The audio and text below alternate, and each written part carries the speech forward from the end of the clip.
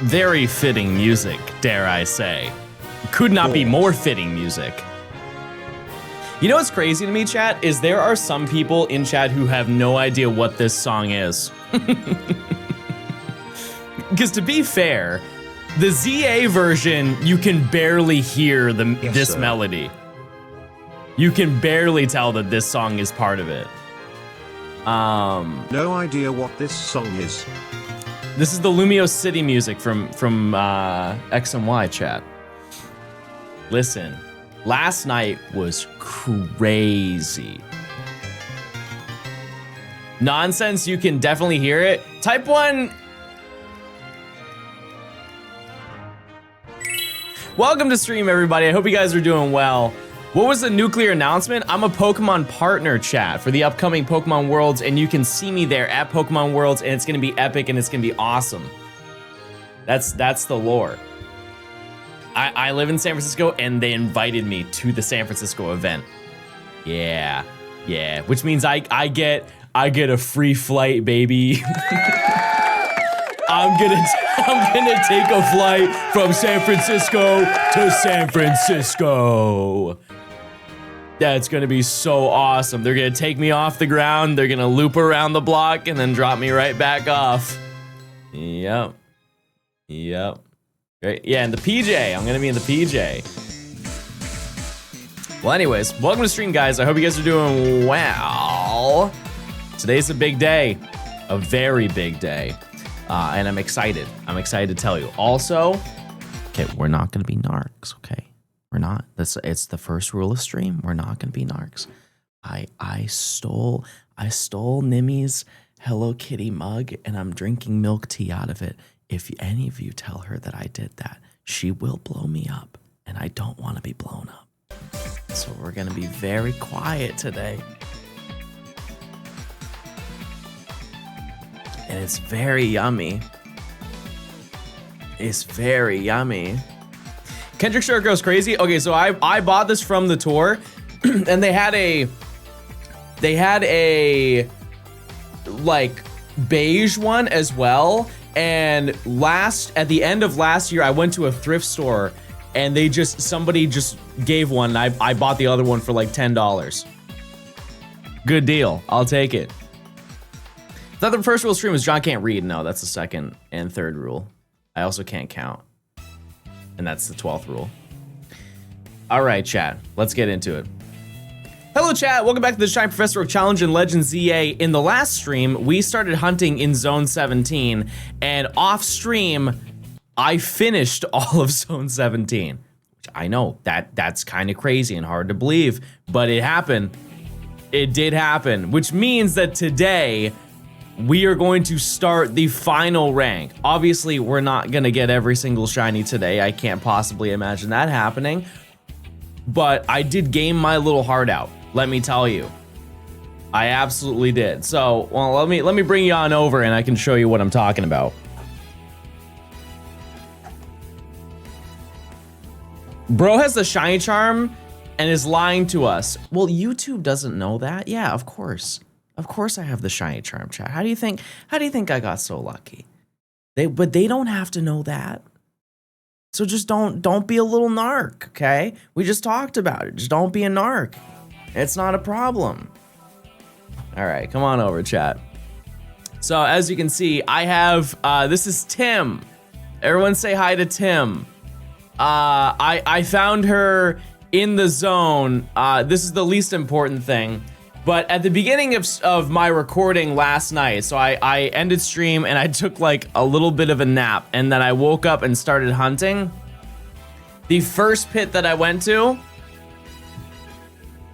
we did it. We got shiny Chespin, which means I found five bunny, which like that's a pretty good ratio for how long that I spent there. In comparison, I did compensate for Gibble, so I'm cool with that. But I did find that, and that was pretty cool. And in a weird way, Chespin spoke to me. It was weird. Plink. I was like, hi Chespin, and Chespin went like this. I was like, can you hear me? And Chespin's like, and then walks away.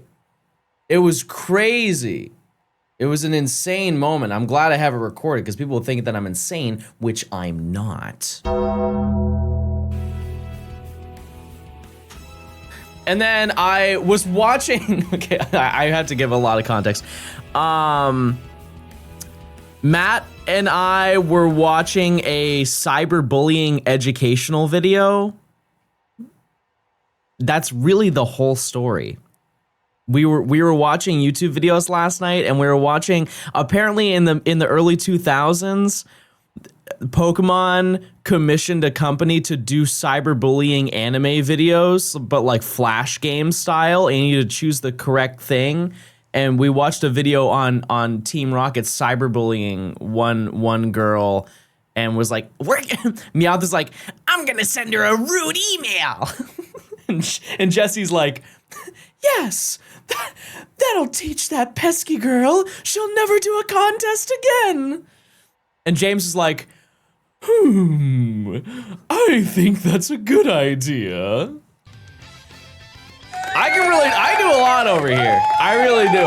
Anyways, we were in the middle of watching that, and then I found Skarmory. So we're done. We're all done.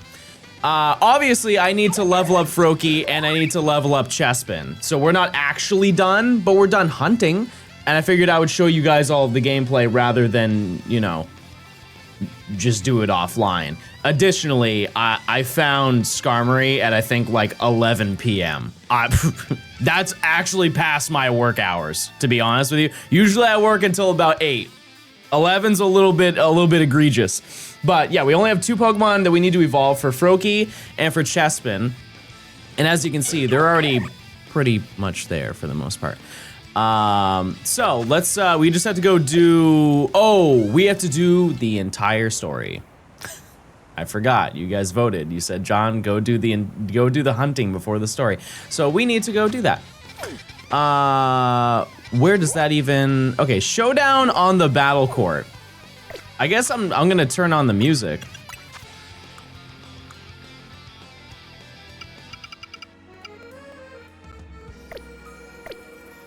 Awesome. And then who do I add to my team? I feel like I kind of want like, oh, also, I don't know if you guys were here for this. I named this one Big Texas. I don't know why I named it Big Texas, but they're on the team now. They're on the team. Let's go, I'll change it to daytime. Why not? Oh, there's an audio delay. I can see it. I can hear it. Hold on. I can hear it. A very slight one, but there is. There we go. Why is Gort not on the team? Because we found so many Gort, we can't fit them all on one team. It's not possible. Bro can see the audio?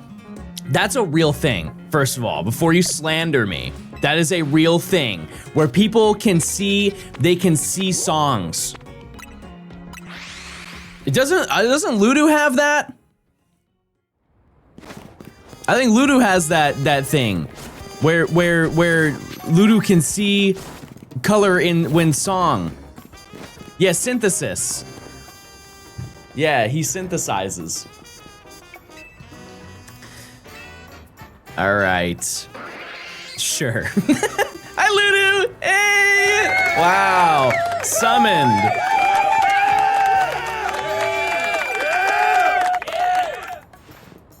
All right. Well, so we had to do these battles. I honestly don't even really remember what happens at this section. I know what happens after, but yeah, we got Skarmory, and it was pretty much at odds. It was at as odds as it could possibly be, but like hug, and it's gonna be really bad. Oh wait, I'm level 45. Never mind. I'm chilling. I'm fine. I also do need to farm. We need to get mega shards. There are a few that are in here. Did they change the wings? No, it now doesn't have to fly forever. which, by the way, was because of this game, the previous one. Making my government-mandated appearance to say what do you mean 6 years, oh my god. Holy moly, Woofle D Gaming. Thanks for the 74 months. Hope you're doing well. You are the longest sub, maybe. Maybe the longest. You just proved you are one of the longest subs just off of the fact that you used a command that's been dead since probably 2023 that I just haven't removed. Anyways, also I did make the moments badge. So when we hunt Drampa, spoiler, that's the last shiny we're gonna go for. When we hunt for Drampa and technically Kangaskhan, they're both gonna be in the same location. There will be a special badge, and I know people wanted Gort. I unfortunately could not make Gort. It just does not look good from a distance. You have to keep in mind that it's a teeny little badge that's gonna be right there. You can't see it. You can. However, the one that I made, sir? I think is really good, and I think that you guys will like it. Let me just pull it up. Yeah, let me just do this. This is it. And I think it kind of like encapsulates the moment more than Gort does. Because it's ZA. It's ZA themed. But this is what the badge will look like. And I think from a distance, like if I size that down, I think it will look really nice. Yeah, like imagine that next to your name. You can actually tell what it is.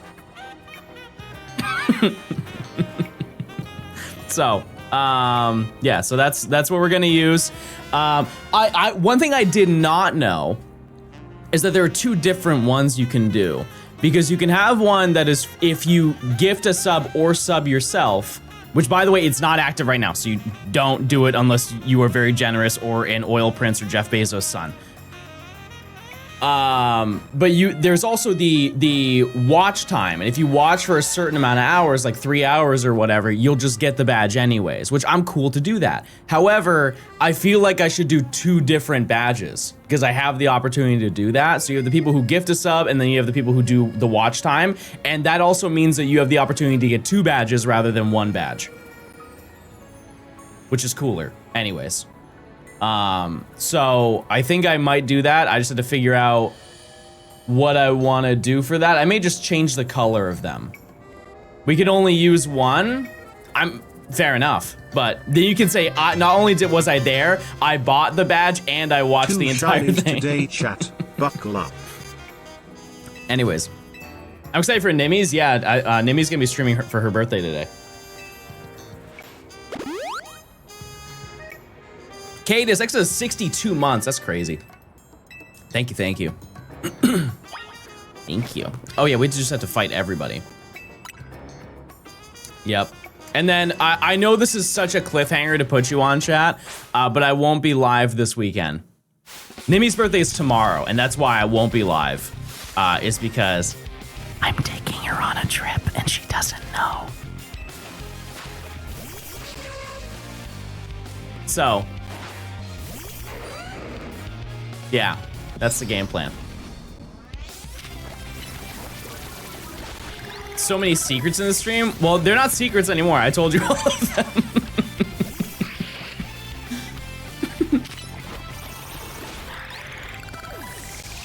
And she's not lurking in chat. No, she's getting ready for the day. And then she said she's going to get matcha. Autistic Evie, thanks to the 11 months of Prime. Thank you. IRL stream it? No. I'll record it. I will. I will. 25 glorp. Take it or leave. Who's Please a take it. glorp maxing?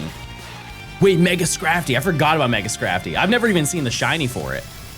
And we unlock it in this section, if I'm not mistaken.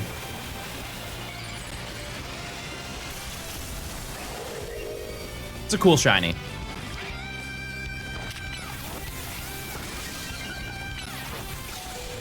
Bro's gone on the airport fit. Chat, when you go to the airport, Do you like dress up? There's two types of people. You either dress up or you're walking in there with sweats. I'm the second one. 3-piece suit. That's crazy. That's crazy. See, I can understand why people who you know work in business traveling to be dressed up because they have to go immediately out. There was one time that there was a guy on my flight who was like the row next to me, and he was in a full suit and it was a red eye. Like the flight took off at like 11 p.m. Bro, put on some jammies. The flight was like 6 hours, by the way. Go put on some jammies and then just take it out of your luggage whenever you get to where you're going. Like who's gonna do he fell asleep in a suit. That's that's like a straitjacket at that point. Bro grinds in his sleep. Don't go out in pajamas, I think it's gross. Well, I mean, like, if you're going on a flight, chat, who cares? Who cares? Throw on those Cookie Monster pajamas.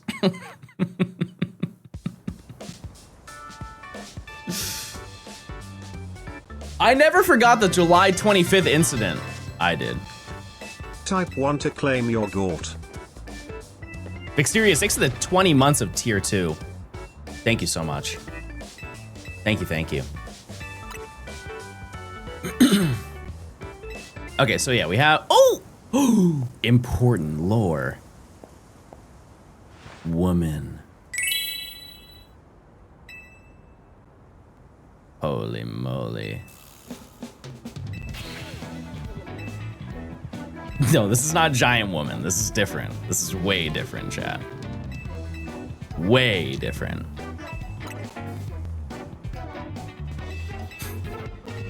Also, I don't think I've done this cutscene at nighttime. Or is it nighttime? It's like cloudy.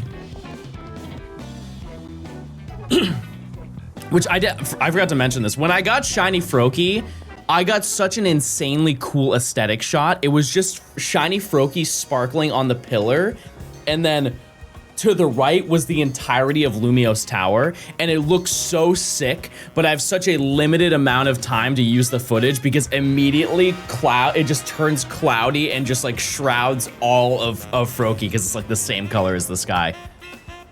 But I'll do the best I can with the footage that I got. I couldn't control the weather in that moment. Her hair must take so much time to wash and maintain. They say the same thing about me.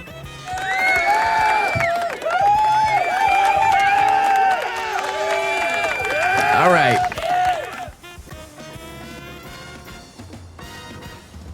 Oh, it's true, guys. It's true. Okay, so we have more Mega Stones. I actually need to Goog it. I forgot to write that down. What Mega Stones do we get in this section? Because we gotta farm them, and then we gotta buy some of them. Which, like, we have the ZA Royale, so it's not gonna be hard to do that. It is crazy that we are almost done with this, chat. Pretty insane, when you really think about it.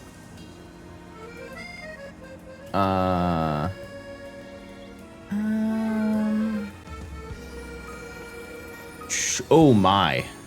10. No, sorry, that's next section. 7. There's 7 Mega Evolutions that we need to get in this section. And...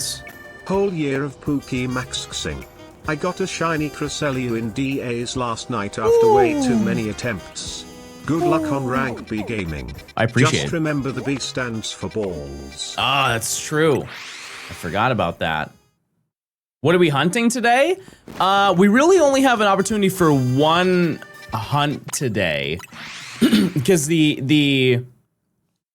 well, yeah, basically only one hunt. I think that or maybe two.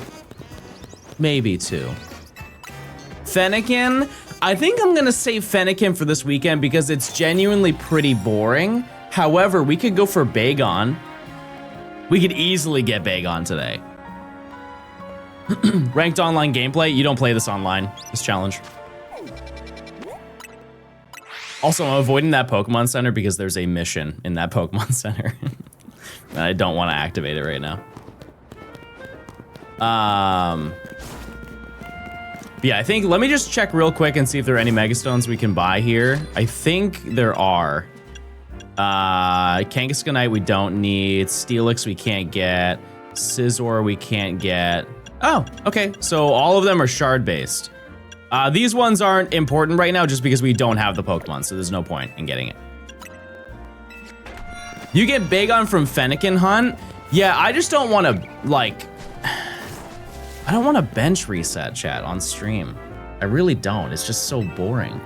Did you move recently? I think, no, we're past recent. No, chat, I moved over 3 months ago. Hi, Alistair Gaming. Righteous, thanks for the tier 1. But I mean, realistically, that's what I'm gonna do for Fennekin, because I mean, how else do you hunt Fennekin? Thailand, thanks for the 12 months, 1 whole year. Thank you. Thank you. All right, I have to, oh, so I need to Mega Evolve a Pokemon. I guess I'll just use Garchomp. Who cares, really? Why not? I was so prepared to share the pronunciation of Fennekin's nickname. It's not difficult though, but John hates me. Yeah. I'm just kidding. No, I'm kidding.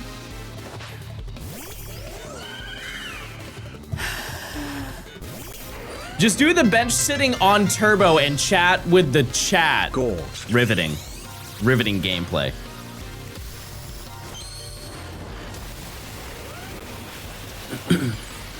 Ooh,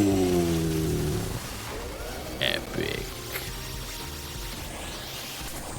Ogrepon, thanks for the 7 months. Thank you. I don't think you can turbo it. Fennekin is just outside the render for the bench. I feel like I've seen people hunt. For my Fennekin, I did SRs.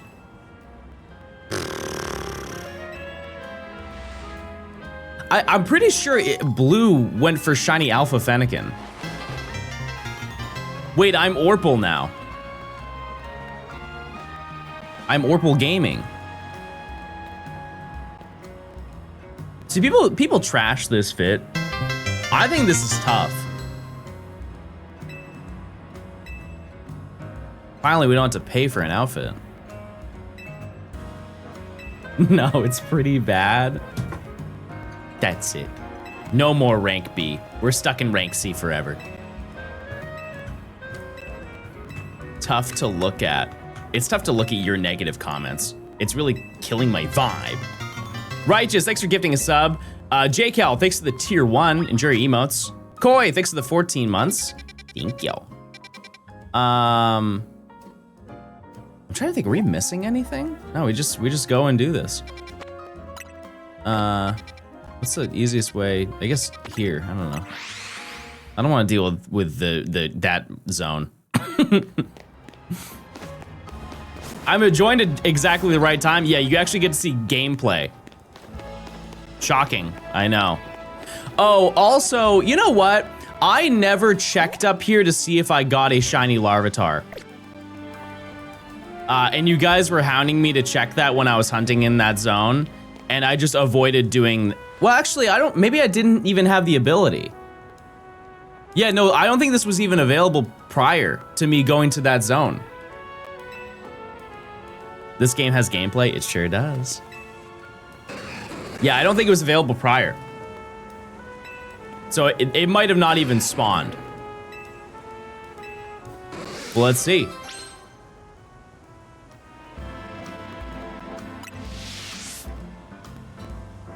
Okay. Let's take care. Oh, hi, monkey. Hey, monkey. I want to use a different ground type. Let me just use Onyx. Why not? Surely they won't be that much trouble. Yeah. No, I'll take care of it. Don't even worry. Monkey!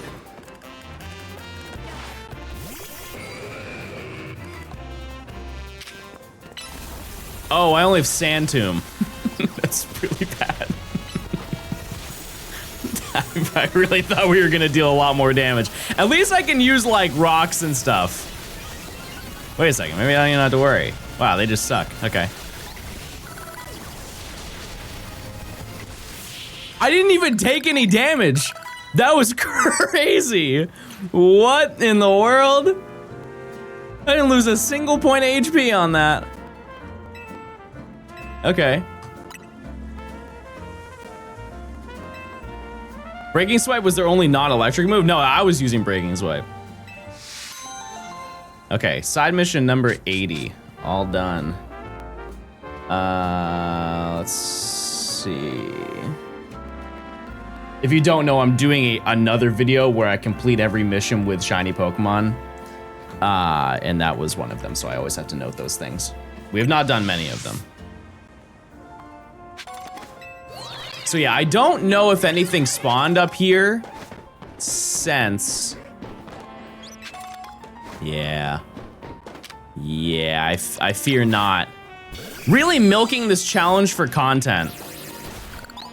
Chat, it's only been 7 months. Is that really milking? I've Nuzlocked longer than 7 months.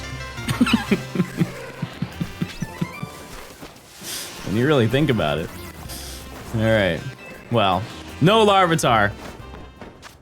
Don't say milking, he's lactose intolerant. Chat, it's not the word, it's the consumption. Oh, look it. Look it. What is it? What is it? Go. All right. Oh, I need to change my team. Weird dog. Das, thanks for the 37 months of Prime. Thank you. Tingles, thanks for the Prime. Also, if you guys didn't hear yesterday, I will be at Pokemon Worlds, and you guys can come say hi to me because I'm a Pokemon partner, and that's really epic and cool. I'll also be at NAIC. And to be honest with you, that actually, well, I thought it'd be easier to find me. It's a smaller event, so I guess, yeah, it would be easier. I'm expecting this video in 2 years. Chat, once this video is done being recorded, you would see the video within the month. Like, we are already very deep into editing the video. Like, a lot of it has been edited. Just not like intense, high-level editing. It's more just like a majority of the video has just been organized. Yeah, I would say, realistically, yeah, it'll be out next month. I just don't know when it'll be out next month. I would assume the end of next month. What's NAIC? Looks like we meet again. You're looking as dashing as ever.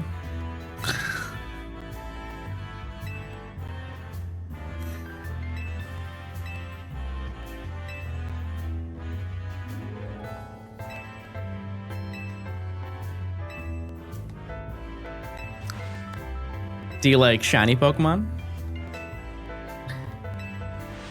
Best battle theme? This is probably one of the better themes in this game. I wouldn't say it's the best one, but it is very, very good. Because one thing that people never bring up is the post-game, no, sorry, not the post-game, the DLC music, chat. Crazy.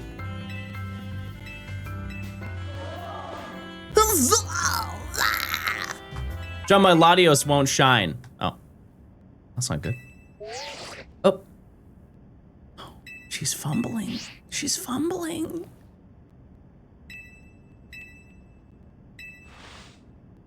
No, don't make her sad. Don't make her sad. Doesn't the new set have a full art of her? The new TCG? Or one of the recent ones. We think it's the best Paradox shiny? Iron Moth. For sure. People don't like the Iron Pokemon as much as like the older Pokemon, but Iron Moth is so sick. Perfect Order. I only heard that it was there. I've never even seen the card.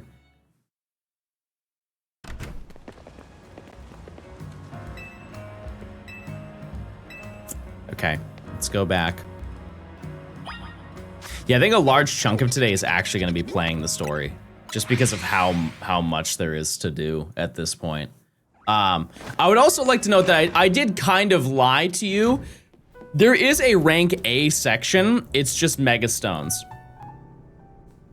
But those are technically more Pokemon. It's just there are no more shiny hunts once we finish rank B. And we just have to remember to get them, because if we don't, it's not like a huge deal, but... Because I don't really bring up the Mega Evolutions that much in the video. Because they're just not really that important. To me, personally, they're not that important, but...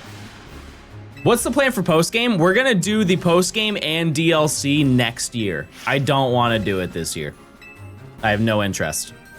I want to go... I talked to Matt about it last night. I think what we're going to do, chat, is we're going to do... Maybe the next video will be a shiny badge quest in technically Emerald. I think that's the next thing we'll do. I'm very tempted to do it. Because I've never done a shiny badge quest, and I really want to. Technically, the reason why I say technically is because there are going to be some shiny hunts that I have to do that I can't do in Emerald. And so I'm going to hunt them in Ruby and Sapphire. Like I want to get Rayquaza and I want to get the starters, but you can't shiny hunt the starters in Emerald. And so I would essentially hunt them in Ruby and Sapphire and then play through Emerald.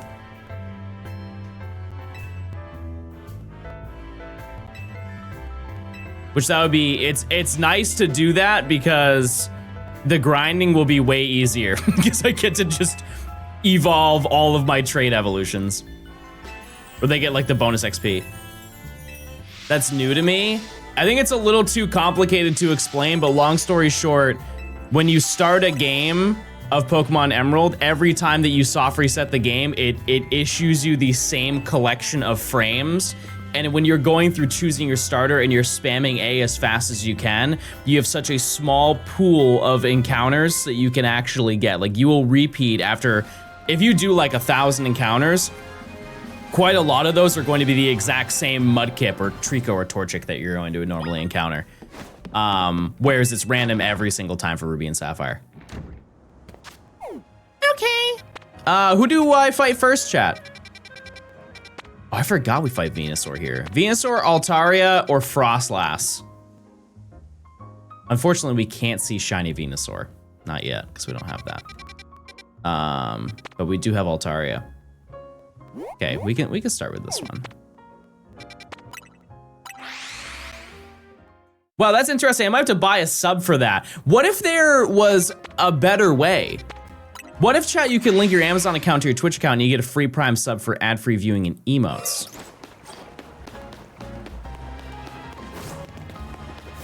You don't have to spend $1. If they ever put Emerald on Switch, I wonder if they'll fix that issue. Absolutely. Yeah, so I don't normally talk about this stuff because it's like, you know, taboo. However, people have basically made it so one line of code fixes that issue. Absolutely, they will do it. Because it's way easier to do that than to explain to everybody, hey, this is broken, so you can't shiny hunt in the game. But have fun playing. I don't think I was supposed to do that, but I did, and it was awesome. Thanks Jonathan Stone for reminding me about the existence of Prime Sub. Yeah, I'm just gonna run it. Why not?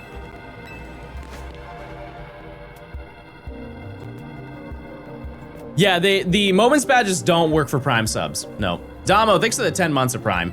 Thank you. Yeah, they only work, and that's the same for really any drop that's on Twitch. If it requires you to sub, Prime is always excluded. Using Garchomp against a fairy, bold move. Yeah, but it's Fairy Dragon. No, it'll work out perfect, just wait. And when I Mega Evolve, it's gonna be Dunzo.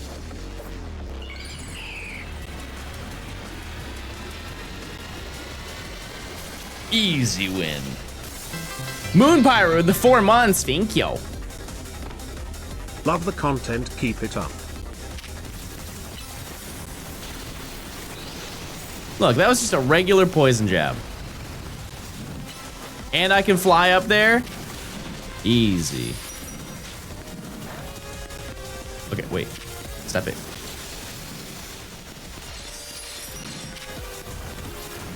I don't think Earthquake hits. Oh, it does. You can Earthquake in the air. It misses. Okay, fantastic.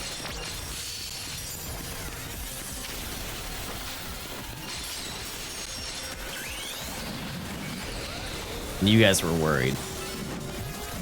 Look at that damage. That's crazy.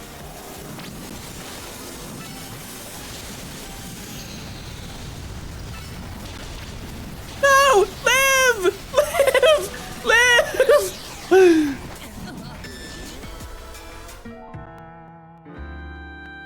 You didn't see a darn thing. I want you to shut your mouth right now. Don't say a word.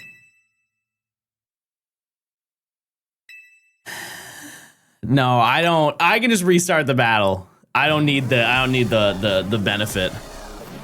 I will say that is one thing that I don't like about this game, or really any game. It's like if you just can't beat it, you just need to get better. Like I can understand if you're on like attempt number 10. No retreat! No retreat! We don't back down. That's it.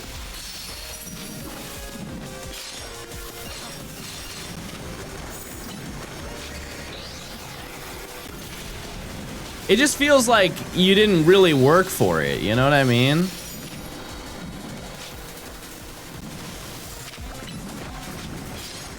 Personally. Awful type matchup? Check this out. Get up there. Look at how fast he is.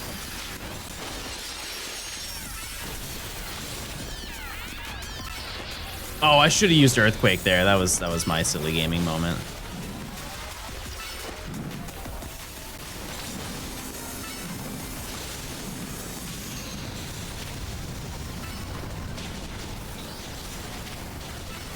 No, you live. You live. You live, and you're awesome. You're so awesome, Garchomp. Okay, you fainted. Skarmory, you have steel moves. Go, please. You guys like the rogue battles in this game? I thought they were very refreshing. Like honestly, my favorite battles that they had in Legends Arceus were the final battles that you had against the legendaries. Like the fight against Cleaver is just very underwhelming. In my opinion, it is. It's not that it's bad. It's just when you like play later in the game and you see all the other stuff you get to do, it's like, man, it's kind of crazy how much more fun it is fighting like Dialga and Palkia.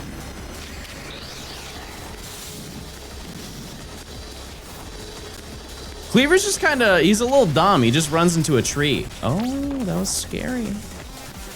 That was really scary. Oh. Now, what if I just revived you? Remember when John couldn't get Dialga EX in Pocket? Chad, do you still play TCG Pocket? I haven't opened that game in a minute. What's the meta like? Now they have Mega Evolutions.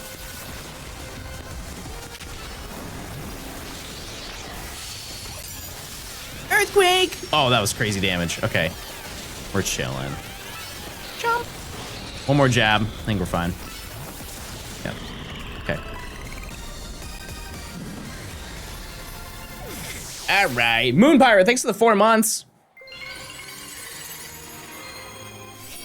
Okay, well, that's a new Mega Evolution we can get. Very nice. Igglybuff Sleep Spam. I've never even heard of that. The more you know. But yeah, I would just bank on the idea that we're going to get Bagon today. That's really like my hard read.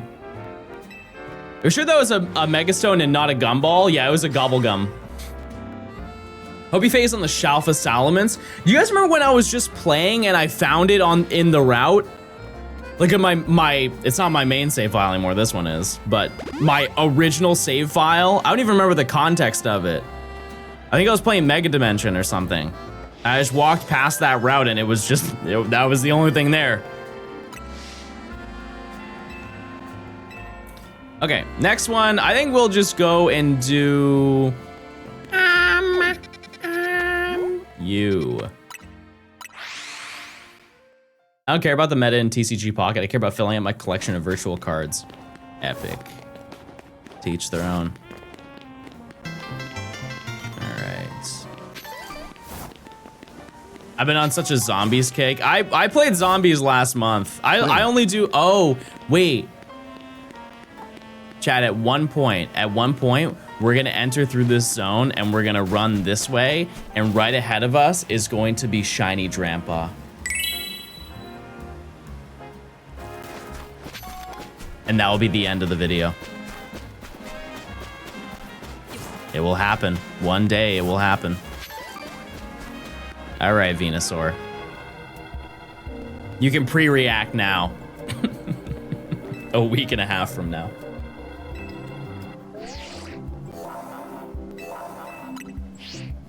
Why not collect the shards? That's a great point. You did cook me there, King. I should do that. I think I'll probably need, just for this section, I need maybe like 1,500 shards.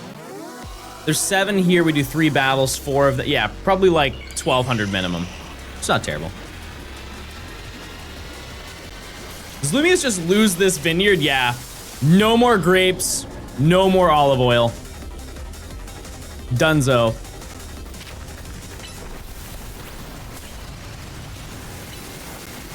I find it weird how they gave Venusaur a new model, yet they didn't update the Mega's face. I think that this one looks fine, to be totally honest with you. I do like the little smug look. He's like, I know what I did. I think it works. All right.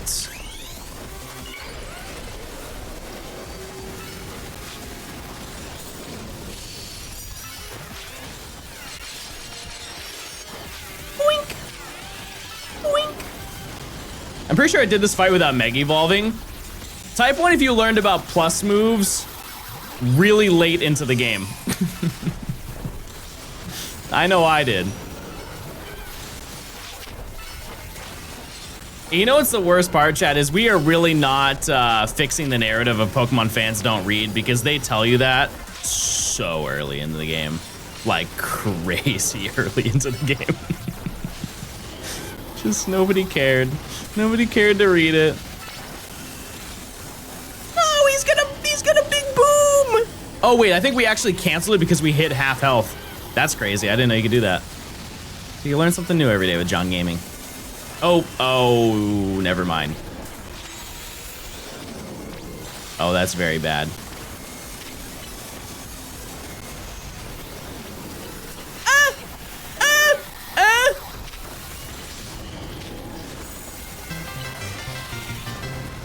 No, no, you don't want to hit me. You don't want to hit me. Guys, not read.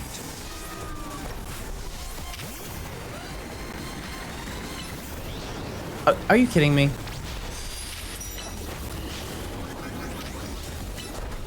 I want that defense drop. Give it to, oh, I got it. Wow, that's crazy. Mega Evolve! Go! I'm hunting Charcadet right now. Epic. I'm hunting the will to live. Or not the will to defeat. I want to live. Okay. Oh, look at that. Big money.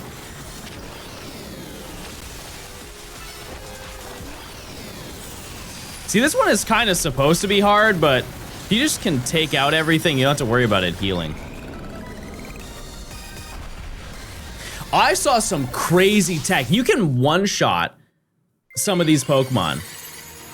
I forget how you do it, but I saw a YouTube short on it. You know, you can do like once you beat the post game, you can do the Quasartico, like Rogue Rush. If you set up with 2 Pokemon, you can just one-shot everything.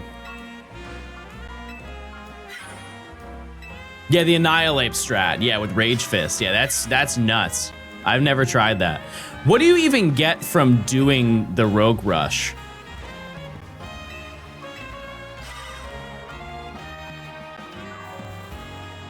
I never really did it. A title? Yeah, but you get, I'm sure you get like some special items, right? Bragging rights. Oh. Oh. Okay.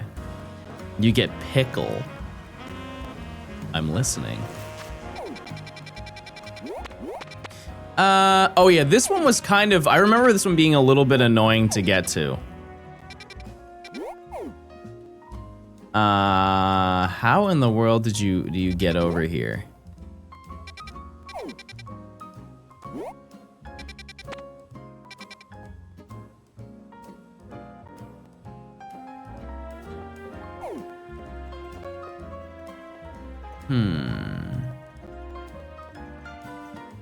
Do you pay taxes? Yes. More than I'd like to admit. How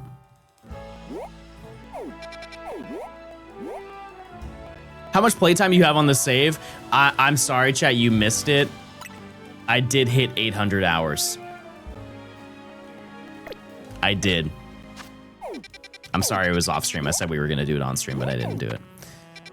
Below 16? Yeah, but like where? Because it's on the rooftop. I know there's like a little ice path that you can break here. Isn't it like right here or something? No, I can't go there. I gotta go here. I'm hunting Giratina and Platinum. Fun fact about that, that is the only encounter where you encounter the Pokemon from above rather from the side.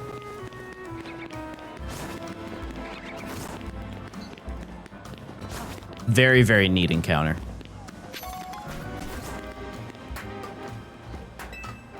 Can we get a shiny for the Chief Keef Katy Perry meetup? Is this recent? Because I remember their beef in like 2012. Mr. Keef! I'm so sorry! Oh, okay. I'm sorry too.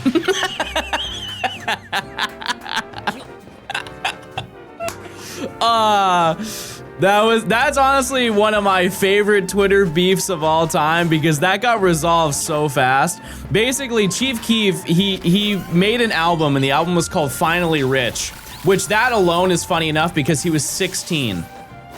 He was 16 when he made that album. The concept of being saying you're finally rich at 16 is just like, it's just silly to me, but it's a fantastic album. And one of the songs is called Hate Being Sober. And Katy Perry tweeted out, this is in 2012, she's like, I just heard the song Hate Being Sober and I've lost all faith in humanity or something like that.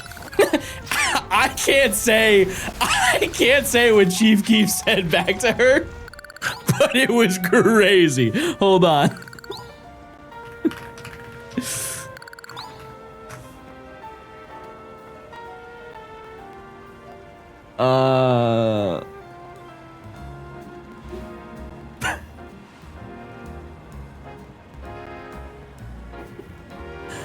Okay, it's really blurry. Yeah, she said, I just heard a new song on the radio called I hate being sober, and now I have serious doubt for the world. Hold on. I can't find her reply. Well, let's see. I'm not gonna say what he said to her, but oh wait. He was not very happy to hear that. Mind you, he was 16, so you know the brain wasn't very developed. But he basically said that she can suck it in the nicest way possible. And she replied, "Mr. Keefe, I'm sorry if I offended you. I heard a lot of people guesting on the song, and I didn't know if it was you in particular, actually." And he said, "Oh, frowny face. I'm sorry too then, sad face. Believe me, I'm a lover, not a hater."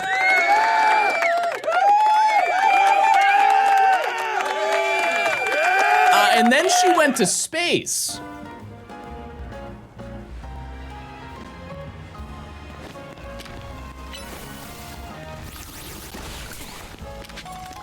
She did that. That was something. On Rayquaza, yeah. Actually, that could have happened because she did a thing with Pokemon. I'm a little. I don't want to use you. What if I used? Wait, this is kind of a crazy. Oh, I can use Mega Chandelure. I'm really under level for this, but I wanna run this. But I'm assuming just based off the context of what that chatter said that they met again, or they met for the first time ever.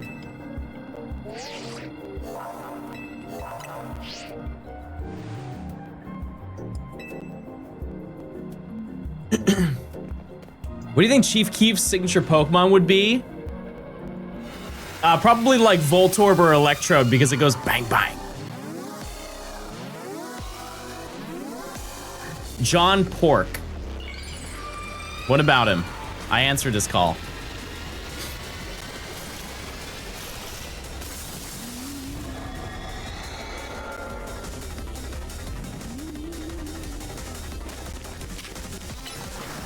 Wait, this was the perfect counter. I really cooked on this, huh? Does Will-O-Wisp work on rogues? Oh, I forgot about this one's crazy. Will-O-Wisp and Fire Spin.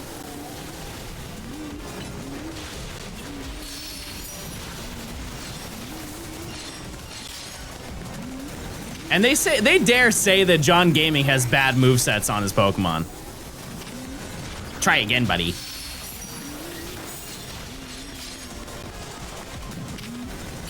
You know what? That's who I'm adding next to my Tomo Life Island. I'm adding Chief Keef.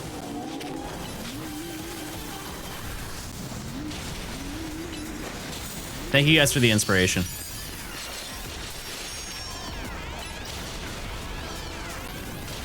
Also add Katy Perry. Mr. Keith!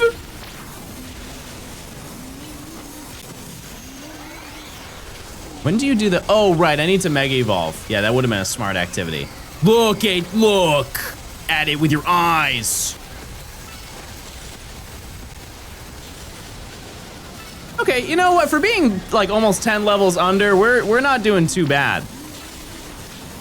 Is this the freeze thing? Yep.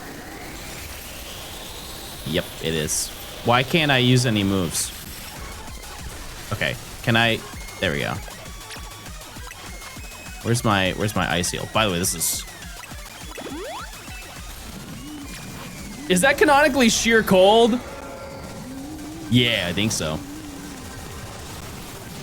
You're gonna miss. Oh, you landed it? Well, I'm sorry. Never mind. I'm just being rude and hurtful. It's a bad combination. We should not try that in this realm. We're all about positivity here. Unless we're evil.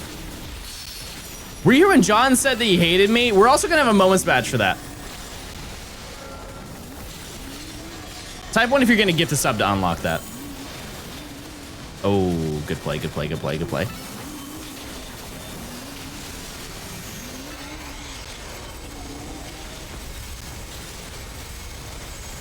Oh, okay.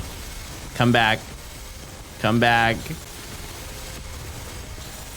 Oh no, it's gonna happen. I think I pre-fired a little bit too early, but that's okay.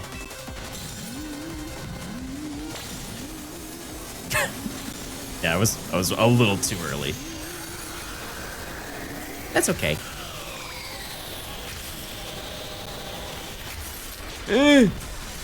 Okay. First spin. Oh, I tried.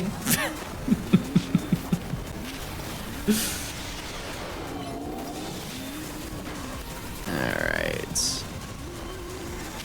You got both shinies? Yeah, we did. I truly, I mean, like, I'm more shocked that I got Chespin in 6 shinies rather than Skarmory. Because we really found Skarmory at odds. Because I hunted for Skarmory for probably like 3 hours last night. And we already put in 5. So, it adds up. And thank you, by the way. Finally, our actual final run back and forth shiny was at least a little bit reasonable. Do you ever watch your own videos? No. Do you ever reread your essays from high school?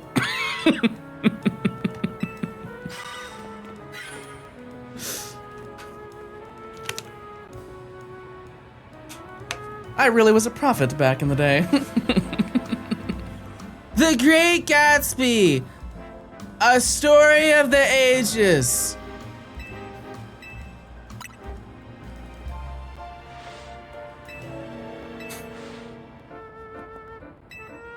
Did you say you love your work? Yeah, absolutely. But like, I don't, wouldn't you think I would have a pretty insane ego if I watched my own videos? I don't know a single YouTuber who does that, chat. Hey John, can I get your opinion on something? Oh no. Oh, it's you. I know what it is, Dan. It's related to your video that you're working on. Yeah, run it. Surely you watched it a few times in the edit? Oh, I definitely do. I'm saying like after it comes out, no. As someone who has experienced 100% in games, I'd like your opinion on something. For 100% in Pokobia, would you say that that would cover having the highest level of friendship with all the Pokemon in the game apart from maxing their comfort levels? See, I don't know enough about that game to even speak on that. I think it should be whatever you think. As long as you are passionate about it and not like unbelievably wrong. If there's no way to actually dictate what is 100% completion, you should just make your own rules on that.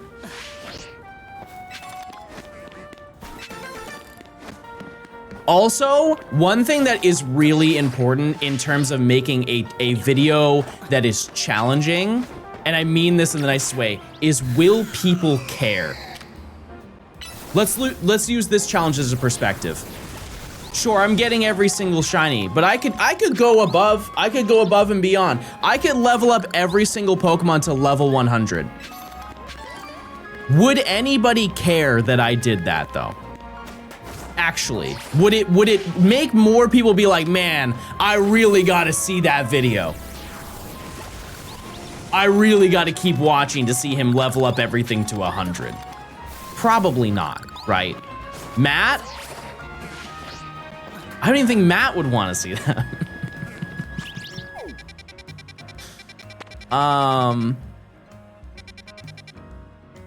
yeah, we had to get assigned our rank. Right. Yeah, I mean, I would just focus on like the main goals of doing everything rather than because that just sounds really tedious. And not in a fun way for you or an entertaining way for the viewer. But also, like, I don't know enough. It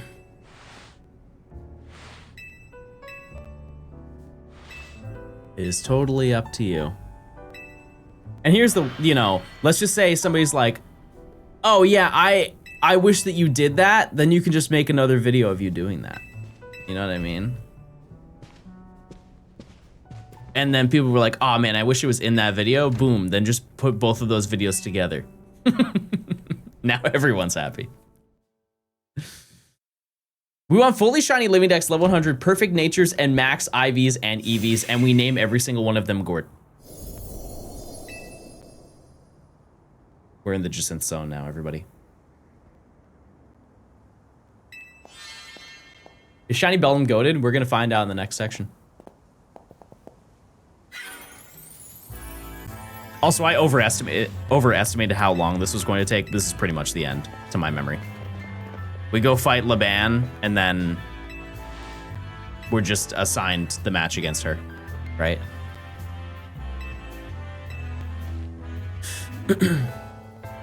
We also want a form dex.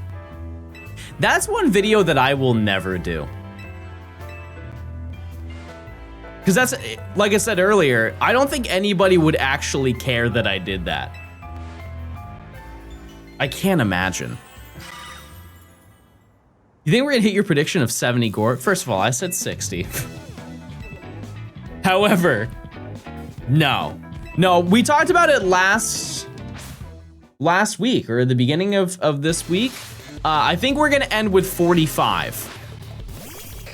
And we actually found a lot of Gort, and I think we might actually exceed that number.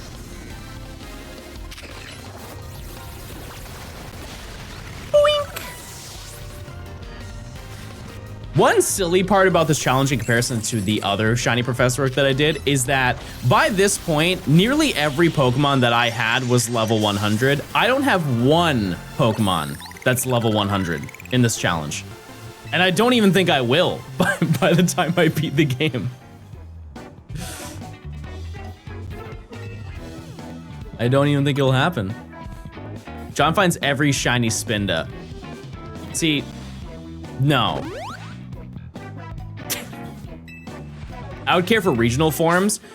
So my mindset is once we do every single shiny dex, I'm gonna do a video of every regional form because of the fact if you think about it, there are so many regional variants. So many of them that it's honestly its own Pokedex. You're done with Chessman and Skarmory? Yep. Yep. You have a final team in mind to face Megas after Megas at the end. We are going to craft that. We're going to make a selection based on the most important Pokemon from the entirety of the challenge, which is going to be honestly impossible. Would you count Wiglet and Toadschool? No. No, because conversion forms are new Pokemon. Like when I do Gen 8, I'm gonna go for those Pokemon. Where's Heart Gold Soul Silver Professor Oak challenge video? The Safari Zone takes too long, and even though they found a way to advance time really quickly, that was well after like I knew about it, or like I don't really upload a lot of Professor Oaks anymore for like older games. Boink. So when you do Gen 8, you get just Obstagoon and not Galarian, Zigzagoon, and Linoon, correct? Yep.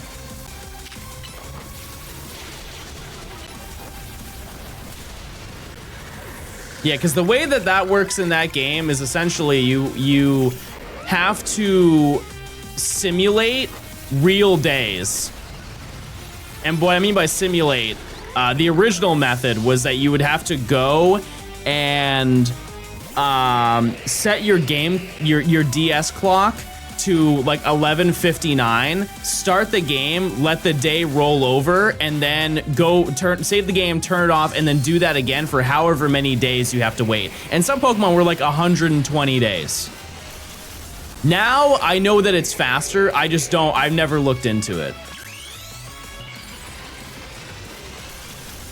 What decks am I doing next? I have no idea. I have no idea. Nice Protect, check this out. Good move. We got Chespin and Skarmory? Yeah, I got both of them. Kalos, I honestly think that is the one that people want the least. And I'm sorry for being so flip-floppy in making a decision. It's just like, as I've said before, I have too many ideas. it's a fantastic situation to be in when you really think about it. But I have too many ideas, but deep down, I want to play, like an OG Pokemon game. Wait! Everybody, lose your freaking mind.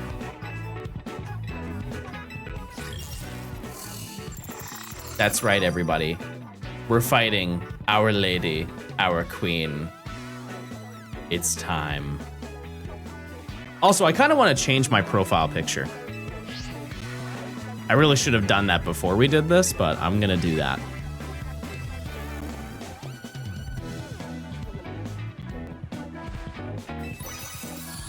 What do you think you'll do Gen 1 last?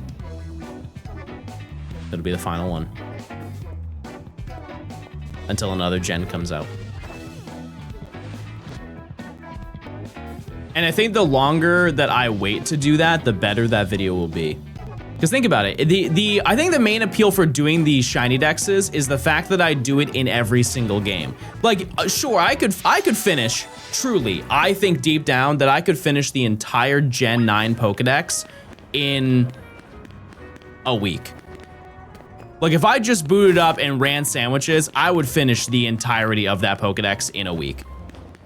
10 shinies a day. There are 120 in that dex, but you get the point. I would do it very quickly. But being able to have diversity in the hunts that I go for only expands with every following year. And Gen 1 has quite literally every single game that at my disposal. And so the longer I wait to do it, the better the video gets.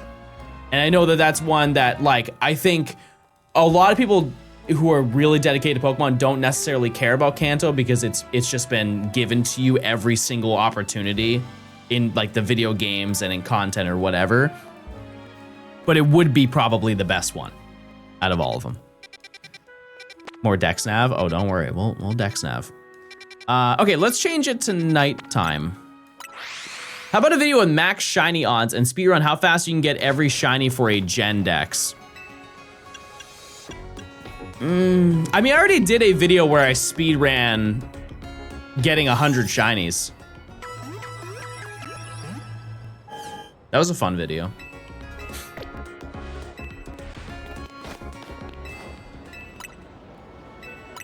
That was a pretty fun one. Alrighty. How about finding a shiny with every method there is? Done. Like 4 years ago. Freddy, thanks for the 13 months. All right, let's go. We have to go to, oh, that's the good battle zone. That's the good battle zone right there. That's what we like to see. So during the process of doing this, oh. Okay, well, we don't have to grind those Pokemon then. That was kind of the whole plan, but that's fine too.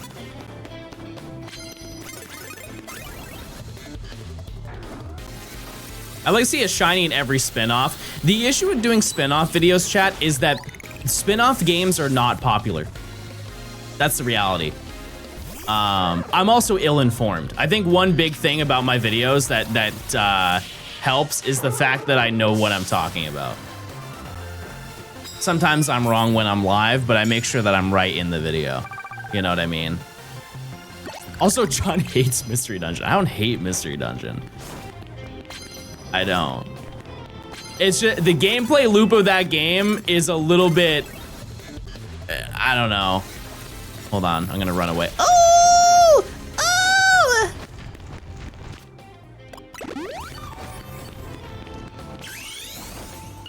No, it's not that it's not good. I mean, it wouldn't sell if it was bad. It's more so the fact that it's just like not my cup of tea.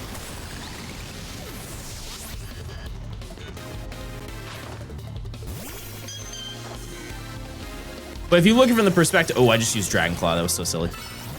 If you look at the perspective of what videos I make, they're all main series. And if I do a side series video, I truly do not think it would do that well. Also, to kind of prove my point further, can you guys name a person, a content creator who does exclusively mystery dungeon content?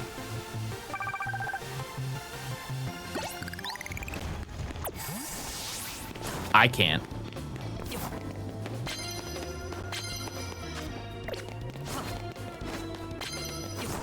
And I mean that in a respectful way. Like, I'm also just not tapped into that scene, so this is coming from a realm of ignorance.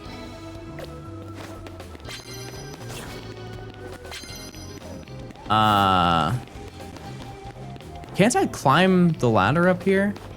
Because we can just run the loop up here, we'll be in such a great position.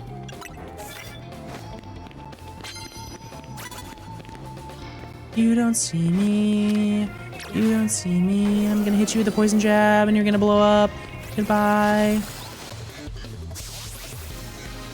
Freddy, thanks for the 13 months at tier 2. I hope you're doing well. Making videos aside, what's your favorite spin-off game?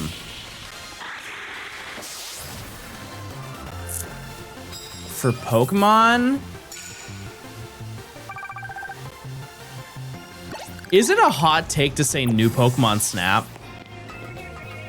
That game is beautiful and it's fun and it has a really good gameplay loop for how like conceptually limited that game is. They made it an infinite replayability game. That's really hard to do. That's really hard to do. Second, I would say, is Ruby and Sapphire Pinball. Those are my picks. If you have not played either one of those games, they are both a treat. And I know people really dismiss the Pokemon pinball games because they think about it as like, oh, it's pinball. And I can't really knock you for that. But Pokemon Ruby and Sapphire Pinball has a full Pokedex. A full Pokedex that you can go for. And it has boss battles. And little mini games in it. And it's actually like, you need skill to do it. It's not just like play pinball and that's the entire game. Like you have to hatch Pokemon, you have to shoot it down certain things to like use a stronger Pokeball to like level up your Pokeball. And it's only for a limited time. Just like horses are back. And then you also have to like guide the ball to the Pokemon Center to get special items. You have to change the location when you encounter Pokemon. Like there's so many levels to it. Super, super cool game. And I'm really surprised they have not made one since. Because the last one came out 23 years ago. Yeah, like the Kecleon game. There's one where a Kecleon is like, it's basically emulating Route like 120 or whatever, 119. And you have to use the Pokeball to hit an invisible Kecleon. And if you hit him, he falls down, makes like a sliding sound and goes, ah. And if you just keep timing it right, you just keep flicking the Pokeball into him. Ah, ah. Also, if you played Ruby and Sapphire Pinball, that was a pretty good impression of it. I feel like I have to show you just for context. Oh, I'm Mega Evolving. Ah! Also, we have not seen a Mega Evolution so far in this gameplay. Sometimes they have Mega Evolutions, but...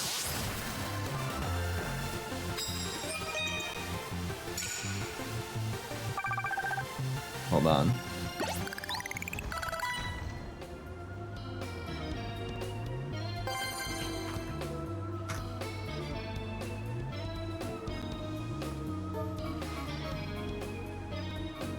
This is what I was talking about. I love this minigame. He just disappears. And you get the ball. He falls down.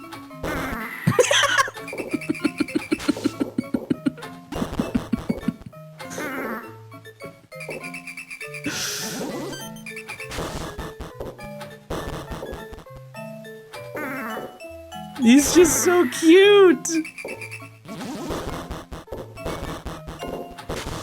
It's just a fun game, and they have like you can fight Groudon, Kyogre, Rayquaza. You can get Jirachi in the game. It's quite a treat. I'm telling you, it's definitely worth the play. And I'm also very surprised that it's not on NSO. Either one of them. I don't even think the first pinball on Game Boy Color is on NSO. The Dusclops one, that's my least favorite because I suck at it.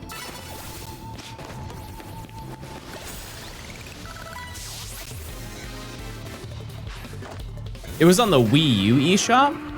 Which game? Both of them or just one?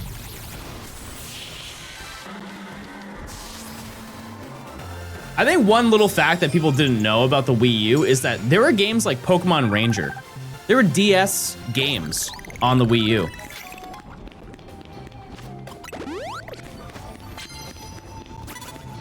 It's just nobody had one, so they had no idea. They had no idea that you could do it. How do you play Ranger with a Wiimote? It's the Wii U, so you have the touchpad as your bottom screen.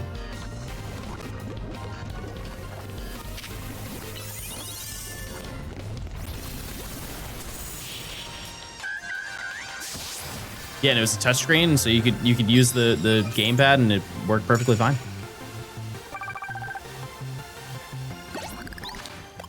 All right, let's just not get poisoned again. That'd be nice. Nah. Ooh, wait, I could do a little combo action.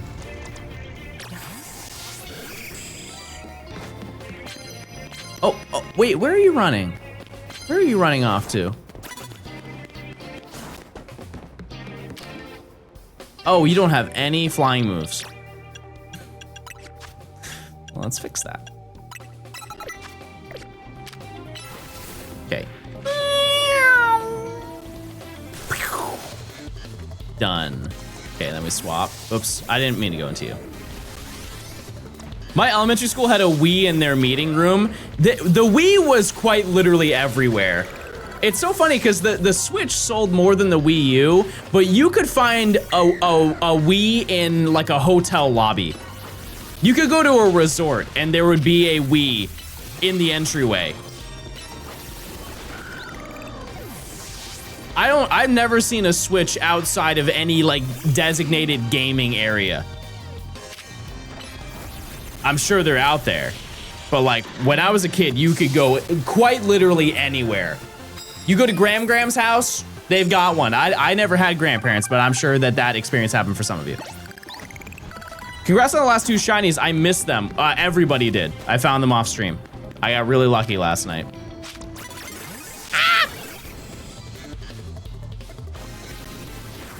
You remember when you could go into certain hotels and there was an N64 there? No. No, unfortunately. However, my Burger King used to have them.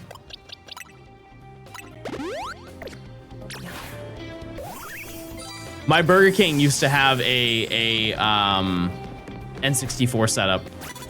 Stop it. Stop it. You're naughty. Do not look at me. You're rude and hurtful. Thank you. You owned a Burger King. Yeah.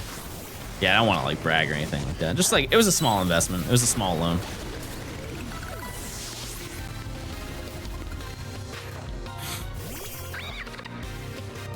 But yeah, they had, I don't remember really playing it because I think I was too young to play it. But yeah, it was one of those 4-way N64 stations.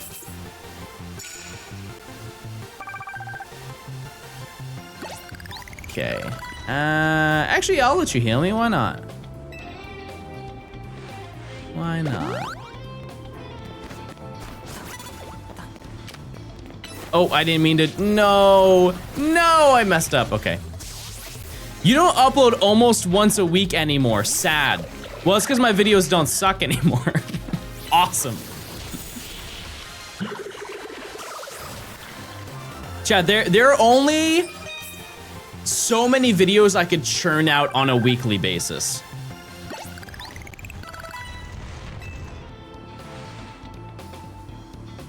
You know what I mean? Like if I were making videos on a weekly basis, these types of videos would never exist. They just wouldn't.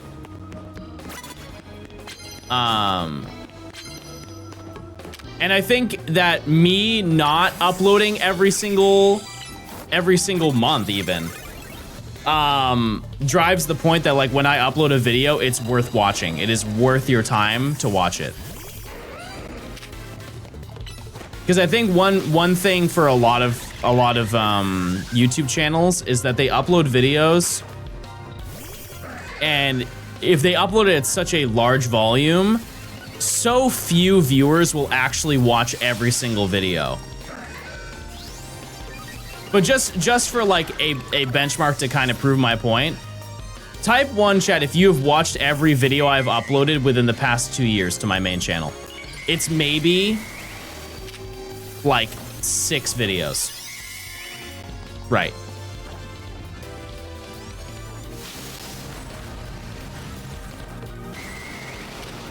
And because of that, all of those videos do well. Like every single one does. Which I'm grateful for. And I appreciate that you guys wait long enough for me to, you know, to churn out my gaming content. All right. Wink. That NPC had a mega? Wait, you're right. Surprised you don't have a million on YouTube? It's because I spend time making videos like this, but I like these more. It feels a bit rude to ask, but is that financially stable? Okay, I'm gonna answer. This is gonna be such a rude way to respond to it, but I'm just being honest with you, chat. I don't know what to do with the money I get. I promise you, it is very. I'm good. I'm good. Perfectly fine. I can help. Thank you guys so much. I promise you it is perfectly okay. To give you guys perspective, month after month, I make more on YouTube than I do on Twitch. And I don't even upload on YouTube. If that answers your question for you. Get a Hellcat. L Twitch? No, I mean, I do great on Twitch too. It's more just proving the point that like, it's sustainable. I probably shouldn't have ended that. Imagine if you multi-streamed. I just don't want to. I just don't want to. 8 videos on your main channel in the last 2 years. Yep. One thing that's also important is that people will look at that and be like, oh man, he only makes money on 8 videos over the past 2 years. No, I make money on every previous video too. Because most people who watch my YouTube channel go watch another 5 videos. It's like, that's like the average demographic is like 4 to 5 videos. If you are the first time watching a YouTube video on my channel, you go and watch more of them. So makes a big difference. Anyways, let's go check and see how many points we need. Some people even rewatch videos. If you're a content creator, I'm gonna put you on to ball knowledge. I've never even looked at this metric, but I know that it's high. Okay, so to let's take a little peek here. So this is my John Gaming YouTube channel, right? So I have a playlist, and so if I go here, the best of Johnstone playlist, and I click view playlist, just from having this playlist active, there are 22 videos. 263,000 views have been generated from just this one playlist. Just that. Just from watching this playlist. 260,000 views. And all I did was add it to a playlist, and people just run this on autoplay and just watch every single video. And obviously that scale depends on like the size of your channel or whatever, but still, like it's more views than you had before. It is, and typically those people will watch the video in full. Okay, let's see how much shart we need.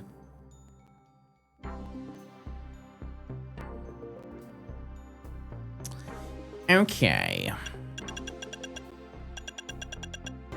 Okay, so we had the failing site, we had the scolopite. I don't like the name of that one. So it's just these.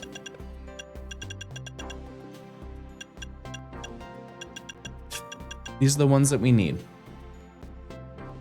But there are other ones that I don't see. Oh, nope. I'm looking at the wrong thing.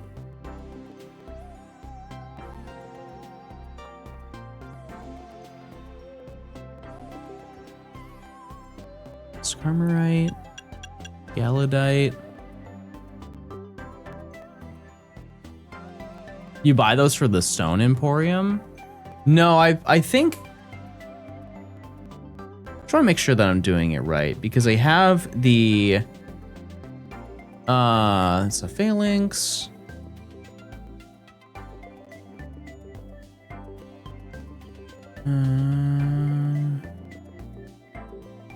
Oh, that's why the number's off in my head. It's because Venusaur. We don't get Venusaur.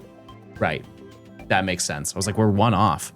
Okay, so we need basically 1,200. So I was, oh. Okay, never mind then. We just buy them. I didn't know I did that. Okay, cool. Well, we just got every single Megastone. So we can do a little Mega Evolution action, but before we do that, there are some Pokemon that we need to evolve, which is very exciting. So first one we're going to do, everybody rate it out of 10. Don't rate this one too high now.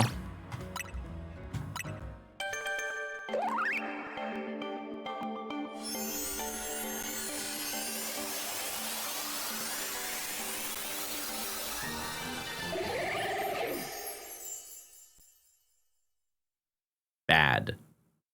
Bad. Bad little Quilladin. Okay. What's today? Today's 29th. Okay. Oops. All right.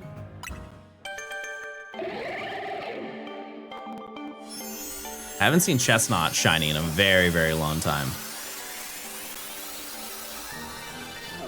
Oh, what? That looks so good in this game. I love the force vibe on that. Wow, they cooked big time. That's crazy. All right. Nice. Okay. Org.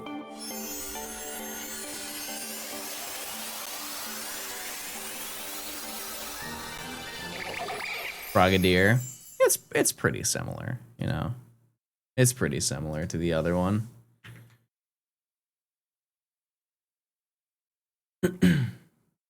And then finally, the final shiny we need to get for this section, chat. And the best one. 2 billion out of 10.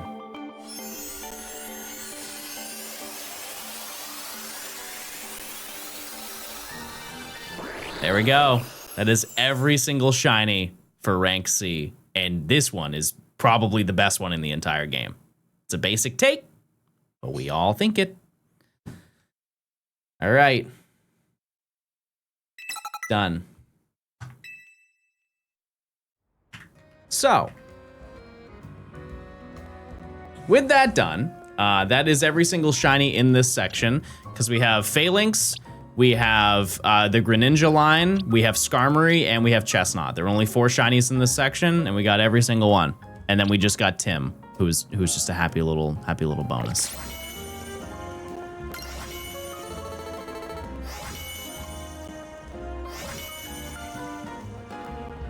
There we go. Problem solved. So, what we're going to do now is we're going to take care of the Mega Evolutions because I have not taken a little look-see at those. So we're running out of boxes, which is silly, but also kind of bad. Well, there's one that I need. How many Gort now? I think we're at 42. 41, something like that. Okay, so we have 7 Mega Evolutions that we can do. Frostlass is one of them. Oh, Phalanx was one of them. My bad. Ooh.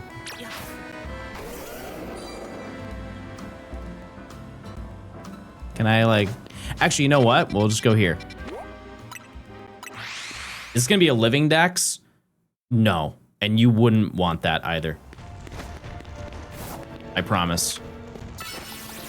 It's for the best. How long did the fossil hunts take? I think 120 hours. 120 hours. Aerodactyl alone was 70 and I won 4 times over odds. What's the total hours as of now? You know what, chat? I'm gonna be honest with you. I didn't think it was gonna happen. We're at 800 in-game, but if you count all the soft resets, we're at 955. We actually might hit 1,000 before we beat the game. That's not good. That's not good, chat. We don't want to do that. We don't want to. Okay, and then, oh, true, Skarmory. Yeah, Skarmory has a Mega Evolution. And then the rest are older Pokemon. So we need Scolipede. Oops. I'm just pressing buttons. When you started, how long do you think it was gonna take? I said 300 hours. And it took me 300 hours to get halfway through rank Y. So, my bad.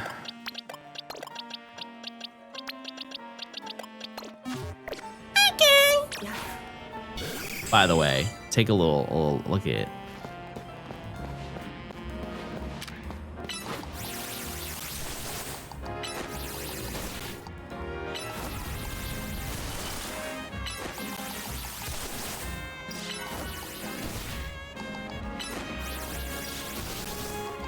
And then there is one other, oh, it's Altaria. That's the last one I need.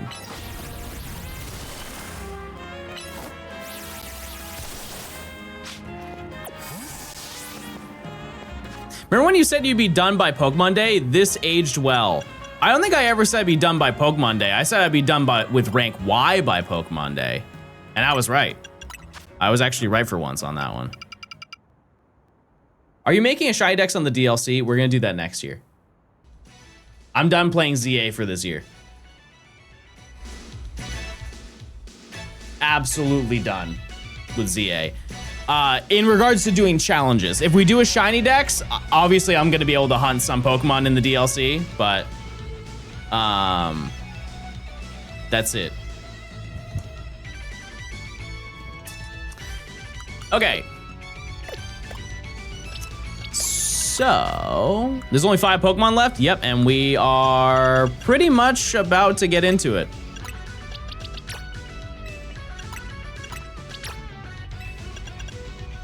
Altaria Knight, we'll do that in a second. Venusaurite. Finishing today. That would be a really great scenario.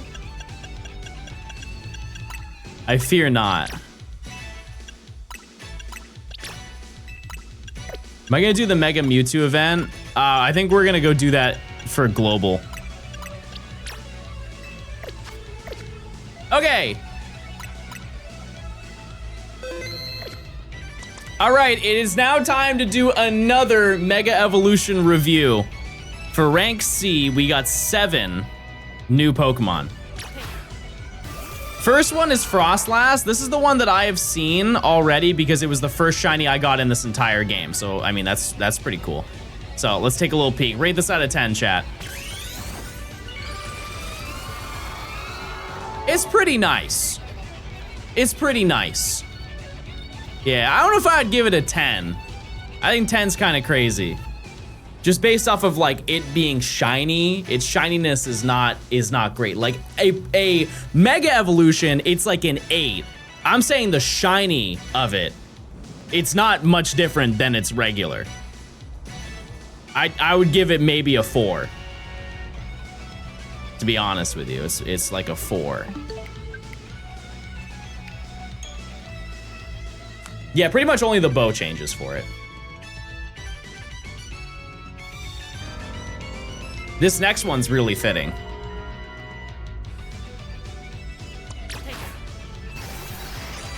We have Phalanx, and this is the first time we actually got to see Mega Phalanx. So let's see what his Mega Evolution looks like, but shiny. Oh yeah. Oh yeah. Yes. Yes. Absolutely no notes. This is peak. That's what we like to see. 100%. This is a 10. To me, it's a 10.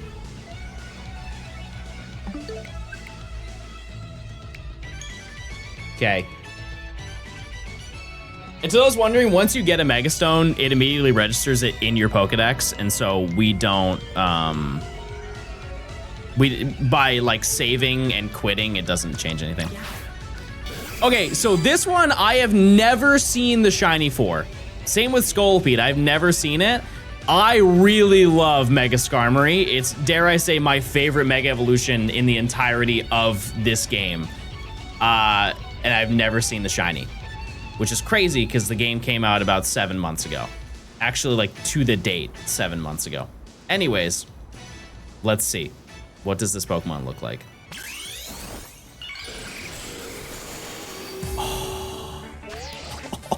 Oh my God!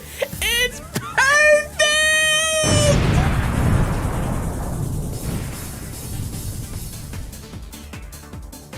Oh my goodness gravy!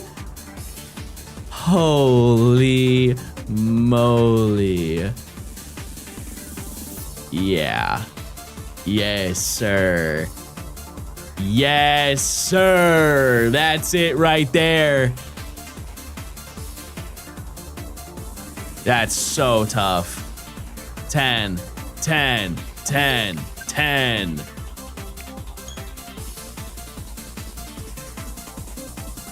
Frostlass is better. Cope. Okay, next one is Shiny Scolipede. This is one of my favorite shinies of all time. He's not a good listener, but he's really cool. I have never seen this one, but I can only imagine that this is gonna go crazy. Let's see.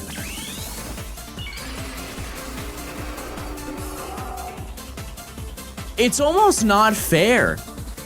It's almost just unfair to any other Mega Evolution. Like, that's your competition.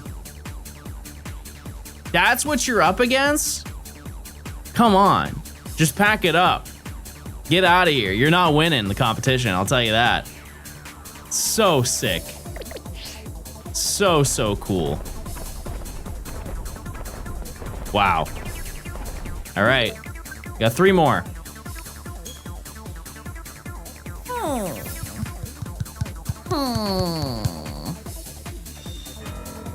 Now these ones are ones that I think I've even used before. Oh right, I forgot this is an alpha. I totally spaced on the fact that I got an alpha Ralts. Somebody asked me yesterday how many alpha Pokemon I have, and I did not mention this one even slightly. But I did end up getting this. So this is going to be a Shalfa Mega Gardevoir. I know this one looks great.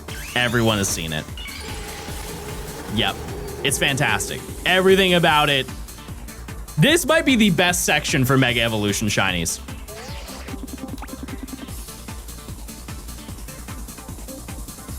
It's just insane. It's just crazy how good these are. 10. Again. Super cool. Oh, she's moving. She's on her way to the big ball. Okay.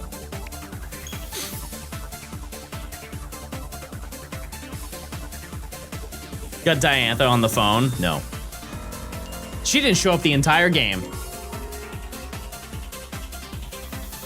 All right. Next one is Gallade, who was not an alpha. That would have been even crazier. This one is also an insanely good mega. I don't think it's as good as Gardevoir because not much really changes aside from the blue to my memory. I kind of forget what regular Gardevoir or Gallade looks like. But it's still really, really, really good. It's also insanely busted, as are most Mega Evolutions, but I do enjoy this Pokemon very, very much. All right, well, let me find the final one, which is Altaria.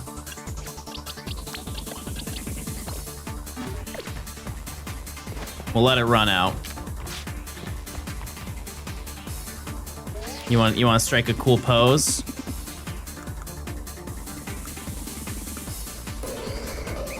Sick. That was so sick. All right.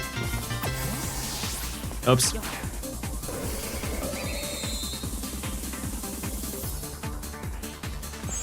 That honestly might go in the intro of the video. That was pretty hype.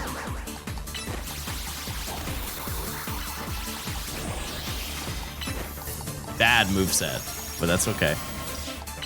It doesn't matter, we won't use it. I think in order to build our final team, we need to choose based on category. Like, rarest shiny, best shiny, favorite Gort, hardest shiny to obtain. You know, categories like that. Yeah, they need like superlatives. We need to give out awards, and it's so hard to give that to 6 Pokemon when we quite literally have, just in phases, chat. Actually, take a guess. How many phases do you think we have so far in this challenge? If you don't know, a phase is a Pokemon that we did not need to get, essentially a duplicate Pokemon. How many do you think we have? As of right now, 255.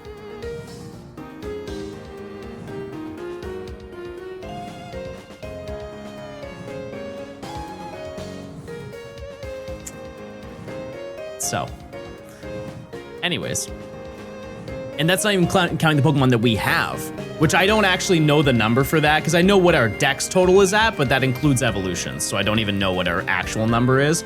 If I were to take a guess, because our Dex total right now is 191, I would say that probably 100 of those are actual Pokemon that we needed, and then we evolved roughly 90 Pokemon. Maybe a little bit less than that. But either way, a lot of Pokemon. Anyways, Altaria, our final Mega Evolution for this section. Let's see. What do we get? Oh. Wait. Oh, you don't have it equipped. My bad.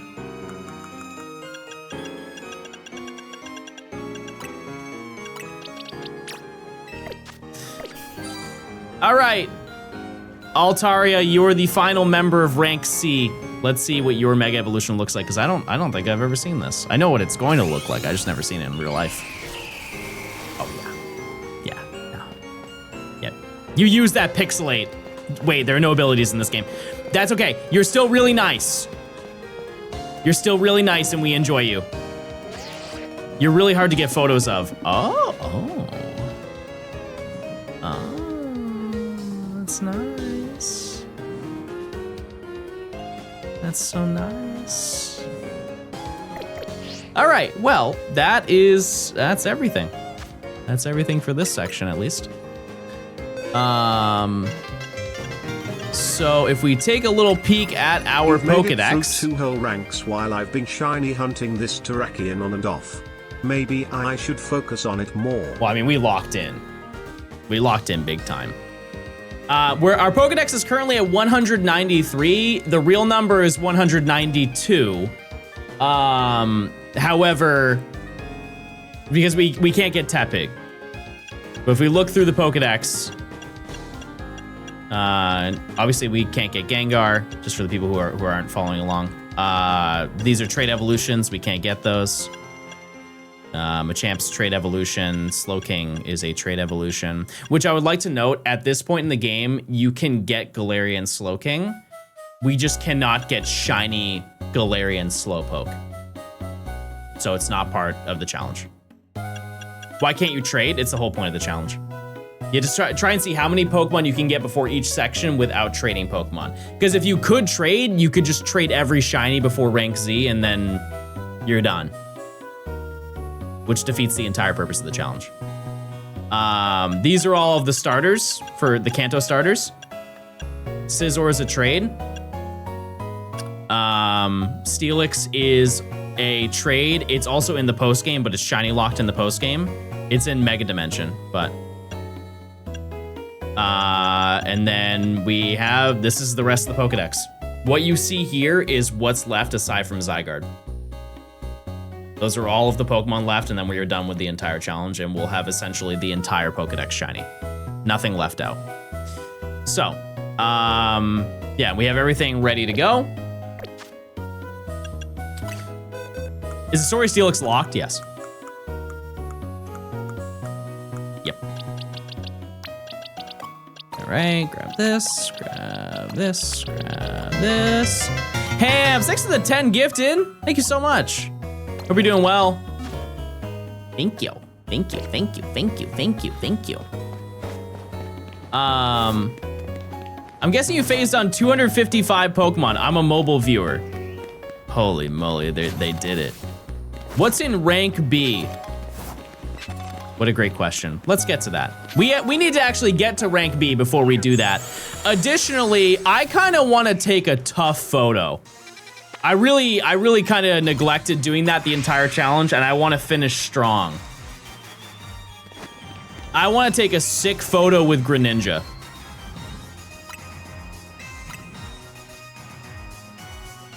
And I'm gonna make it happen. Out of the phases, how many of them were Gort? What a great question, Chichoa. Currently, and keep in mind, we're not even done, chat. We're currently at 42 shiny Fletchling. 42 of them. And to be honest with you, I don't imagine us getting more of them, at least for a little while. But I mean, you know, we'll see what happens. Let's see. Where do I want to take this photo?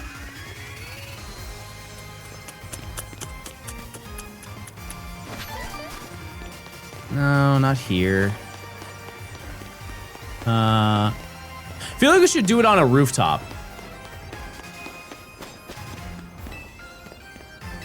Thank you.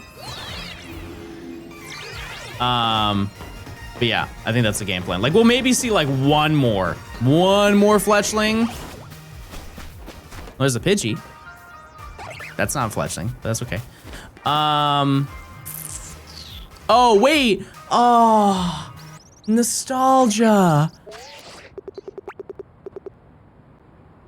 Do you guys remember this? Oh, man. If you look over here, that's the rooftop where we found Abra. And this is Larry and Larry's lover. Oh my goodness, and that was in October.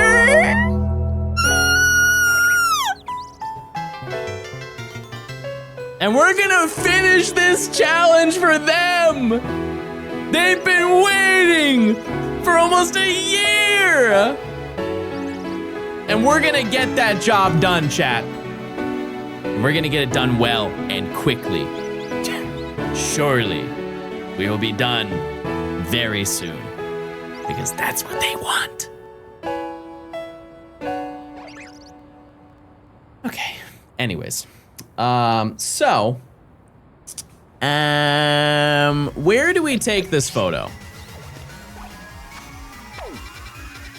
Because we gotta take advantage of the fact that Lumios Tower is here. I'm kind of thinking maybe we take a photo like by zone. I can get to the top of this, right? I just made some potato chips into air fryer. Anybody want some borpa? Hey, that sounds like a pretty good deal. Type 1 to claim 1 potato chip. Don't be greedy now. There's limited amounts. I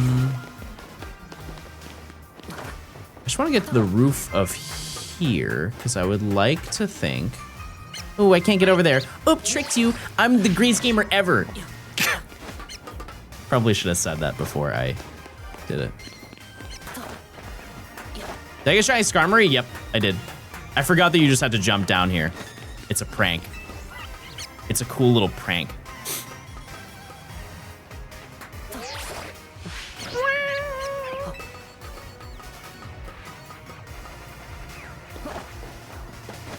Oh, like imagine if I'm on it. Wait, can I get on that building?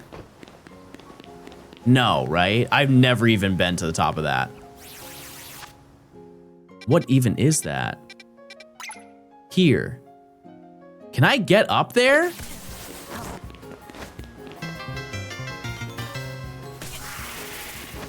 Only the balcony? Rats. Hey, naughty. You know what? I think I'm actually too close. No, not there. Plink, glad I'm here for the almost finale. I think we need to be like far back. Like, dare I say we go, I can get up here, right? Ludo, thanks for the 71 months of tier 2. So normally my prime is available here, but because I tier 2'd a few days ago for Helioptile, now my resub is on that day.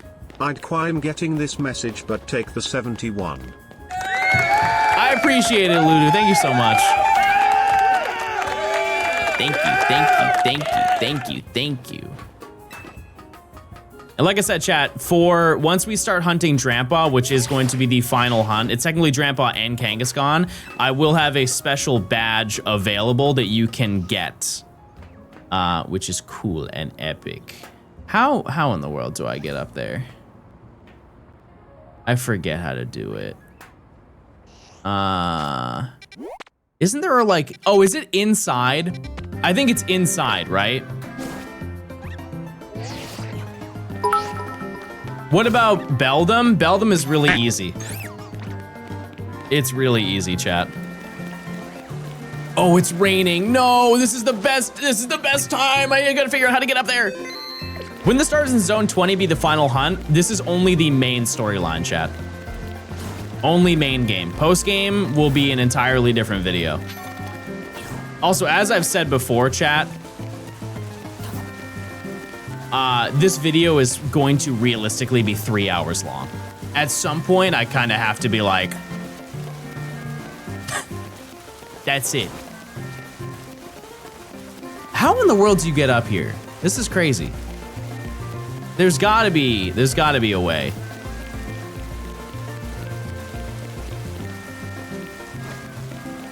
The other building. That's it, I'm turning evil. Everybody back up. What's your signature dish? Like one that I make? Or like I eat it and be like, this is so me. I'm being so me right now.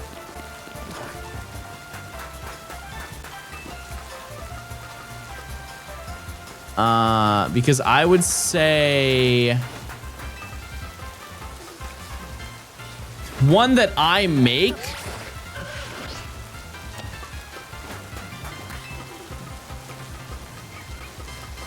No, I'll think of something.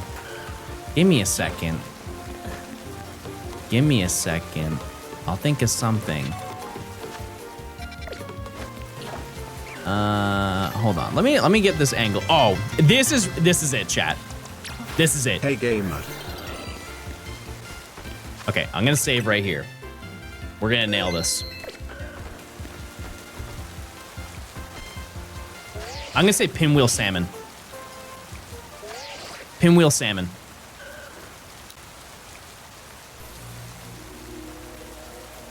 Okay. I'm gonna do one of these.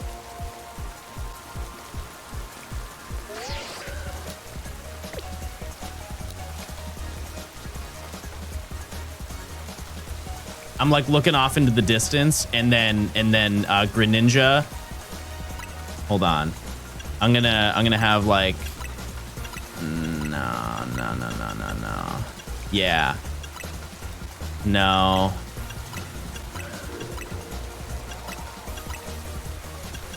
No. Yeah, maybe this one. Maybe this one. Yeah. Okay. Okay. Okay. And then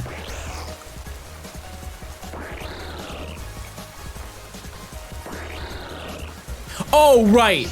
I'm doing this so wrong. I'm doing this so wrong. I need to do this in here. That was almost so bad. Let's see. Let me just see what moves you have. Yeah, that's cool.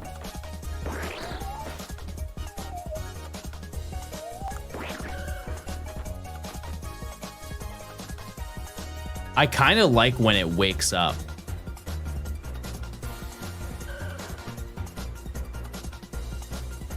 Hear me out. So what I can do, because if I do this, right, it's gonna turn this way. I want this. Like that. Okay, okay, we can plan this out. We can plan this out really easily. Okay, we'll just let that ride for a second. It's gonna, I'm gonna be faced. I think if I can do an arms cross and I'm looking back and then he gets up from his sleep and then I take the picture, cinema. Let me cook. Also, I want to get the filter right. Nah. Yeah.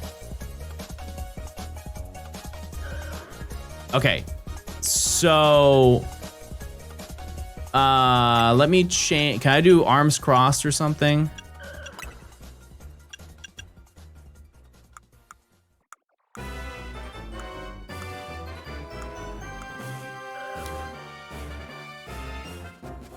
I need to change the way I'm standing.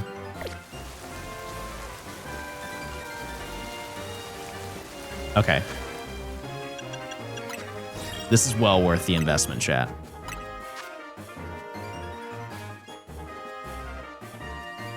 So, I'm looking back. Actually, wait a second. I want to do this.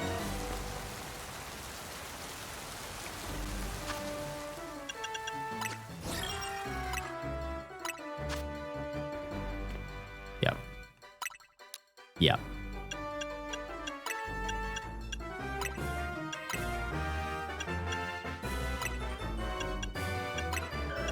No.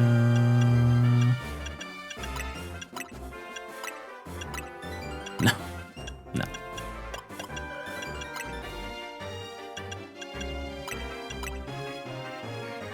Honestly, this just might be it right here.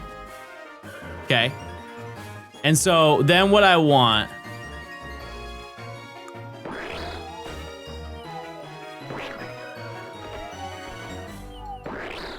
It's gonna be really hard to do it like that. I need to zoom out though. I need to zoom out, but like that's what I'm gonna try and do.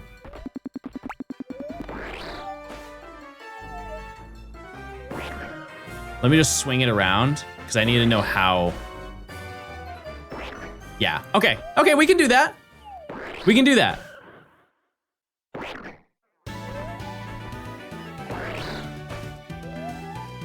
Oh, true, the filter. Oops, wrong way. My bad.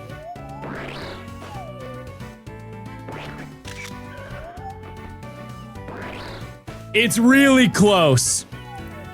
It's really close. I think I need to change the way I look, but like, I'm cooking. I'm cooking big time. I need to change. Maybe that's it.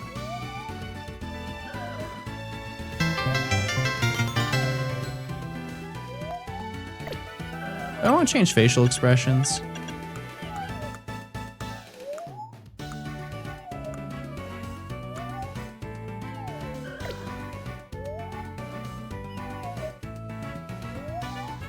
Why not holding the ball? No.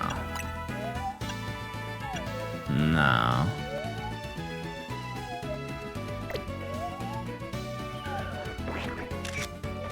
No. Oh yeah, because I want it this way.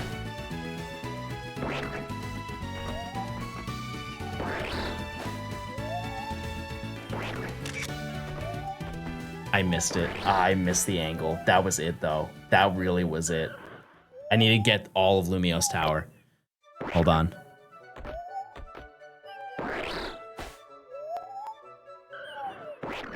Okay, that's so tough.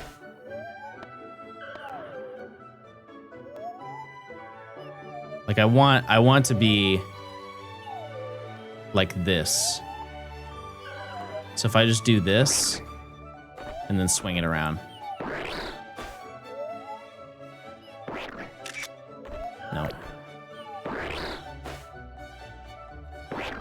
Wake up. Wake up. No. I have a lot more time than I think I do.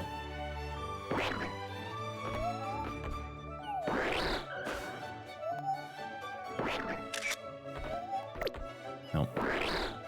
I'm gonna get it. I will. I was so close the first time. No. I think, yeah, what I can do is I can take advantage of the animation when it goes to sleep laying down this way and then position it.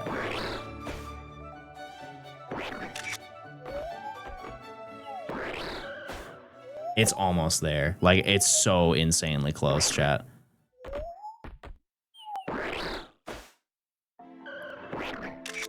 Yep. There you go. There it is. All right. Jeez, that was tough. That was tough to do. All right. Jeez. Rule of thirds, please. Look, I'm here, and then there's me, and then there's Greninja, and then there's the tower. And it was raining. All right. Let's heal up, then we'll go take on Our Lady, and then we're chilling. Then we can hunt in the final section. Like I said, I think we'll just get Bagon today. I could totally see it happening. What about that signature dish? What do you mean? Didn't I answer? Yeah, it said salmon pinwheels. Salmon pinwheels go crazy. Real ones know.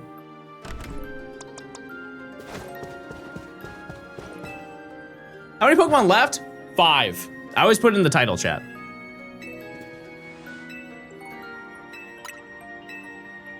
What on earth are salmon pinwheels? Okay, so you get salmon. You get salmon and you season it with herbs and spices, whatever you want to do, and then you get cream cheese. And then you put cream cheese on it, and then you take the salmon and you roll it up like this and then turn it on its side, basically like a cinnamon bun, and then you bake them. And they turn out yummy and creamy. What kind of expression do you want to make? I want to make, I'm going to be nonchalant today.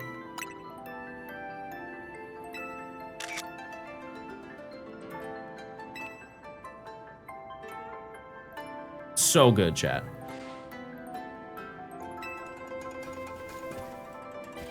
Does nobody think it's ironic that Shiny Greninja is black? What's the irony? What's ironic about it?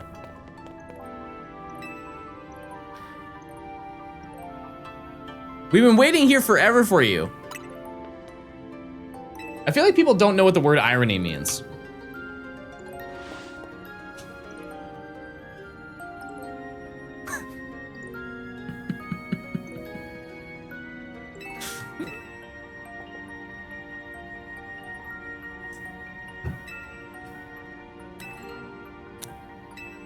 Oh, I get what they're, that's why are we choosing, that's just, what a weird, like the amount of effort it took me to think of what they were thinking in their mindset, like that's just weird, bro. What a weird connection to make.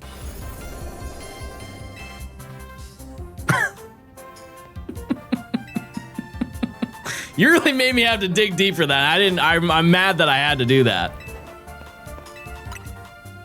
Holy moly, that was cringe. Nico, thanks for the 2 months. John. What? What did I do? Oh, right, I forgot to turn the music on. Oh, blow me up. Oh, I guess we're good. I didn't get blown up. Can I save after this battle, chat? Actually, I'll just do that.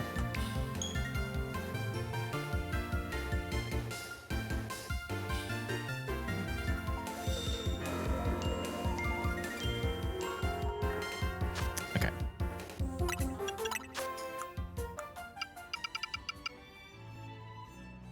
Yes. The sound of higher living, everyone.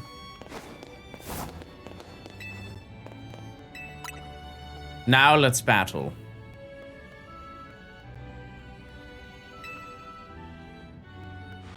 Who do you think looks the best, like got the best headshot out of everybody in the competition? I don't think it was me. I hate to say it. They do kind of set you up for failure on that one. Zygarde. Spoilers! Stop! Spoilers!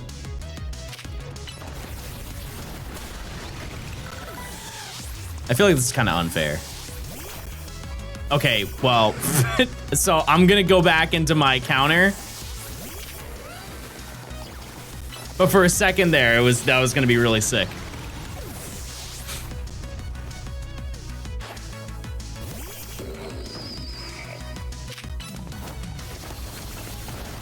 They absolutely nailed the character designs in this game. Yeah, I agree. The only thing I will say, and this is a thing that a lot of people have said about Canary, is that she really, why did they choose the same color palette as Iono?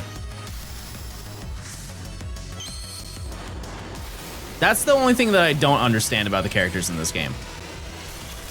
Like, they could have made her as a character and that's totally fine. Why did they choose the same exact color palette? Iono's blue and pink.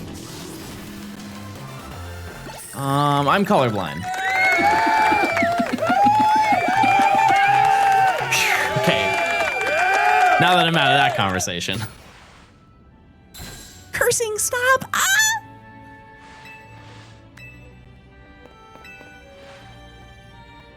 Okay.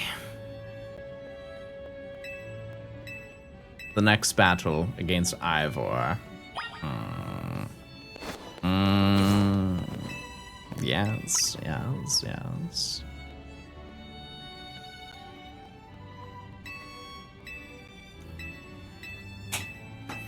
I do find it funny they made 2 games in a row with the electric type streamer. See, I'm onto something. I'm at least.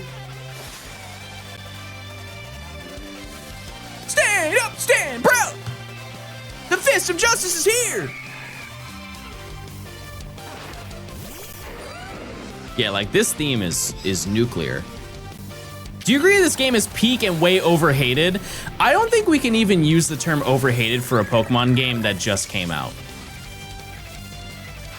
I think that people give criticism to this game, but like, I feel like you could say that you could use that mentality towards like Sword and Shield. Like that game truly was overhated for its time. Like we're still in the life cycle of this game.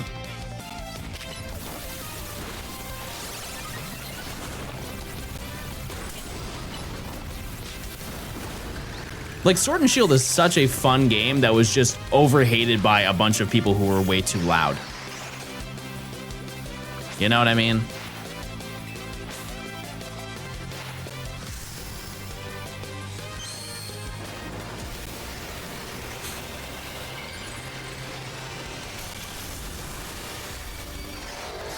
All right. Wait, my failings versus your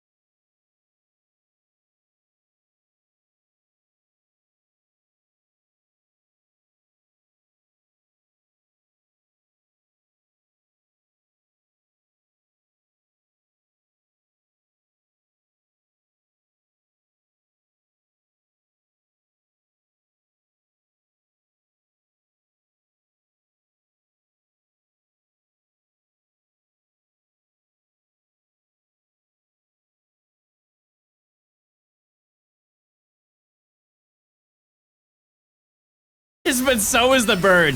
W double down. I respect it.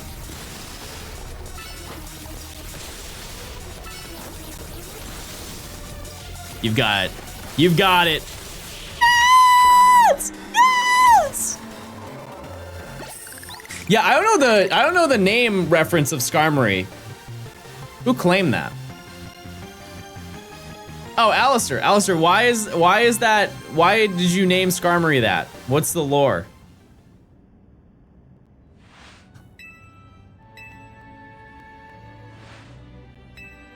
It's a VTuber mascot. Oh. Slay. All right, here we go, everybody. The final battle, at least of rank C.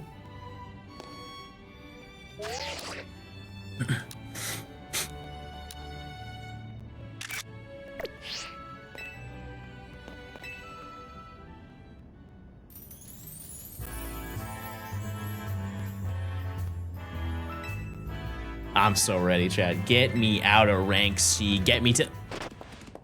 Oh yeah, I actually totally forgot about this. That wasn't even a bit. I totally forgot we had to do this. What the dog doing?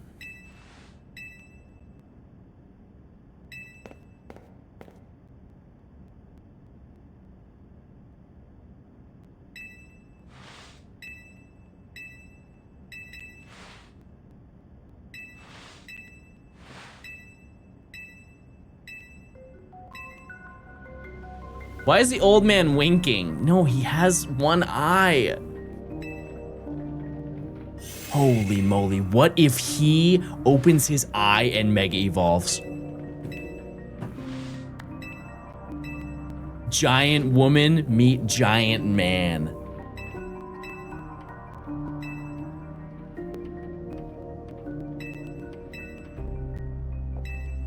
Human too!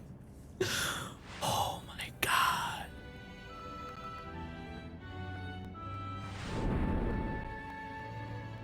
The dog is in the game. All right. I wonder if I can just one-shot Zygarde. That would be really funny. Like I just Mega Evolve and just one swipe, done.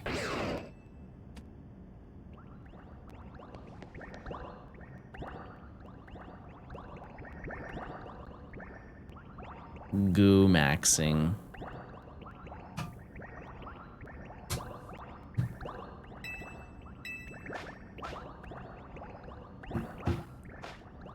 They pay me in worms.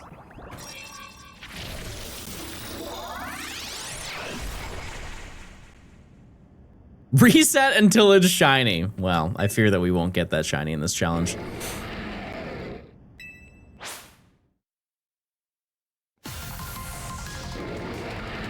They did a great job composing this song.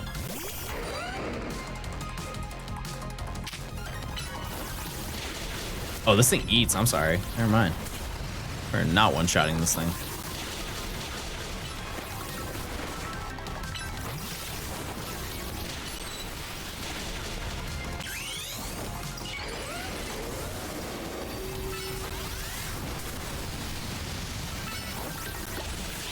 All right. If you only had an ice move. Darn. Darn. Okay.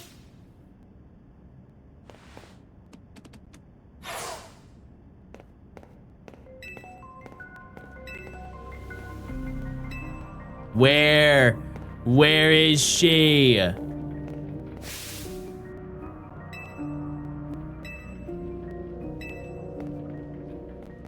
Zygarde is washed? Yep. Yay! Yay!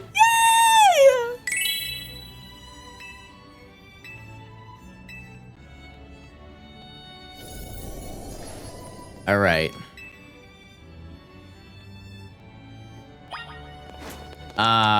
I'm gonna... yeah, no, I'm gonna use Skarmory. I think Skarmory can hang. I'm just gonna change the moves. Let's see. Steel Wing is better than Metal Claw. Air Slash, no. Oops.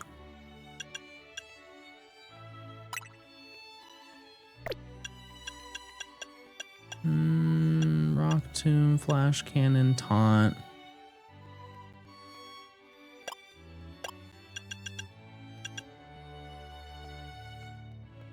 This is the best I can do. It's a little bit sad, no? Okay, well, I guess that's it. Check TMs, I did. That was it. Oh boy, I'm ready to battle.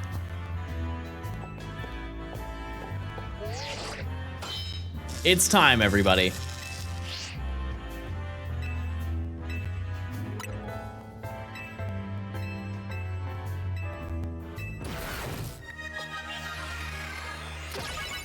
Let's go, everybody.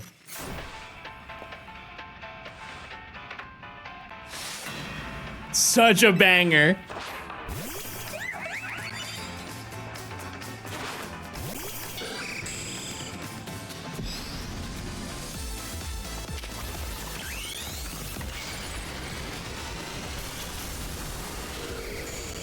All right.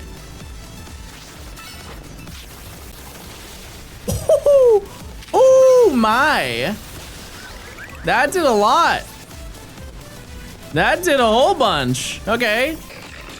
Drill run should probably sweep this, right? Ooh,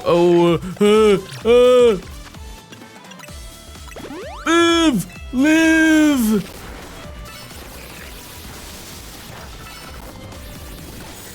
All right.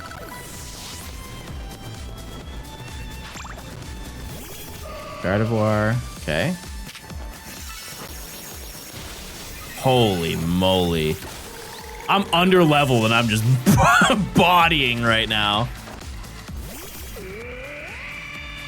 Okay.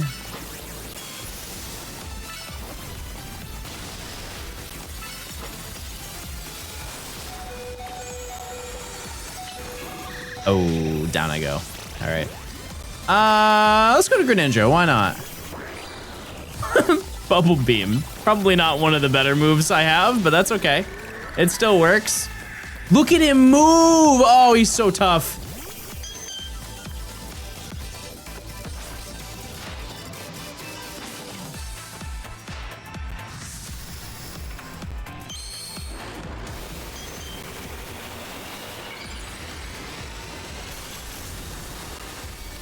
Oh, PP.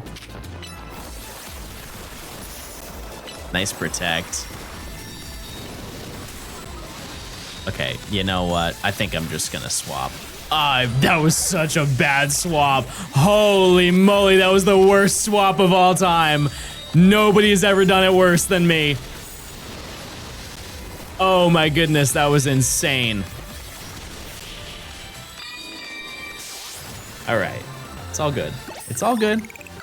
We've done it, everybody. We are all done with rank C.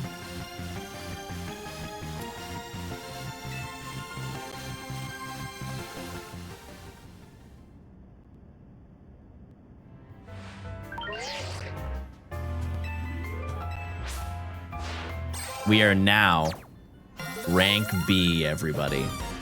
The final section of this challenge. That's so crazy. That's so crazy. Okay. There you go.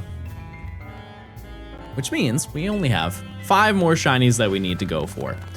The interesting part about this next section is that they're all kind of dispersed into different locations. One is halfway through the story. The other one we just kind of can go and do now. Did you find the Pyroar? We needed Pyroar in rank Y. But we did find, I found 2 Pyroar. I think.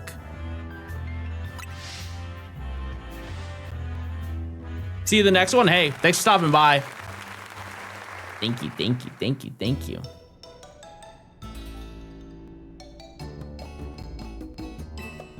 Only 2 Pyroar while getting Skarm and Chespin is crazy. Yeah, I got 2 Pyroar and then I got 5 Diggersby, I believe.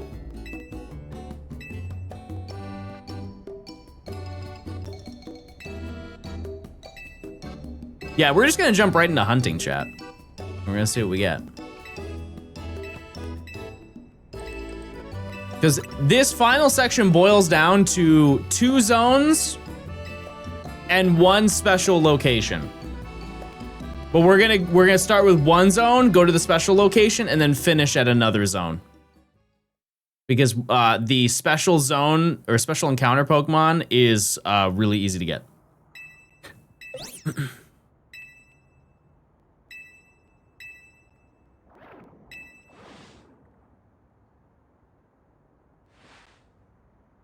Holy moly, I just cooked insane lore in my brain. I just can't tell you what it is. Wow, that's so fitting. Beldum is gonna be so peak. All right, anyways. We did it! Okay, I can kind of tell you. The place that I'm going this weekend, chat, I got Shiny Beldum there in Pokemon Go. And I'll just hunt it while I'm there. I got it like 2 years ago in Pokemon Go. They had a calm day. And I got a Shiny Beldum there. Okay. We're gonna miss Beldum? Yeah. Honestly, when I come back, we'll probably just start with Drampa and Kangaskhan. Realistically, that's what's going to happen. Bro's gonna be shunting on a date. I wouldn't say what we're doing is a date. Like, we're going on like 5 dates.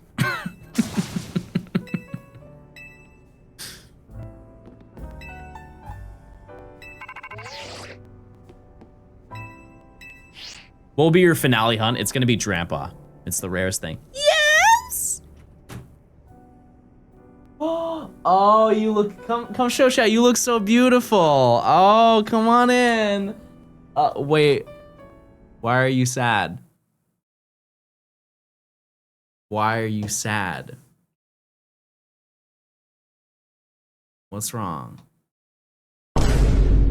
Oh, this is hot chocolate. Thank you.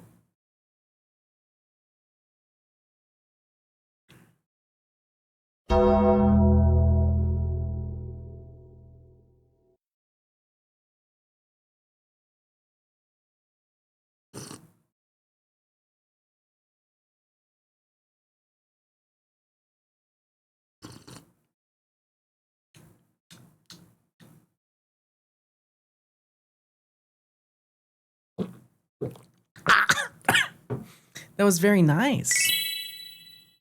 Thank you. Thank you.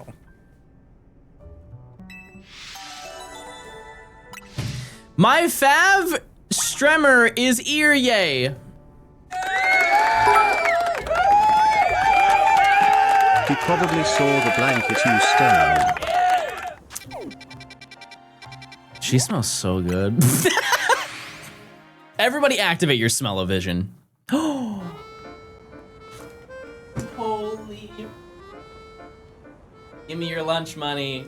Give me your lunch money, punk. That's it. Cough up all those coins, little man. That's the final straw.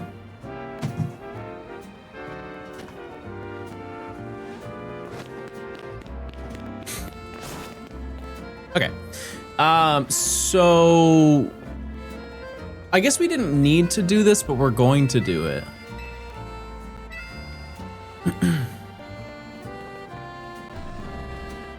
We're only 2 hours into stream. That's crazy. Okay, so I think what we're going to do, just to make it easier for me when it comes to editing, is we're gonna go hunt in the next zone. And then we'll do the lore. You already took his family jewels. What more do you want from him? I want a little bit of fur. I want to be like Sandy when she hibernates. Okay, so if we look right now on the map chat, as you can see, we now have access to Wild Zone 18.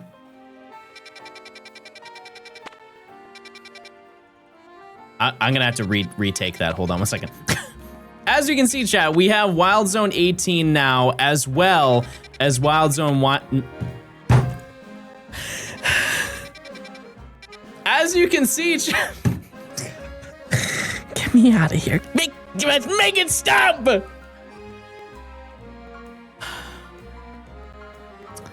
As you can see, chat, we have now unlocked Wild Zone 18 as well as Wild Zone 19, which are the final 2 locations that are available in this challenge, at least for the main story. There is one more secret location that we have to go to, but we'll get to that later. So let's go take on this little nice zone. And here's one benefit is that we don't need to catch Fennekin because we got one for free in the storyline. But I say we just go hunt now. You know, why waste any time? It's I think we can get Bagon today relatively quickly. So let's just head that way and then we can kind of take it from there. Let's see. I think the fast travel point's on the other side, right? Thank you. Oh, thank you. All right.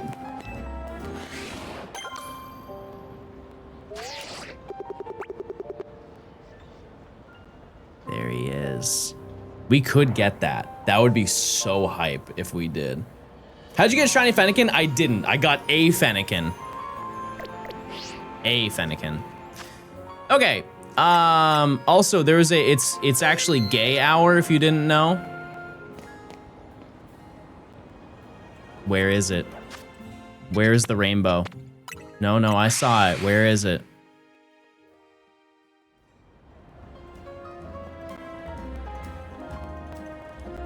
It literally says there's a rainbow happening.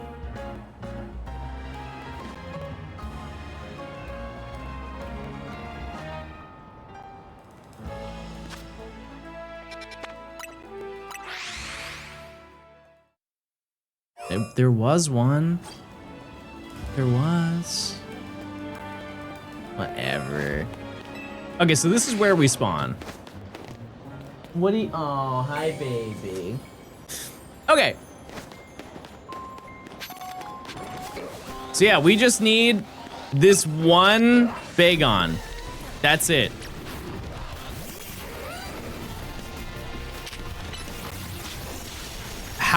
How in the world did I miss that? Okay, maybe this will be a little bit harder than I thought.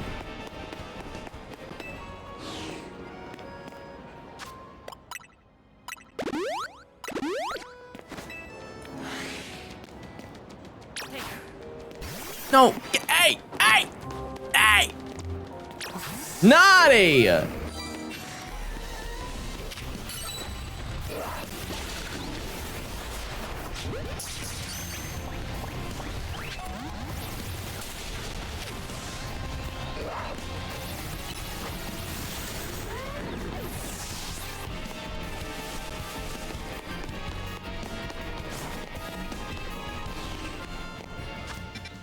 This is bad.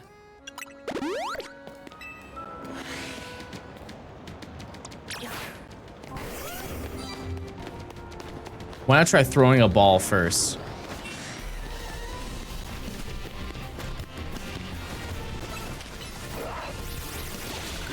Because I can just do this. Ba-boom. All right. I've now caught all of the Bagon here, and so now I have to wait for them to respawn.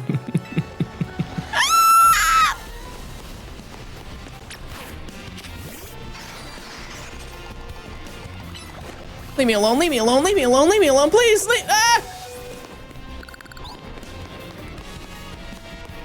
Okay, let's go this way. Let's go this way, everybody. Safely, safely, and kindly. So the only 2 encounters that we have here are Bagon, and then we also have to go for Fennekin, which is at the top. Fennekin is going to be an entirely different hunt. But as you can see across the way, if I stand right here, there it is. Little baby Fennekin running around having a grand old... Okay, it disappeared. Now that I think about it, I don't someone might have been right about that. I don't know if Fennekin actually spawns when you're right here, because I had to walk up to that distance for it to spawn in. Is that even an option? It does? Can I just not see it from this distance because of the thingy? Yeah, because it's not there until I do that. Yeah, only one Fennekin. The benches are within reach. That's something to do with the barriers. I see. Oh yeah, yeah, well within range. Yeah, because that marker I put down is like all the way on the other side. I understand. Huh. Who are we hunting? We're gonna look for Bagon. It's important to note that they actually by resetting here, it does spawn them down here. Is it not 6 shinies left instead of 5 in the stream title? No. It's where did you get the 6th one?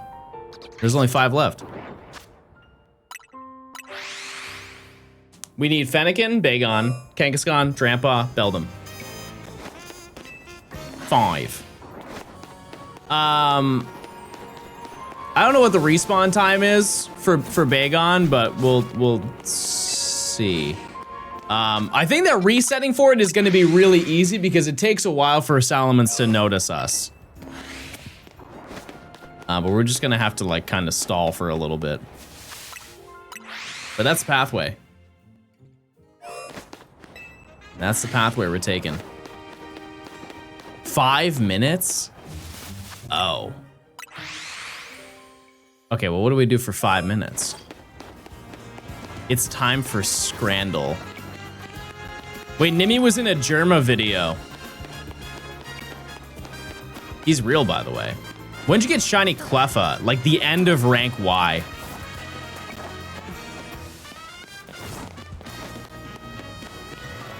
The end of rank Y.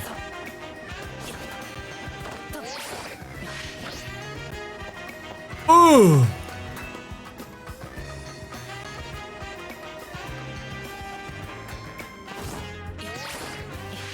Wow. Is this the main account? It's become the main account. Yes.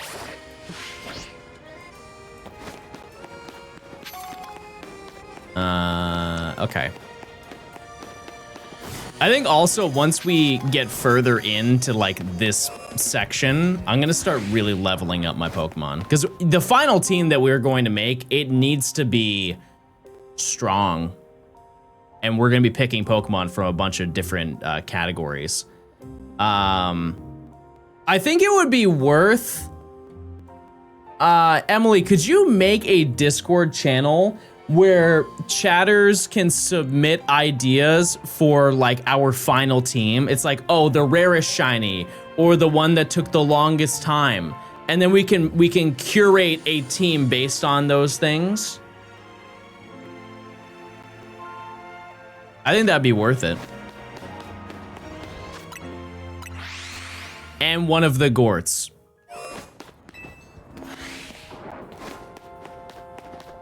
Everything's gonna be Gort? No. No. No, I wanna do 6 Pokemon that encapsulate the entirety of the challenge. I would say Noivern, but I'm clearly biased to it. Fair enough. Fair enough. Cause we could have like we could do like a whole voting thing for it. Garchomp has got to be there. To be honest with you, Garchomp has carried us really far, but I think that we've used Garchomp a little too much. Like in a way, I think we've used it a little bit too much. So right now we are only resetting for Bagon, and I think Lopunny is around the corner. But there is a high chance that we find Alpha Salamence before we find Bagon, which would be not really a good scenario to be in. Also, I want to change the music. That would be kind of a bad scenario. Really hype. But bad. Ooh. Ooh. Boneri's the hardest friendship Evo.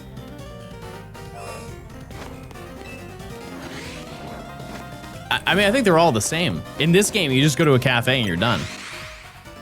What's left to get? We need Fennekin, Bagon, Kangaskhan, Drampa, Beldum. And then we're done.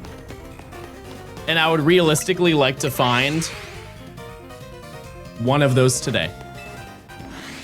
You catch a shiny yet? No, the majority of stream today was just completing the last rank. Like actually playing the game and the storyline. Well worth the time, I'll tell you. You're not gonna address that the guy called you balls? Chad, I'm just kind of desensitized to what most of you guys say now. You get one thing that's very certain. This is not even just my stream chat. This is just most stream chats. You guys like to drag out bits for years. Quite literally years. You guys have called me bald since 2020. I would have thought at one point that that meme would have died out.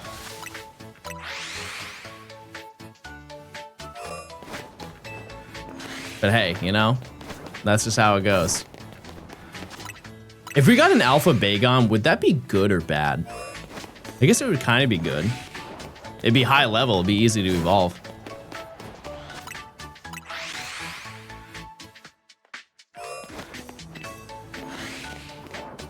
We need a new bit. You know what the new bit is going to be, chat? Forever. Hey, how are you, John? I am prepared forever for people to reference Gort. That will never leave John lore ever. Ever in the history of time. One of the weirdest messages that I routinely get is when people say, hey, do you remember this? And it's like one of the most impactful and influential things to happen on my YouTube channel. I am fully prepared to spend the rest of my life of people saying, hey, do you remember Gort?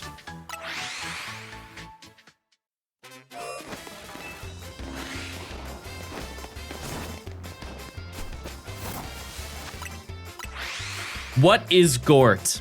You're gonna have such a great time. You're gonna have such a great time. Remember when you got hacked? Yeah.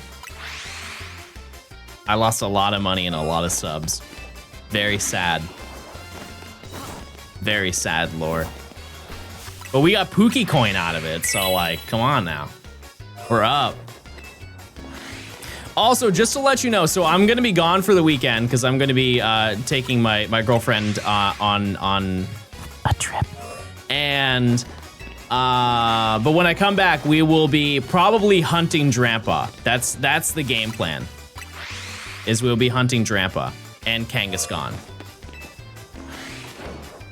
And when we do that, I have pre-planned, there is going to be a badge that you can claim, and it's exclusive to my channel.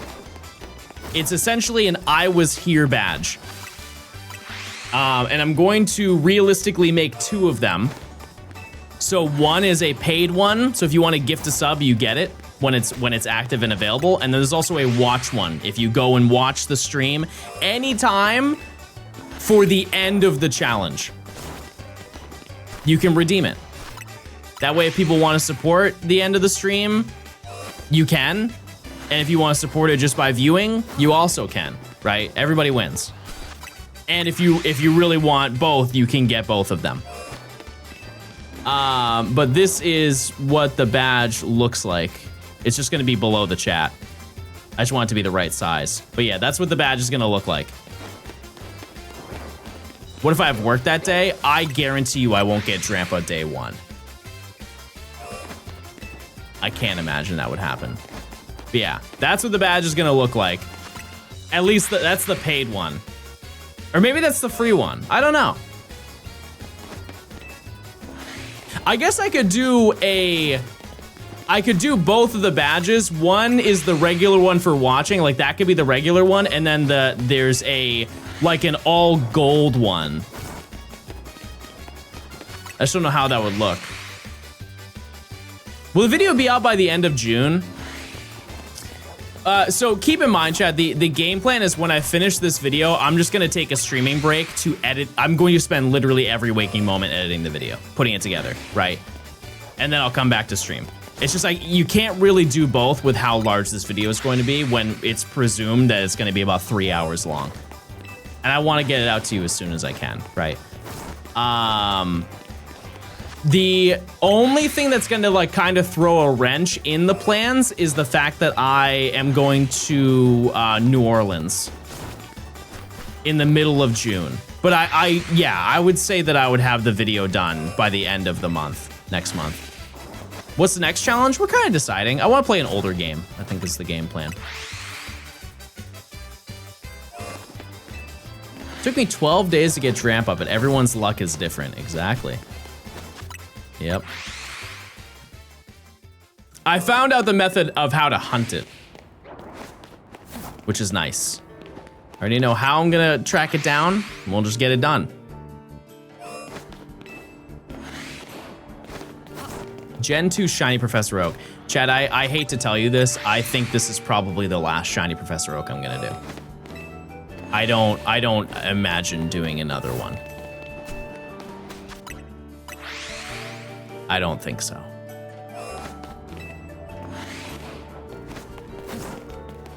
Like conceptually, there are a couple other ones that I could do, and people are like, "Oh, well, you don't know what's gonna happen with winds and waves," and you're totally right. I have no idea.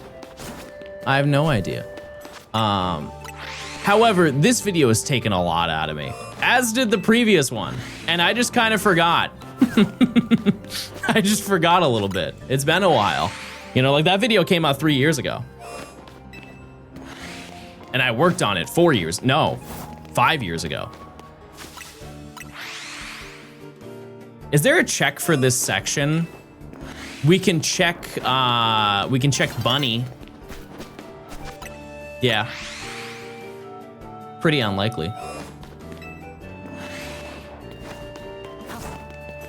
Are they Shalfas you caught? Yeah, quite a lot. Yeah, there's a shiny Alpha Lopunny, or there could be one in the alleyway. I don't think anything else spawns.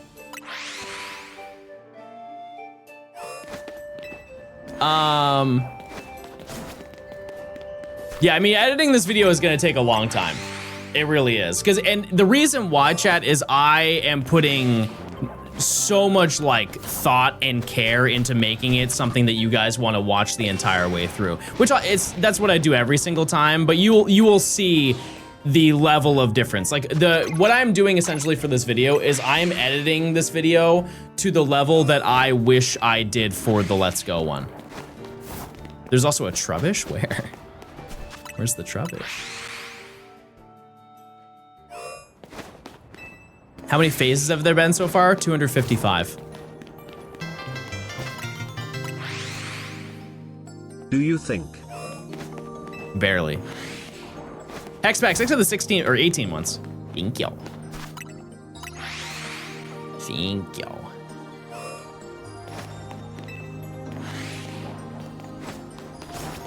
All right.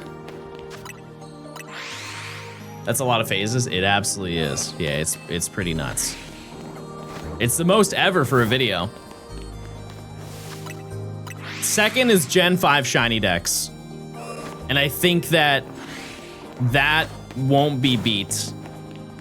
Do you think you'll have another Kangaskhan incident? No. No. The only thing that I hope does not happen, and it's completely unavoidable, by the way, is that Kangaskhan is found after Drampa. I feel like that'd be such a buzzkill.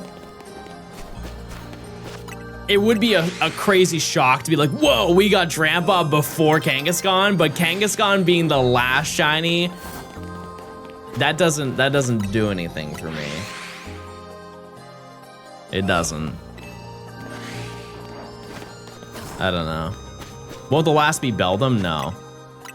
No, because Beldum's easy to go for. It's just really easy. Because we can get, when you go to Lysander Labs, you can leave Lysander Labs, which implies that you can go and head to Zone 19.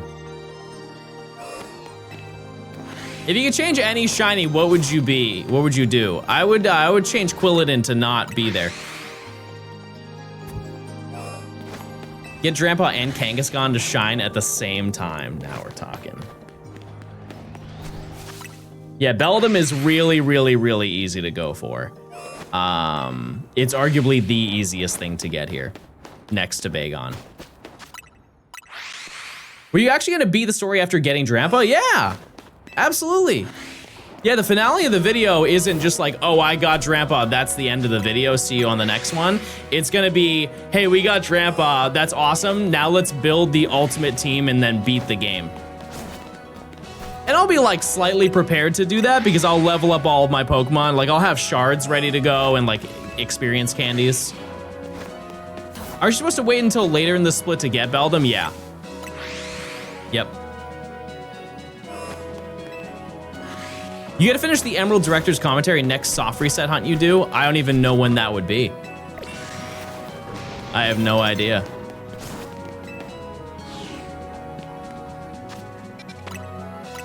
See, I'm trying to think, chat.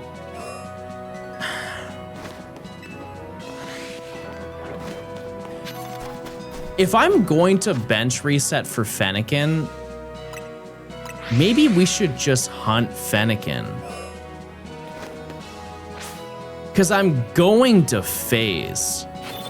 For sure, I'm going to phase on Bagon while going for Fennekin. I've never bench reset on stream before. Would you guys want to watch that?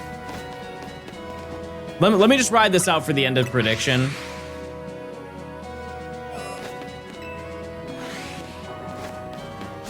And we would just kind of chill out for the entirety of stream.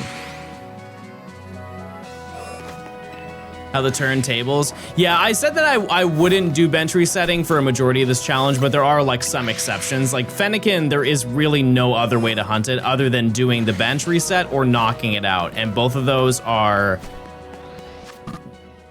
basically the same, like lengthwise. It's been 900 hours. Bench resetting is very valid at this point. Yeah, I mean, we've done it before. Like when I was going for like Mawile and Cleffa, I did it. Who else did I do it for?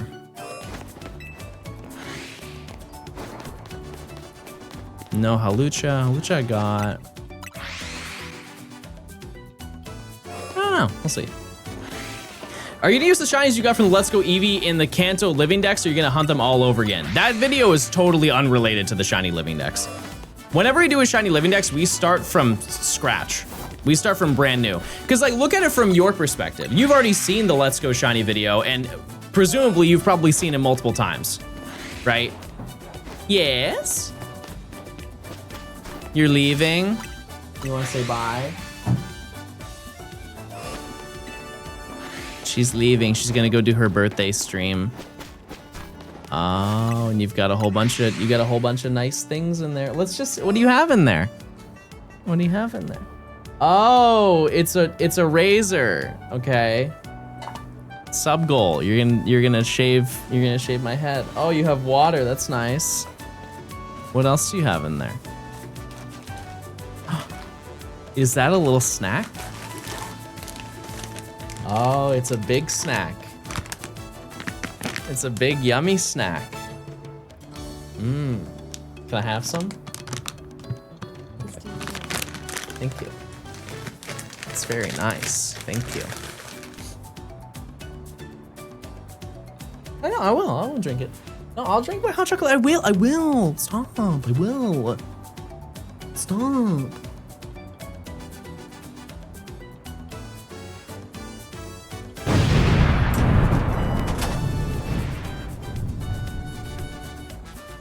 What is going on, guys? My name is John, and welcome back to another video. Yeah! Yeah! chat, do it again! Do it again! Yeah!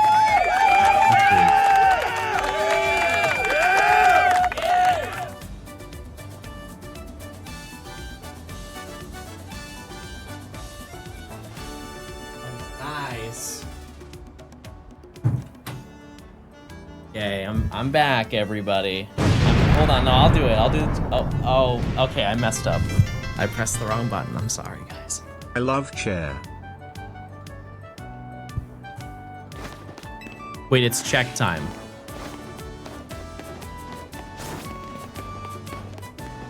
Bunny? No bunny. No bunny. We'll check up here. SGT, thanks for the 15 months of Prime. Thank you. Thank you. Yeah, she's gonna be streaming for her birthday today, chat. I believe she's playing Emerald. I actually don't know.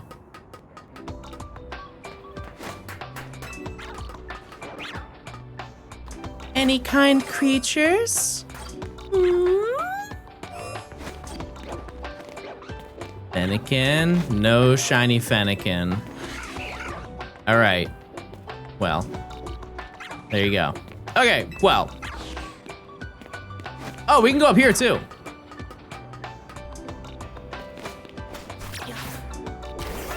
You have such an awesome girlfriend. She throws hammers at me.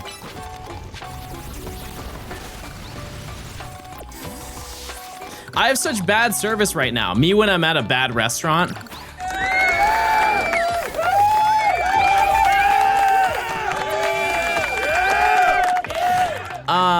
Okay, so yeah, we can do that, like the method that but I guess my question is it faster to soft reset?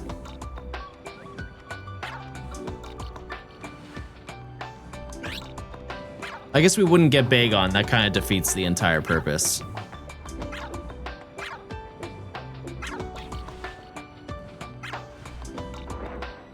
Yeah. It's kind of the same. Okay, well. We'll just, oh, Babiri Berry. Babiri Berry. All right. Well, I guess that's what we're gonna do, chat. That's our game plan.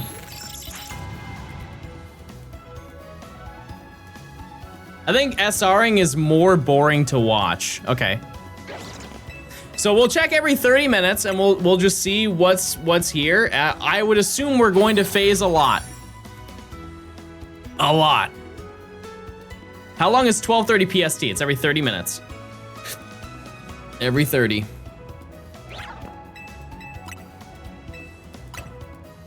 Water. Turbo button? No, chat. We go by hand here. We go by hand around these parts. What was your favorite shiny hunting event that you've done? Like in a video? I have no idea. I have no clue. Hot chocolate? I just don't want any hot chocolate right now. Because if I drink a lot of hot chocolate, then the sugar's just gonna make me more hungry and I don't wanna eat right now because I want to game. Game. I don't know, my favorite shiny hunting like moment ever. I mean, I was really excited when I found shiny Giratina. I don't really ever talk about that one.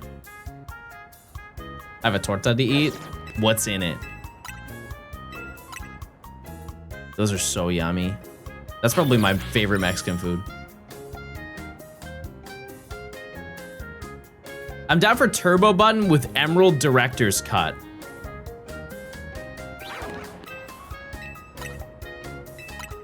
Is that valid though?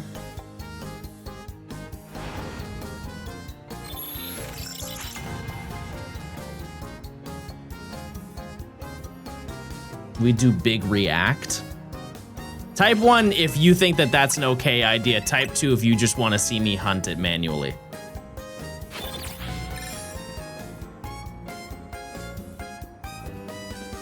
I feel dirty. I feel dirty if I do it. Nobody's saying 2 though. Okay, let me see if I can figure out how to, because I mean it's a switch. This is just a regular Switch controller. I think I have a turbo controller. You did it for the fossils? Yeah, I don't know, it just felt different. Okay, hold on.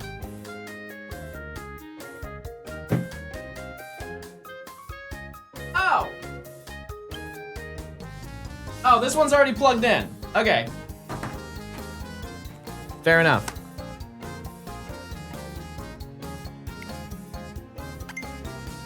I just didn't notice that. Okay.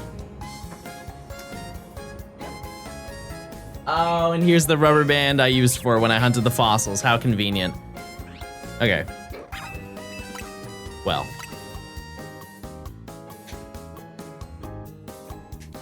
There you go. Okay, so we will check in 30 minutes, but what we are going to do is we're gonna big react.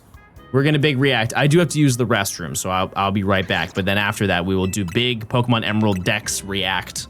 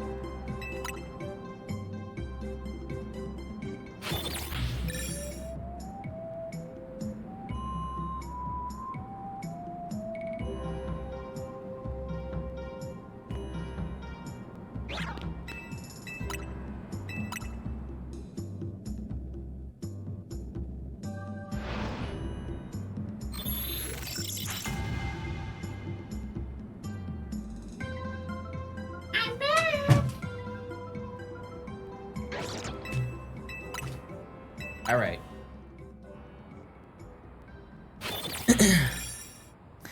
Oh, wait, where's the music?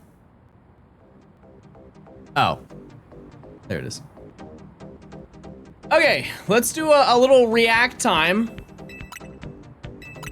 Then we'll check every 30 minutes.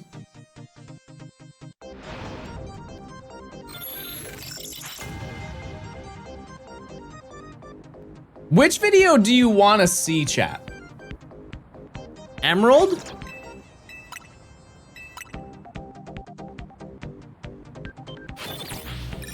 We've also got the shiny dexes. We've got perfecting the Pokedex. We've got, I don't know, that's a lot. What's your opinion on egg? I rock with egg. Egg's pretty cool.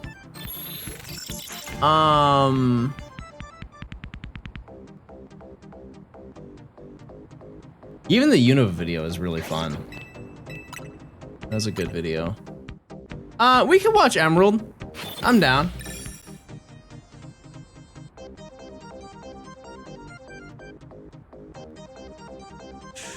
Okay. Yeah, because we didn't get to finish this video because...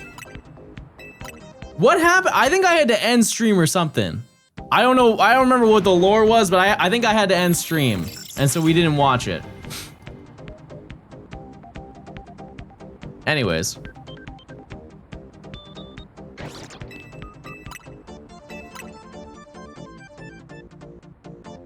Okay, that's crazy. Why is it that big?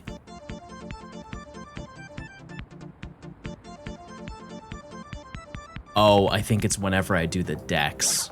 Right. Right. Have you heard any update on the Fire Red Leaf Green home update? Not a single thing. I don't know a darn thing. All right. Well. Okay, gamers, we're gonna do another huge react. As you can see, I am currently hunting for Fennekin, and it's boring, and so we need to kill time. And we're gonna check every 30 minutes to see if it's shiny. If not, then we keep watching the video. But we are going to be reacting to my own video, which always makes me uncomfortable, but you guys wanna see it, so I can't knock that. But this is the Pokemon Emerald Living Dex video that I did 3, almost 4 years ago, which is, that alone is kind of insane to think about. Additionally, it is the second most viewed video on my YouTube channel, which I didn't know until very recently. This video has almost, it has over 5 million views. So thank you for that.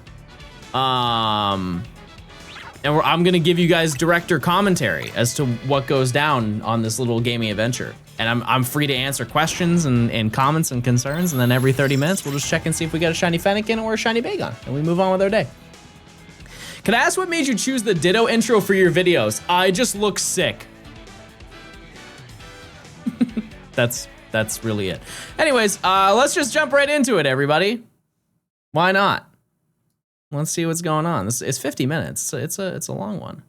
What is going on, guys? My name is John, and welcome back to yet another video. For a lot of fans of the Pokemon games, completing the Pokedex is seen as one of the largest post-game tasks to give a better game experience for things like shiny hunting, building competitive teams, and unlocking post-game content. At the history of the Pokemon games, the Generation 3 games are considered to be by far the most difficult games to complete.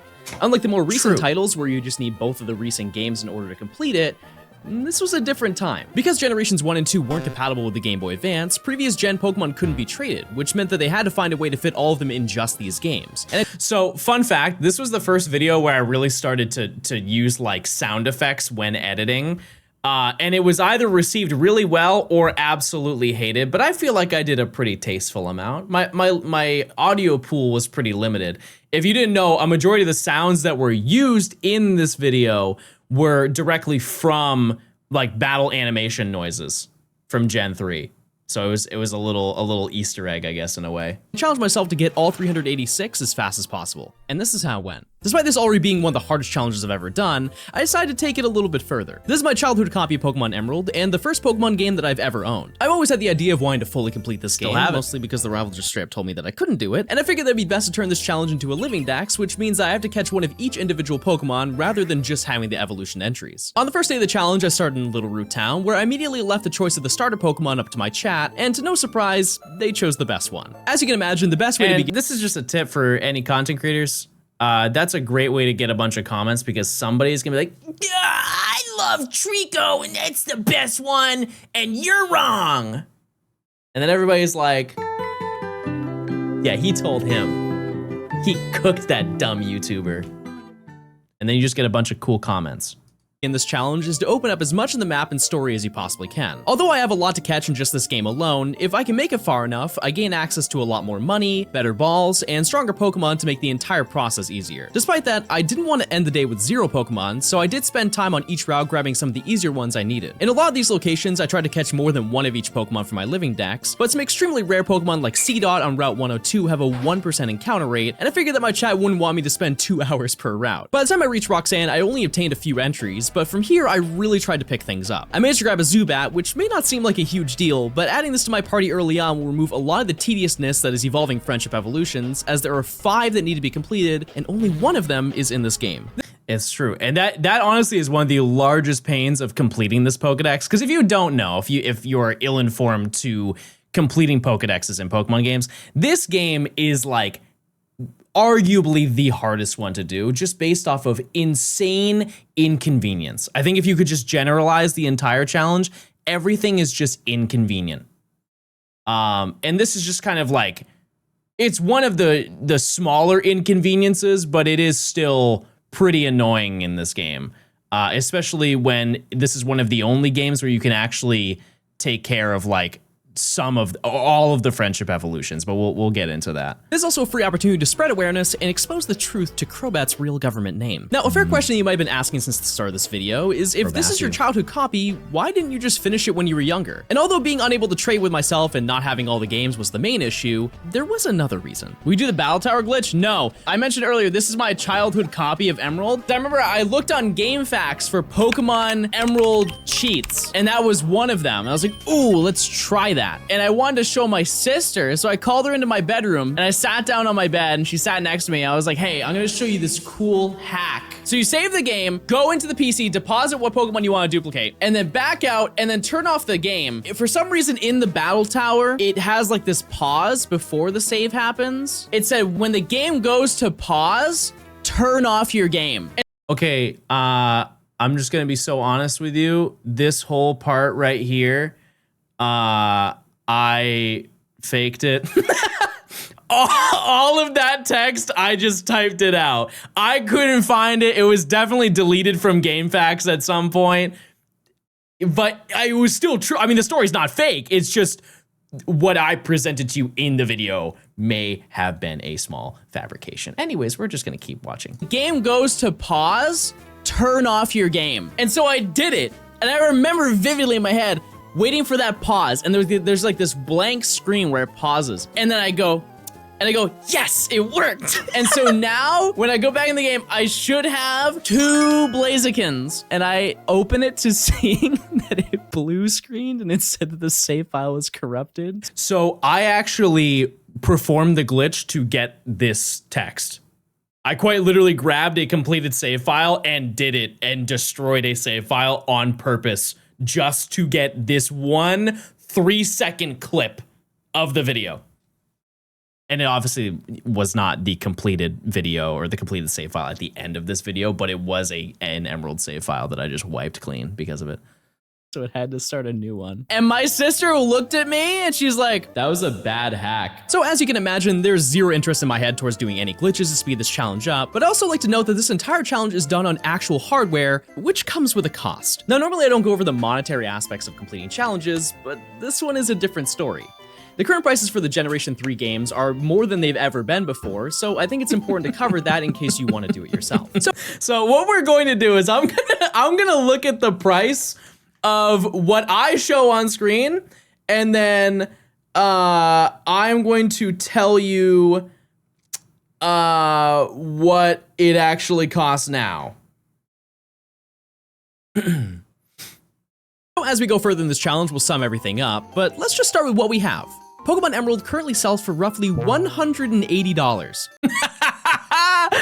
And to some people, that is a steal.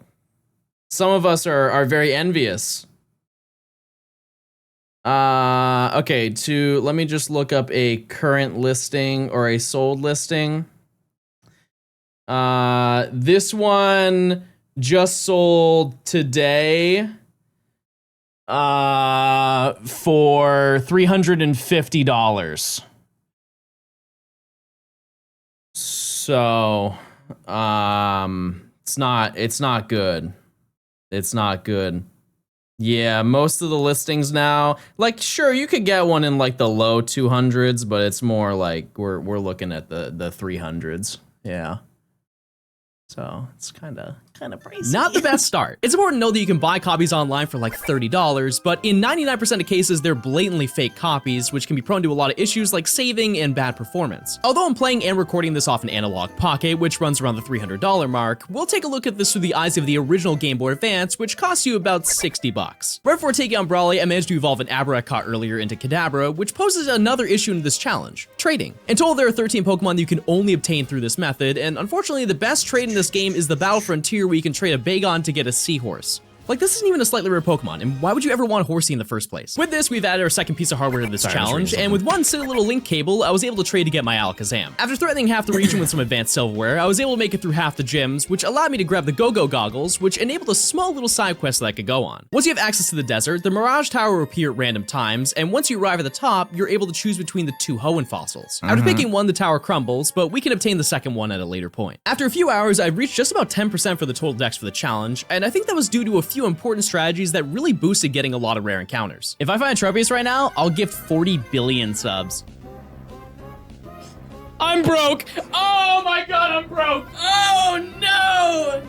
I don't have the money. After grabbing the only cast from I'm Gen gonna be 3, honest I with you, took down. chat. You're never seeing that, like, ever. Just no chance. It's not happening. Winona, and finally made it to Lily Cove City. By this point, I'd already obtained Surf, which basically unlocks the rest of the region, which meant that it was time to take care of something extremely important. While the route north of Rustboro was easily one of the least visited locations in the entire game, it's home to easily one of the most important items in completing the Pokedex, Kelpsie berries. By picking these berries, you're able to turn these into Pokeblocks, which is required to evolve Feebas into Milotic. While I'm not immediately jumping into grabbing the ugly fish, the first day that you start the game, all the berries are fully grown, which means that you don't have to wait, in a lot of cases, an entire day for them to grow back. By collecting these, I can take them to the Berry Master's house to grow more of them, but unfortunately, none of that matters if you have this message appear. To a majority of the people who own this game, when you start it up, you should see that your internal battery is run dry. As a result, all day-night based events are unable to work due to the clock not being powered. Although you're still able to save your game and play normally, things like Shoal Cave's time changes, and especially the berries, will never grow. Fortunately, So this is just a piece of advice for you, chat. If you have a GBA Pokemon game or like Game Boy, whatever, I highly recommend for you to just invest into learning how to solder.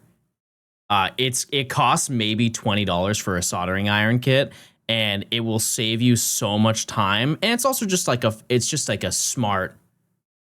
It's a smart thing to do. there is a fix. It's just a smart If thing you buy to new learn. batteries and a soldering iron, you can swap out the batteries yourself. Once you get the hang of it, you can swap them in about 5 minutes, and realistically, you won't have to replace them again for about 10 to 20 years.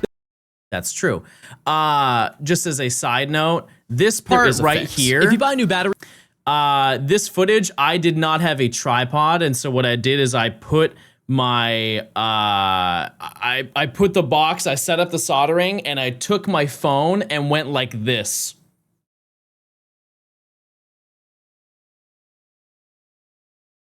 And this is way harder than it looks.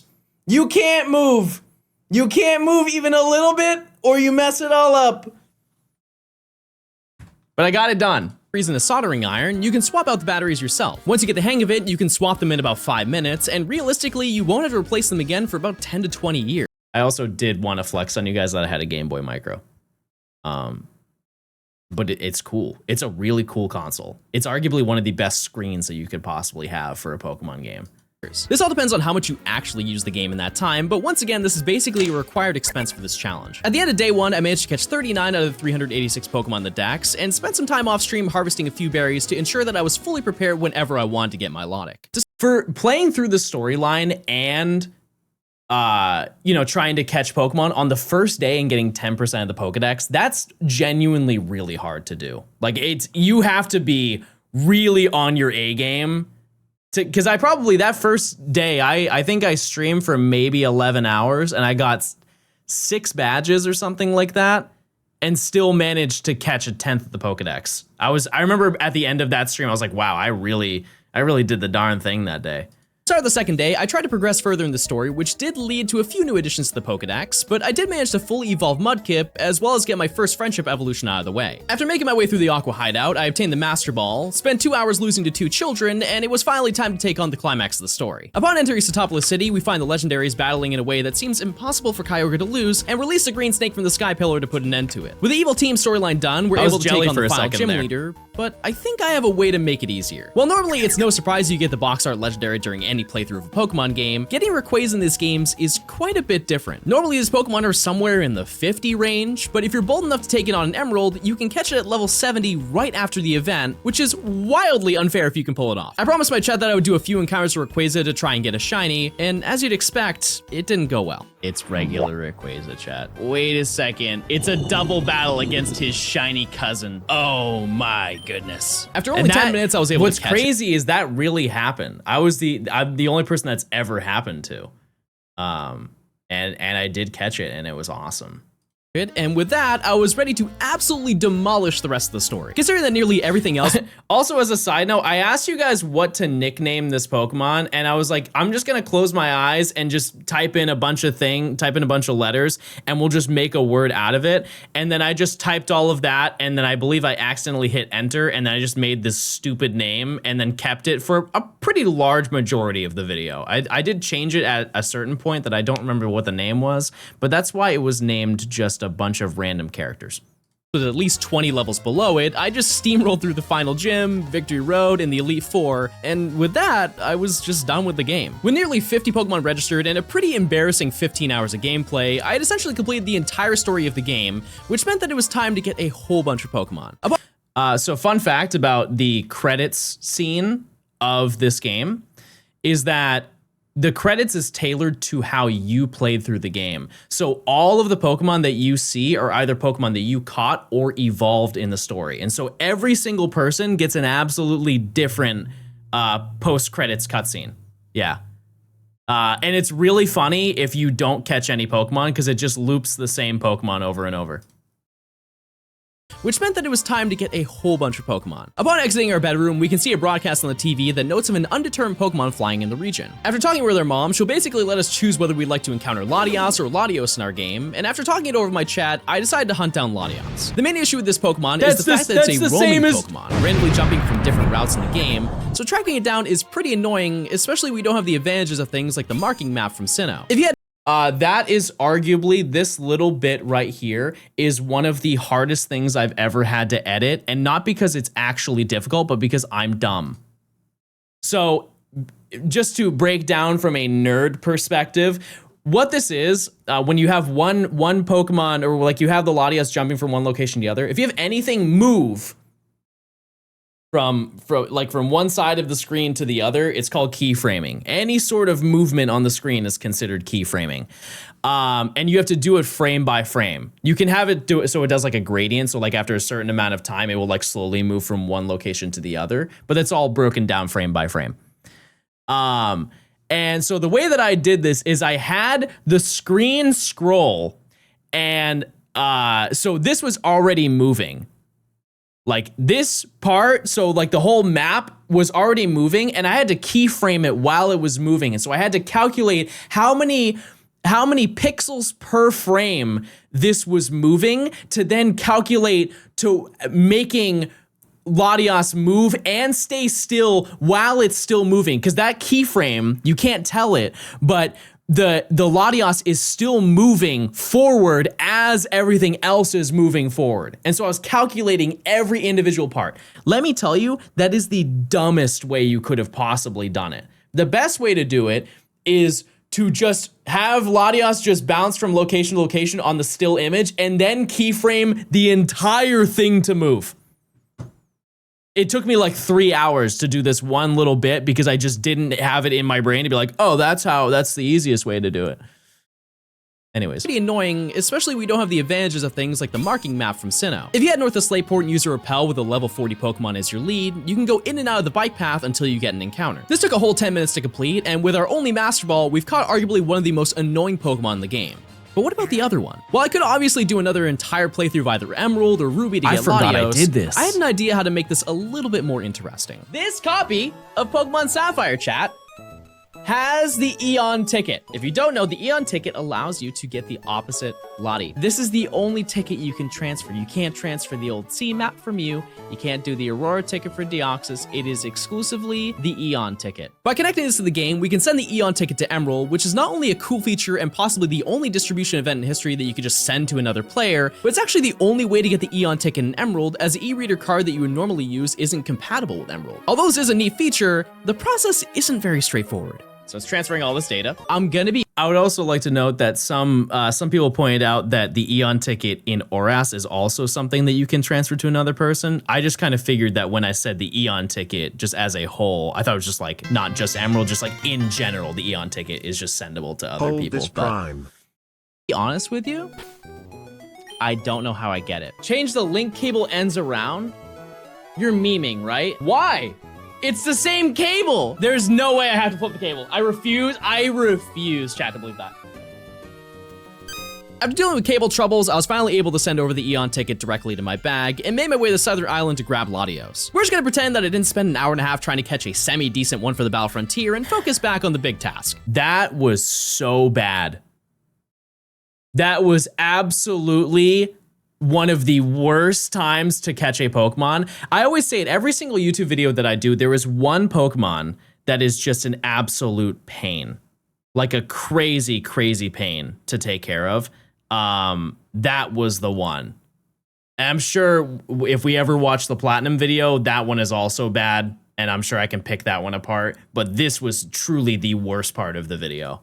Catching a bunch of Pokemon. While in theory that is a great idea, I mentioned earlier that there's a ton of rare Pokemon in Generation 3, and no matter how much I put it off, I will have to grind those out eventually. While thankfully there are workarounds for a few of them, stuff like the 1% Chimecho is only obtainable at the top of Mount Pyre at 1%. Can I be honest with you, chat? And this is not even a meme. When I was younger, I thought his name was Chimicho, like Chimichanga. Eventually I made my way to the Battle Frontier to catch did. Sudowoodo and a Smeargle deep inside Artisan's Cave, the Desert Underpass to catch a Ditto and obtain the other fossil that sunk into the ground earlier, and a bunch of Happy rare fishing Friday, encounters to end the day everyone. with Smile. 60 Pokemon. Believe it or not, I was basically done with everything that I needed to get in this game for the time being, so it was time to jump into not only another game, but a completely different console. During the release of the Gen 3 Game Boy games, the GameCube also received a few It's check Pokemon. time? Holy moly, everybody, it's check time.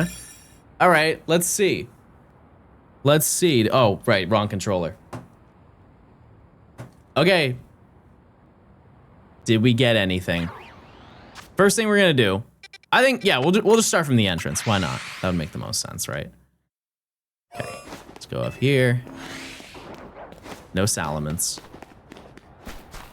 No Megon. Okay, let me go over here. Remember to check day and night? Wait, why? Oh, I see what you're saying. Yeah, I guess that makes sense. I guess that does make sense. Maybe we shouldn't go the whole walkthrough, but that's okay. We'll get it done. Okay, we go up here. I don't hear any shiny noises, so I'm not feeling very optimistic, but this is also the first check ever. Yeah, no Fennekin. No Fennekin. And then these, good. Okay, well, there you go. I think the Plaza with the Kakuna is in range. I think we will just say I did not get one. I think we just did not get one, chat. We will check again, not to worry. Oh, right, I have to check nighttime. I had to check nighttime, my bad. Maybe we did find some, okay, well, the prediction's already been redeemed, but we didn't get a shiny. Don't even worry. I'll check. See? There's nothing there. It can't hurt you. It can't hurt you. Okay. Alrighty, let's get back into it.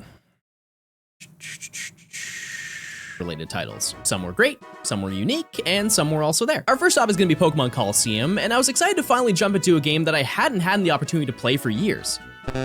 Surely there must be a mistake. I decided to use my childhood Wii that I got in 2007 to take care of all that, and as you can tell from the black and white promotions that are still stuck on the Wii menu, it's lived a long life. Speaking of stuck, when I tried to use it, there was a game that was jammed inside to the point where I had to basically tear down the entire thing until it looked like it belonged in a landfill to get it out. But yeah, and that was the bonus disc, and that's why the bonus disc didn't work at the end of this video.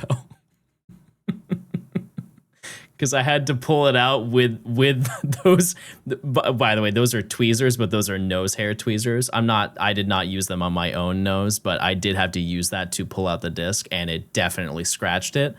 And those discs are not cheap anymore. thankfully, I got it working and it sounded great. Now, if you've never played Pokemon Coliseum, I really don't blame you. Despite being the 9th best-selling game on the GameCube, 2.4 million copies is minuscule compared to Pokemon Emerald's 7 million, which is, believe it or not, the second worst-selling main series Pokemon game in the franchise. With a few technicalities, you don't actually need to play the GameCube games to get all the Pokemon for Emerald, but without all the limited time distribution events in your games, there are quite a few essential Pokemon that are locked through only playing Coliseum and XD, and personally, for your sanity, you're going to want to. So that game is $125, or when I did that video, it was $125. So let's just see, hypothetically, How much is Pokemon Coliseum now? Keep in mind, it's gonna be on NSO surely at some point. I mean, XD is. So the price of Pokemon Coliseum. Oh, you know what? It's not far off. We're talking like a couple dollars, like $10 difference. Maybe the price I used was complete in box, but even then, I mean, I'm seeing like 100. The worst one I saw was 180. But that's like, it's a different version. Yeah, it's like $125. Yeah, it's pretty accurate. I figured that playing this game would be a fraction of the overall challenge for Emerald, and I went to day 3 with a game plan. We're gonna get every single Shadow Pokemon. Probably not today, but across like a stream and a half, I think we can get every single Shadow Pokemon and purify them. Yeah, that's actually insane that I said that. Our first big additions to the Pokedex come right at the beginning with our starters. No chance. Umbreon and Espeon save a large amount of time for grinding out friendship evolutions for Eevee, but they're also probably included for a reason. See, if you try to complete the Pokedex challenge in Fire Red and Leaf Green, these Pokemon are actually not obtainable. While you do get the gift Eevee in Celadon City, because there's no day-night cycle in those games, it will never evolve unless you bring it to one of the 3 Hoenn games. Considering that this came out before the remakes, they probably wanted to ensure getting them without having to own 2 of the same console. Eventually in the story you reach Phoenix City, which begins the entire storyline with the evil team, but eventually you get to fight one of the members of the mystery chat. Each one of these trainers allows you to catch the Johto mid-stage starters, which is arguably the greatest time save in this entire challenge. I don't normally like spoiling the rewards for completing the Pokedex until the end of the video, but I think this is a different scenario. To the surprise of a lot of people, the Johto stars are completely obtainable in Pokemon Emerald, and the reason that you might not know that is because the requirements are ridiculous. If you talk to Professor Birch, you're able to receive one, but that's only after you catch every single Pokemon that's available in the Hoenn Pokedex. Not see, catch. Not only is this impossible to do with 1 copy of Emerald, as you would also need Ruby and Sapphire for version exclusives, but you only receive 1 of the 3 each time you do it. This means that you'd either have to restart your save file 3 times or own 3 copies of Emerald and transfer the Pokemon back and forth to get all of them. Not only would this be insane, but it would probably take 20 hours to just move all the Pokemon around if you're just trading game to game. It's true, because if you do the math on it, so there are 200 Pokemon in the Pokedex, and it takes basically 1 minute to facilitate 1 trade, which, you know, it's more than 2 hours. It's almost 3, realistically, to just trade the entire Pokedex back and forth. And it really, this one thing that you will notice if you have not seen just the breakdown of how you would catch every Pokemon efficiently in Pokemon or in Gen 3, but just the overlying or the underlying tone for all of those games is just, hey, it would be a lot easier if you just bought this game. And it worked, because, I mean, while a lot of people didn't necessarily buy Coliseum and XD, it sold relatively well for being a GameCube game. And I think that was really the main reason why. In Coliseum, you can catch all of them in 1 playthrough and transfer them out once they're purified. Speaking of that, let's explain the mechanics of getting all these Pokemon into Emerald. Since the whole concept of this game is capturing Shadow Pokemon and healing them, there are a few methods that can help speed up this process. Just by walking around, you're able to lower its heart gauge, and the goal is to let the meter reach 0 to be able to open the door to its heart in A-Gate Village. By using it in battle, it has a chance to enter Hyper Mode, which will let Shadow moves have a high chance to crit, but by using the Call option, you can snap it out and sharply reduce its heart gauge. By just playing through the story, you can purify a lot of the early game Pokemon just by having them in the party, but it definitely becomes a lot more time consuming as you progress, so it's important to work towards purifying ones that actually help catching other Pokemon. I started out by working on status inflicting Pokemon like Noctowl, which were definitely a huge help, but then I found her. Now I know what you're thinking. Not a lot of thoughts going on over there, but this thing was absolutely crazy. After killing it a little bit, it unlocks Sleep Powder, and throughout the rest of the storyline, I think it missed maybe 10 times. Eventually, I was able to purify it so it could gain experience, and with this, I was able to activate what I'd like to call Boingo mode. I managed to catch a bunch of Pokemon, including special ones like Meditite, who shockingly was removed in Emerald, and eventually, a lot more difficult ones. A big twist in this game is the fact that I never understood, because if you don't know, Nimi is playing through every single gen, and she's playing Emerald for the first time, and I write out like a spoiler-free spreadsheet for her for everything, because she wants to catch every single Pokemon, and it's just, you know, like making a guide for that is just a pain, and I've already made it like 4 different times for a bunch of different videos, and I was shocked. This is like last week. I was shocked to find out that Meditite just isn't in Emerald. It's just an easy thing to forget, but you would think for it being on, isn't Meditite on Brawly's team in Emerald? If it seems like they just forgot to put that Pokemon there. And it was also, I believe Medicham was also in Victory Road in Ruby and Sapphire. It's just odd that they, like, there are other Pokemon I could totally understand. Like the fact that like Lunatone's not in there, Zangoose is not in there. Like those are version exclusives and I get that, but like what an odd Pokemon to leave out. Of the story have captured legendary Pokemon, and if you take a look at the box art, yep, you guessed it, you get the 3 legendary beasts. Why do they have them? Honestly, I don't think that they mentioned that, but once again, this is another enormous time save and potentially a way of avoiding making a big mistake. These 3 Pokemon are also available in Fire Red and Leaf Green, and they work almost exactly the same way the Lotties do. Just like the Johto starters, there's only 1 per save file, depending on the starter that you chose. But due to an oversight, Raikou and Entei have access to the move Roar, which if used, will make it disappear permanently with no way to get it back. While all of them are— Fun fact, they actually fixed that. When people told me that, I was like, well, I guess the term fix is like a loose term. They just removed the move Roar from the Pokemon in Fire Red Leaf Green, like on the Switch. They just removed it, but people said that it was a glitch. But that's just the mechanic. That's just how the move Roar works. So I wouldn't, people, like even if you look it up, people say that it is a glitch, but I don't think, it's just like an oversight. You know, because like if a Pokemon roars you normally that isn't one of those Pokemon, you will never see that Pokemon ever again, right? So why would that be any different for those specific Pokemon? They just added the move Roar, and it just happened to be a one-time, like super rare Pokemon, right? But they just removed the move. I don't know what they replaced it with because I've never checked, but. Completely obtainable, even if you knock it out in Coliseum, catching them is a pretty big grind considering that they're usually significantly higher level than you. But thankfully, with a little luck and a questionable losing animation, I was able to get Entei and Raikou throughout the story with pretty minimal effort. At the end of the first day, I made it pretty far throughout the game, but there was a small issue with the new additions to the team. Suicune is going to take absolutely forever. Back in 2004, they did find out a very secret trick. As you know, by walking around, you have the ability to reduce the heart gauge. So if I plug the controller in while I'm holding up,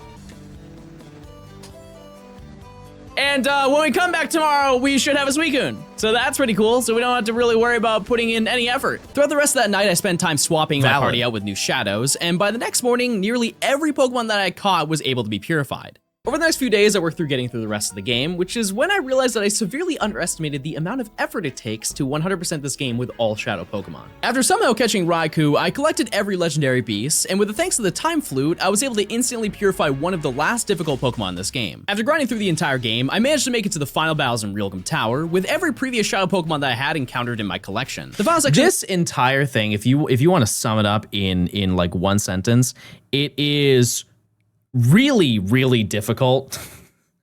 And additionally, the final battle is weird. It like no music was a very interesting decision. I don't know why they did that, but they did do This that. game is essentially the Elite Four. However, each battle contains one Shadow Pokemon, and you're unable to heal at any point. And to the surprise of absolutely no one who's played this game before, I was very underleveled. Because you take a bunch of damage just throwing balls at the shadows, I worked battle by battle grabbing the final members until eventually I reached the last 2 battles. It's also important to note that if you've never played these games, you essentially cannot grind. If you've ever watched somebody shiny hunt for a specific Pokemon, like a Shadow Pokemon in Pokemon Emerald, it is like, you will not see them use a Pokemon that's above level 60. The amount of effort that needs to be taken, it is actually easier to take a Pokemon out, send it to like Pokemon Emerald, level it up, and then send it back. Which I actually don't even know if you can do. I guess you could do that. But it's crazy because the way that you rebattle people, is just so insanely tedious, and you get so little XP from doing it. Where's the trade station again? It's in the first town. I just forget the name of it. For the most part, the catch rates of the Pokemon in these games are pretty similar to the main series titles, but a few were adjusted. Metagross was improved from 3 to 15, however Tyranitar dropped from 45 to 3, which essentially just turned it into a legendary. Because you get a Master Ball during the story, I ended up using it on Metagross, Phenac, and that's yeah, only yeah. because I really didn't want to sit through battling the Elite Four for another hour, and reluctantly just have to grind money for potions, which basically feels impossible in this game. Unfortunately, Evice's team spiked all the way up to the 60s, so although I knew I'd probably lose, I still gave it a shot.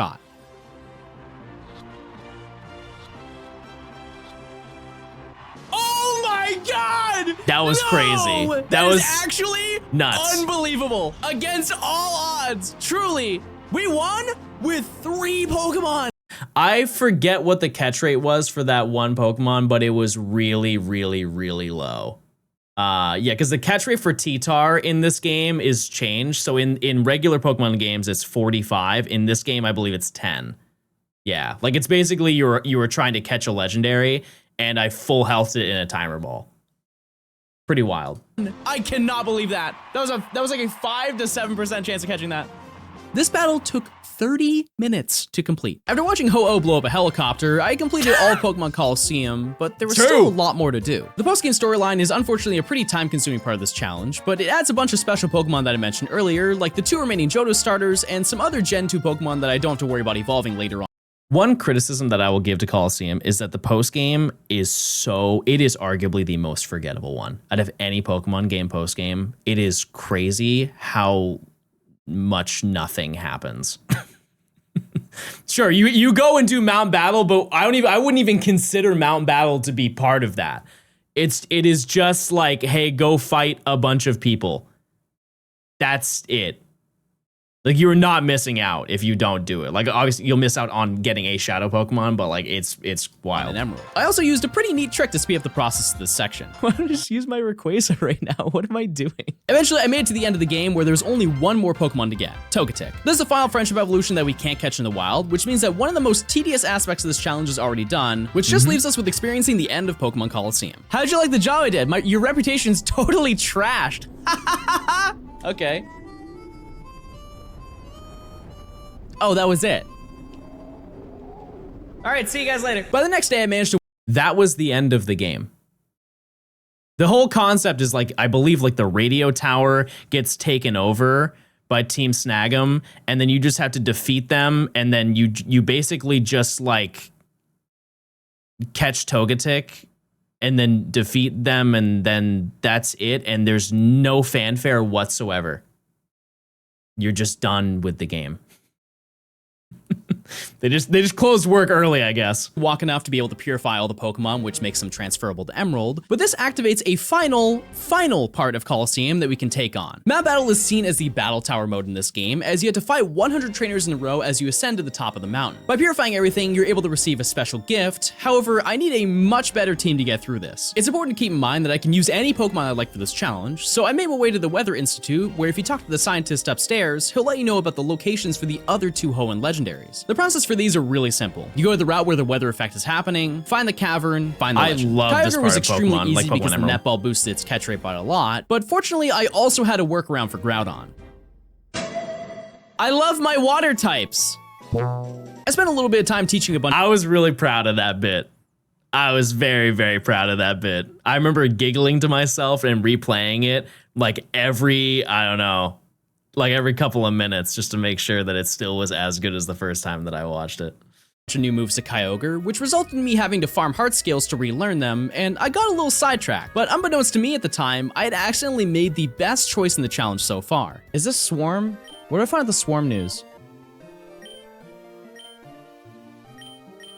I wasn't paying attention. What does that mean? If you remember before, I've been farming berries quite a lot to prepare for the big moment that I got Feebas. And to put it in the simplest terms possible, this just made it as easy as it can be. Inside the Lily Cove Contest Hall, you can mix berries with NPCs, which will yield Pokeblocks that I can give to Feebas. However, in most cases, you need to have a specific strength berry to barely make it work. And the Blend Master just takes care of all of that. The process of making a Pokeblock requires you to hit the dial when it passes you to get the highest level Pokeblock. And you need to get a total of 170 levels across 10 Pokeblocks to evolve Feebas. Not only does he use a Pamtree Berry, which is the best in the entire game, but he also hits it perfectly every single time. Despite my questionable accuracy, he'll pretty much carry you to victory. What? 52? Yeah, keep in mind, you need what did I say, 120? And so you can basically, rather than worry about maxing out the 10 Pokeblocks, you use 3 of them. And you can just stack that. It's also really good for contests. Like if you want to get a Ribbon Master, you really do just want to have the Blend Master there because he will just use the best berry for everything. And then you don't even have to think. You just chuck all of the berries onto that one Pokemon that you want to get. Obviously you can't do it for every single, you can't like get max for every single one because it's, you need 10 berries, but you can get really close, like insanely close. Super, super cool method though. Oh my god, I'll need like 4. What level is it if you do nothing? That's actually a great question. Let's find out. It's gonna be pretty bad. It's better? I'm making it worse by actually trying. Now you're probably wondering why chat was excited about this. For each encounter you get in the game, a number from 0 to 65535 is randomized. If the number is rolled to be 655 or less, which is a 1 in 100 chance per encounter, within the next 2 days on the TV, you'll have 1 of 4 daily events. These events only last for 24 hours, and this was the only time that I'd ever bothered to check the TV, which alone would be good luck, but I also got another daily event for the secret-based decoration sale in the Lily Cove department store at the same time. So it's safe to say that I've learned to check the TV from now on. After saying some Pokemon to Coliseum, it was time to challenge And to Mount be honest Battle. with you, I think that those are the only 2 that are actually worth going for. I kind of forget what the other 2 events are, but they are not as beneficial.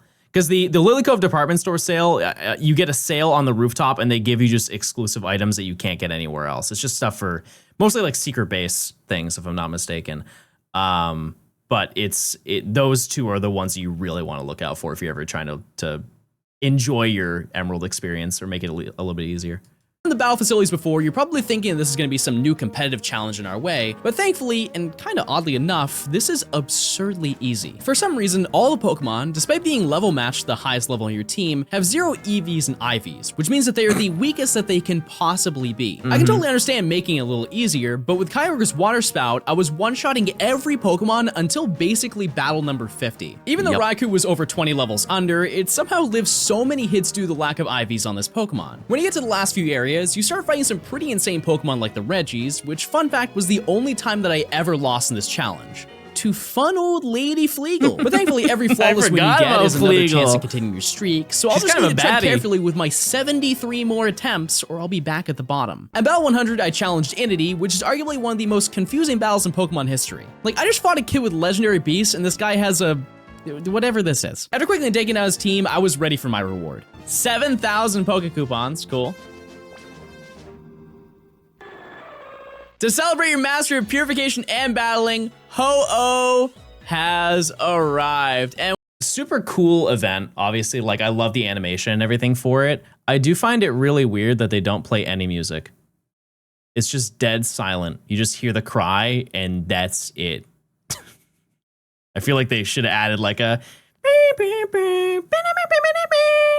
With that, chat, I now have Ho-Oh, and additionally, we're done with Pokemon Coliseum. I have caught every single Pokemon. It also has the purified every OT of single battle, Pokemon, which is pretty and sick. Made it to the tippity top of Mount Battle. There it is. What a cool box animation, by the way. Deserved. Also, Sneasel is cross-eyed. I don't know how to take that. I did kind of lie to you.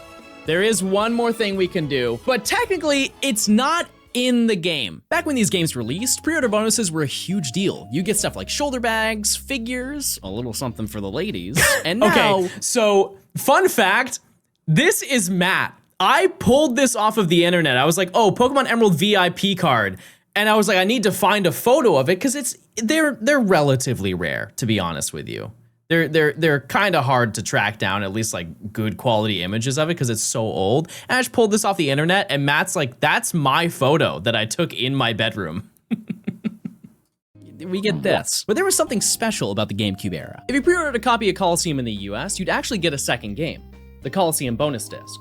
By having this, you were given access to a bunch of bonus content for the game, as well as getting the mythical Pokemon Jirachi. Okay, so fun fact about this one little pop-in voiceover that I did. I had to take so many takes of this because I had to tilt down because I'm picking it up and I had to tilt it down because I didn't want it to reflect on the screen with the 2 LED lights that I had beaming at my face. And so at most of the takes I did, I was holding it straight and it was just illuminating the entire box art and you couldn't even see what I was talking about. And so I think I spent maybe like 10 minutes just like trying to get the right angle before I even did my actual take of talking. So you were given access to a bunch of bonus content for the game, as well as getting the mythical Pokemon Jirachi. For the US, this is the only way that you can obtain Jirachi legitimately, with the exception of playing the EU version of Pokemon Channel, or flying to Japan during one of the 6 in-person distribution events, which to my knowledge was a raffle to even be able to get one. While this game was free when it came out, it sure isn't free anymore. If you could, $200 is how much that game costs. How much does the bonus disc cost now, chat? Disc only is $210. If you want it complete in box, it's $50 to $100 more, depending. Yeah, not very worth it anymore. Couldn't tell. This is not worth it. It's worth more than the actual game itself. And while I am fortunate for buying it in 2020 for like 50 bucks, the inflated prices of GameCube games has really taken a toll on the special edition games. Because Coliseum came out before Emerald, this game is only compatible with Ruby and Sapphire, so unfortunately the total doesn't stop there. So let's just toss in a copy of Ruby while we're at it. On the upside, this does allow me to get another I think that Ruby is now, I don't think I really need to look it up. I think Ruby is now probably 110. We've cracked the triple digits for all of the Game Boy Advance games, which is crazy. Because I don't think that Ruby and Sapphire are even remotely close to worth that much. But hopefully we get it on the Switch someday. It's got to be soon. And considering that I didn't even count the Sapphire I was using for the Eon ticket for the price total, this cost was going to come up at some point anyways. After making my way to the Pokemon Center to receive the gift, I started up my Wii to see what this was all about. Chat, copyright inbound, Jirachi Wishmaker movie sneak peek, new movie coming out soon, guys. That was the best trailer ever! That might be the best Johnstone clip of all time. It was the buildup was so crazy. I spent, like that, I voiced it over in this video, but I think I spent about 15 minutes just gassing up how cool this bonus disc was. And we like scrolled through the menus and stuff like that, only for that to happen. It was very, very funny. Very, very funny. To this day, I do have that disc and it still doesn't work. And you know what? I think I'll actually show you what's wrong with it and maybe you guys will get a better understanding. Because like I said, I took it out of my GameCube with tweezers. So, not one of my brighter moments. But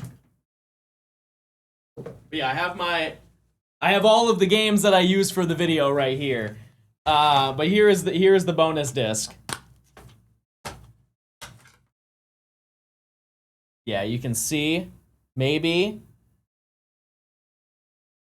It'd be really hard for you to see it. But there's like right there, right here, there's like a little scratch. And that's kind of what led to it. Can I get a better angle? No, not really. Yeah. Yep. And you could get it resurfaced, it's just inconsistent.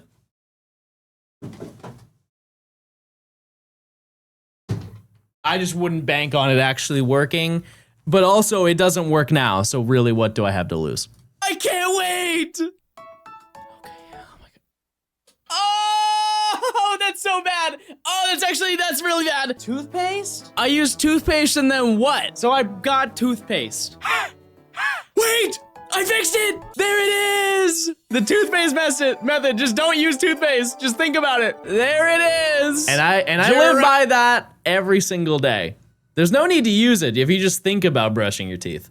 Jirachi! And as you can see now, chat, I have Jirachi. Well, it worked! We're good! Also, I was really happy that I was able to capture both screens, because if you don't know, normally there's no way, like with your, because you're supposed to use a Game Boy Advance and then plug it into the GameCube, and so I could do the capture of the GameCube, but that is the raw footage of me getting it off of my analog pocket, because I use this quirky method, because you can't, the way the analog pocket works is you can't dock it and have the adapter in it because they're in the same location. But what I did is I just took apart the GameCube adapter and then plugged it into the corner of the analog pocket, and then I was able to route a cable to then connect it to the dock, which is cool to get like high quality footage of that. I also don't know why these little like crosses were there, like what the need was to do that. Also, like why they didn't put a lot of effort into making the screen look any different. But what's the berry program? I don't think I can answer that well, but to my understanding, there was a glitch. Was it just the Pomeg berry glitch, or was there another aspect of it?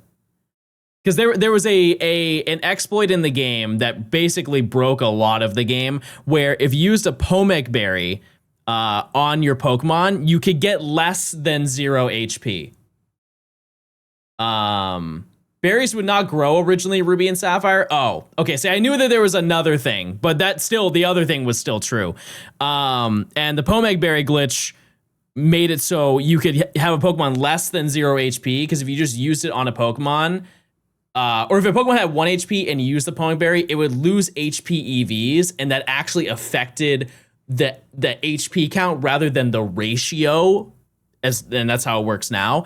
And so you would underflow their stats, and it would just break a bunch of things.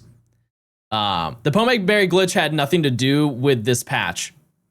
Well, that was still a fun fact.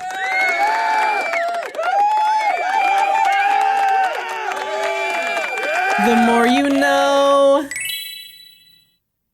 Well, it worked! We're good! Don't worry! I'm trading out to my copy of Emerald. We were all done with Coliseum. Wait, no. No, don't do it. Oh, okay, that's not, I can work with that, that's fine. No. No, please, come on. Oh, that's nothing. All right, remember how I mentioned earlier that Japan didn't get Jirachi in a game? Okay, we're gonna do our little check time. The price of the Coliseum, or the Jirachi Coliseum bonus disc, is pretty similar to what it is now. I think it's more like $200.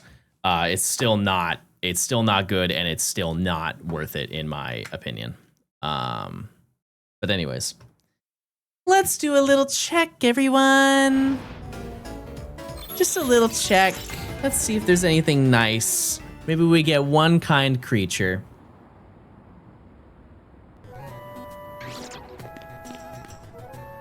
Anything there? No.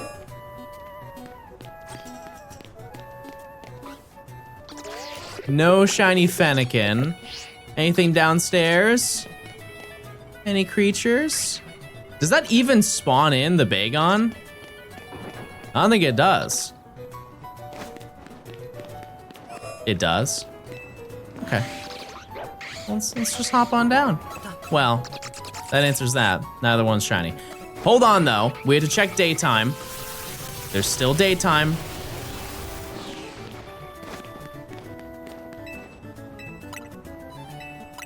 You'll never know. That Bagon looks shiny? I don't think so. I don't think so. That Bagon looks shiny?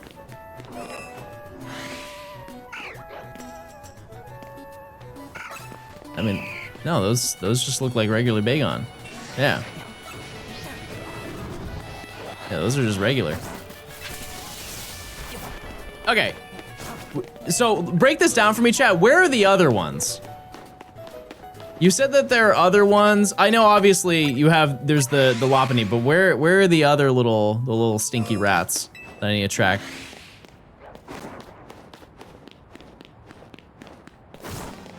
Bunny? No bunny. Look, if I do a crazy out of the way every single time, I'm just not gonna do it. Okay, there's Kakuna. Okay, I see that one.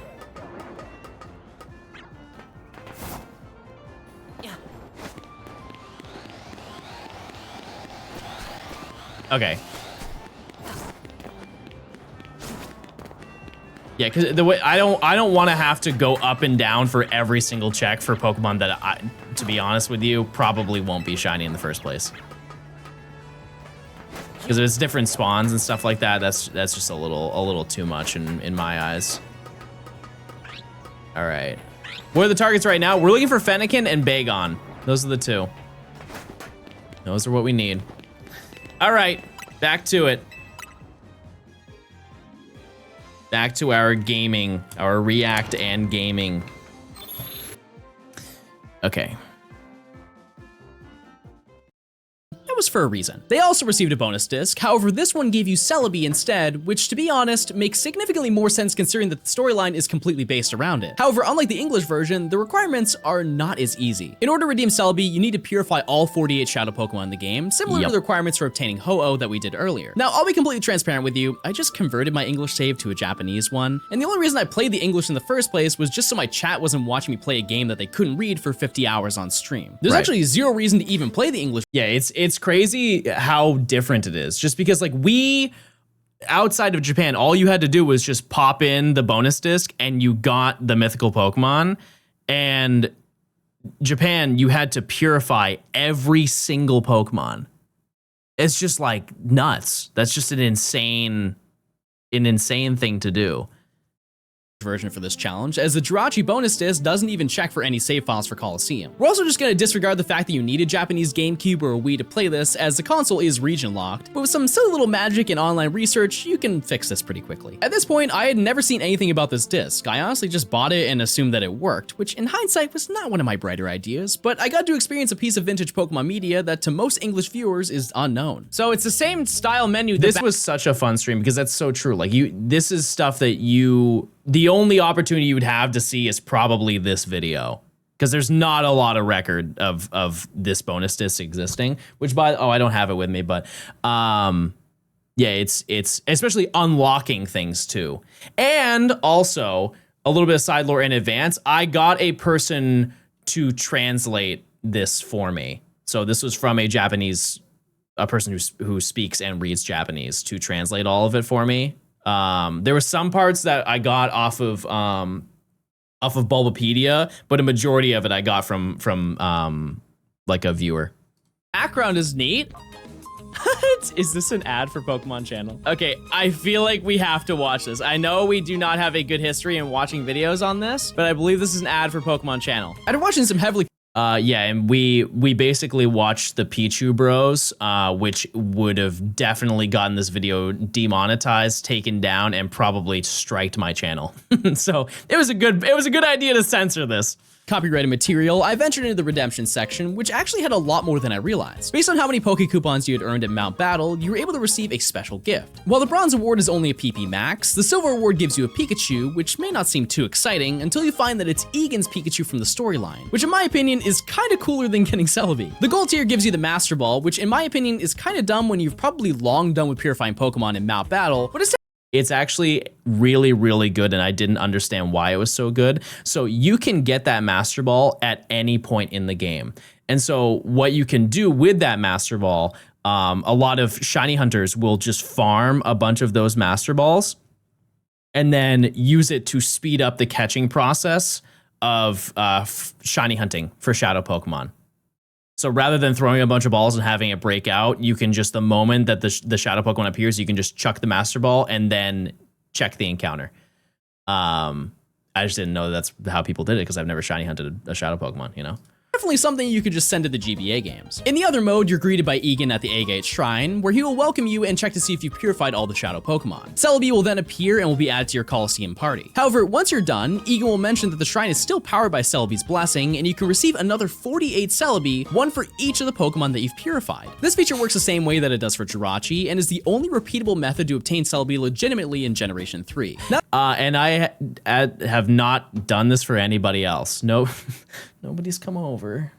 Nobody's come over and said, "Hey, John, I need that Celebi. Come on, please. I need the Celebi, John. Please. I'd love to get one." Just haven't done it. So I have another 47 available. Now that I fully completed Coliseum, I spent the evening catching 50 Poochyena and Wurmple to trade all the Pokemon into my copy of Emerald, but this will definitely not be the last time that we see the GameCube. On day 7, I was back to catching new additions in Pokemon Emerald, with the goal that I was going to catch every remaining Pokemon that I needed from this game. With the power of Boingo, I went route to route and collected a lot of basic encounters, special things like the fossils and Steven's Beldum, when eventually I reached arguably the most confusing group of encounters in the game. West of Pacific Log, you're able to dive into a secret cavern, which begins the side quest of tracking down all the Reggies. I'm pretty sure that 99% of you know the process of unlocking these, so we'll avoid going over all of that, but I was on a mission. Because of my— Just out of curiosity, Chad, type 1 if you actually know how to get the Reggies in Ruby, Sapphire, and Emerald. I think we've advanced enough in time where there are probably a lot of people who just have not even played that game and they have no idea. And it's not right now. All right. Questionable troubles with Latios in the past, my chat was confident that I couldn't catch all 3 of them within an hour, to the point that if I wasn't able to, I'd give them $100 worth of subs. But there's one thing to know about me. It's that even though I can be bad at gaming sometimes, I always know when to clutch up and— Okay. On an unrelated note, why does Regirock look like this in this game? Wouldn't it be way cooler if it was colored the same way as his overworld sprite? Okay, well, we're gonna go on a small segue here. I'm gonna explain as to why they look like that. So, to my understanding, these 3 Reggies look like this because that's what they were going to look like in the beta of the game. And they just forgot to update them, is my understanding. It doesn't really excuse why they look like that in Emerald, but the reason why I think that is I can show you one piece of evidence. Let me pull it up. I know I can find it.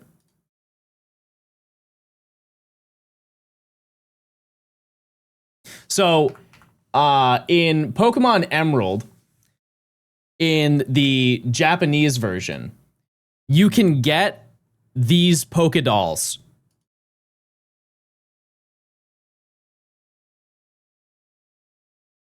These are you can use them in your room. For some reason, they just look way better than the Reggies do. And I guess that's just the easiest thing to assume. Anyways. Why does Regirock look like this in this game? Wouldn't it be way cooler if it was colored the same way as his overworld sprite? Nope, they made a good choice. After getting all 3 in only 45 minutes, I worked on grabbing a few more land encounters before I had to hit the high seas, starting How much with is that Corsi. card? And there's a Pokemon that we can get in Fire Red Leaf Green. I just want to get it here, because why not? Oh! What? That was the best case scenario. The worst part about this reaction, chat, is that I have toothpaste on my shirt. I remember being so heated. You know, like some days that you wake up and you're brushing your teeth, you get toothpaste on your shirt, and you're like, I'm just gonna lock in. Like, I'm not changing. I'm not changing today. I got things to do. I didn't know I had these kind of things to do. I saw that from a mile away. Oh my god. Out of all the things to get on the route, this is the thing I came here for? Can't do better than that. Unlike the newer games, this is a 1 in 8,192 chance of being found, and genuinely, I don't think I could have gotten more lucky. Dude, this is the most scripted moment of my life. Are you kidding me? It's holding a dragon scale too? Now, I don't like inflate. And here's one thing to note. That's not even the rarest shiny I've ever caught.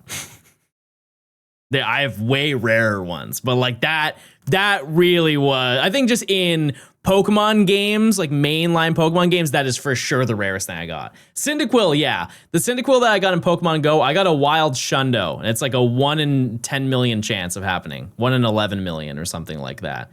That will never happen again, nor will this, to be fair. Like, I'm never going to find a shiny that rare ever again. But yeah, it's crazy. This is probably the best moment of the video. Rarity to make it sound like a larger deal than it is, but this is literally the only way to get a dragon scale in Generation 3, which I need to evolve Horsey. So I'm pretty confident that this is the rarest Pokemon I've ever caught. To be fair, everything that I could have fished up would have been an amazing shiny, but Kingdra is probably my second favorite Pokemon ever, Probably, so this by the is way. probably one of the coolest moments to ever happen in one of my challenges. Probably. From here I went to the Safari Zone, which is pretty easy to overlook, but after obtaining the National Dex, you get access to the Safari Zone extensions, which contain a majority of the Johto Pokemon that I hadn't obtained yet. And with a few encounters and victories Victory Road, I reached over 150 Pokemon in my decks. Through here, I restarted Ruby one last time so I could get Trico, which left me with only one more difficult Pokemon to grab for the day. If you know anything about Hoenn, there is one Pokemon that's notoriously known for being insanely difficult to get. Feebas is seen as the holy grail of encounters in Pokemon Emerald, as the chance of encountering it randomly through normal gameplay is next to impossible. On Route So fun fact, you guys, I tell you guys that I edit on DaVinci Resolve. And it's a free program that I always say, if you ever want to get into editing, you want to get DaVinci Resolve because it's free and there's no watermarks and it's an unbelievably good program, and Adobe sucks and we should all boycott them. However, there is a paid version, and in order to quickly do the green screening of myself, because I am green screened onto my own background. There's not a green screen behind me. That is rotoscoped essentially. But it's an automatic. If you buy the $400 version, you can do that. And I no joke paid $400 to do this one bit. I don't think I've really rotoscoped much since I did this video, but that's on tax write-off, everybody. Pokemon Emerald, as the chance of encountering it randomly through normal gameplay is next to impossible. On Route 119, there's a river that snakes its way through the entire area. Best route in Pokemon, by the way. To Feebas in Generation 3. Out of the 446 fishable tiles in this area, only 6 of them have a chance to contain Feebas. To make matters worse, there is only a 50% chance that you'll encounter Feebas, so even if you locate the correct tile, there's a solid chance that you can easily just pass over it. Unfortunately, there's no surefire method in finding the exact spot, aside from just fishing until you find one, but let's go over the best way to do it. Despite the Super Rod sounding like the best option, you actually want to use the weakest rod, as it takes significantly less time to reel in a Pokemon, for the exact same encounter rate. From here, you start at either the top or the bottom of the river, and fish in each spot at least once. I decided to do it twice per tile, but statistically, if you fish once per tile, you have nearly a 99% chance of coming across at least one of the 6 Feebas tiles. But my brain just doesn't trust that, so I stuck to what I knew worked, which did require me to make a few cosmetic changes. Trust me, this is essential. Now, the greatest piece of advice I can give— This is probably the most iconic Johnstone fit of all time. I hate to tell you that I don't have either one of those with me, but also I don't plan to fish anytime soon, so it's not really a concern. However, fire is to be patient. No matter what, actually, there was another part of this bit that I didn't showcase in this stream. Do you guys remember when I inflated the tube? Like, and I had a raft? There was a point in time where I had a raft. This might have been the platinum video, but I think it was this video. And I like barely inflated it, and I sat in it and I rode, and I was like, don't worry, we'll get there. But there's a reason why there was not a lot of content for this. Tedious and will take a lot of time. So the best thing you can do is just be attentive, patient, optimistic. So chat, I don't know what my luck is going on today, but this is absolutely cracked. This is the greatest gaming day of my entire life. Yeah, just for context, this was the same day as when I found Horsey. Yeah. It felt very scripted, but it was crazy. Also, fun fact, so Nimi, who just went live, she's doing her birthday stream. She hunted for Feebas off stream. She also found hers in the same location. I'm pretty sure her fishing tile was like right here, but she was going, rather than back and forth, she was going up and down. And so she found it in pretty much the same, not the same time, but you know, like she found hers in probably an hour or less, which is crazy. Why didn't you buy a lottery ticket that day? Because I'm lucky every single day to be hanging out with you guys.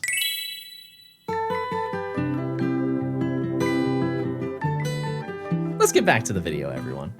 Fishing a whopping 16 tiles, I found the rarest Pokemon in the entire game. It's important to note, however, that the job isn't really done. In order to have the best chances of getting Milotic, we're going to need to catch a few of them, specifically ones that benefit from Beauty Pokeblocks, which is just any of the 4 natures that increase special attack. In reality, for me, it didn't matter in the slightest I love the little jump that they do. Every single Pokemon does it, the little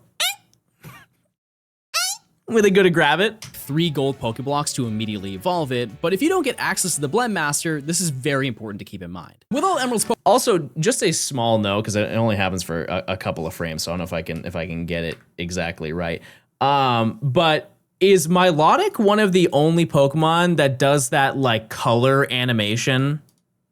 Like that little blue thing in Gen 3. I can't think of another Pokemon that does that kind of like radiation animation. They really made it worth your while. Like even when you send it out into battle, Kyogre and Swampert do it. How have I never noticed Swampert? I've used it in like every playthrough. Oh.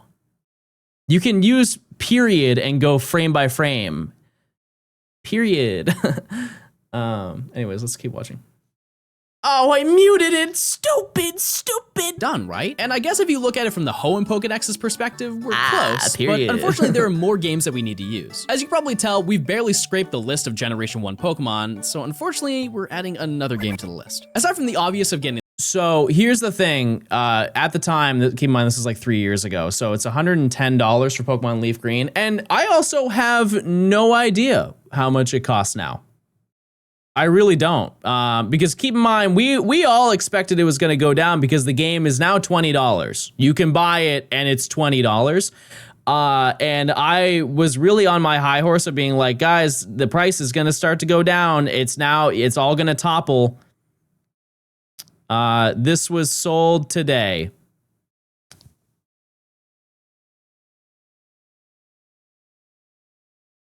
So it's more.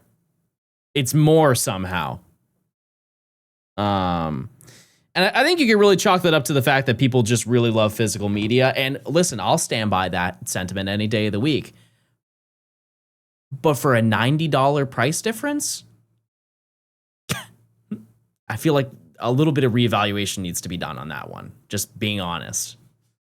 the Kanto starters, there are roughly 75 Pokemon that are locked or significantly easier to get in this game, and they're basically spread all throughout the region. Because I want to spend as little time possible More playing exposure, this, and I'm that's required fair. to beat the story, I had a game plan. Play through the story normally until you get to Vermilion, catch a Dugtrio in Diglett's Tunnel, sweep every Pokemon until I get to Koga, unlock Surf to catch Zapdos, and then just rip through the rest of the story. While this plan was almost too good to fail, I did realize that I made a small error. Wait, I just had the worst realization. I can't get both fossils. Wait, is this the origin? Is this the origin of Deku? I made a small error. Wait, I just had the They prophesized. They prophesized Deku. Did I do the Deku bit prior to that? Maybe I just like said if I don't remember. I don't remember the context of this, but that's crazy. worst realization. I can't get both fossils in this one save, so I have to play Fire Red. To be fair, I don't actually Also, just a side note, Leaf Green is more expensive than Fire Red because of the fact that you can get Staryu, which is a Leaf Green exclusive in Fire Red, and it has the ability Illuminate, which doubles your encounter rate, which sounds like a bad situation to have, but if you're a shiny hunter, you encounter Pokemon faster. And people don't want to go through the effort of trading a Staryu to their Fire Red, and so people just shiny hunt on Leaf Green. this since I can just start this Leaf Green save over, but since I have to do that anyways and get all the starters, it would be a little bit more convenient to have another copy in case I realized that I missed something and had to play through the entire game Because over Venusaur's again. cooler? Aside from that, everything went to plan. I was able to catch a bunch of Pokemon along the Kinda way, true. and despite Koga being a little annoying to take down, I made it to the power plant to grab the legendary bird. Bird. This will take a couple of attempts. I'm not gonna lie to you. It will take a couple of attempts. This is the most insane battle. I did not think I would go through all of my balls. This is it, chat. The final ball.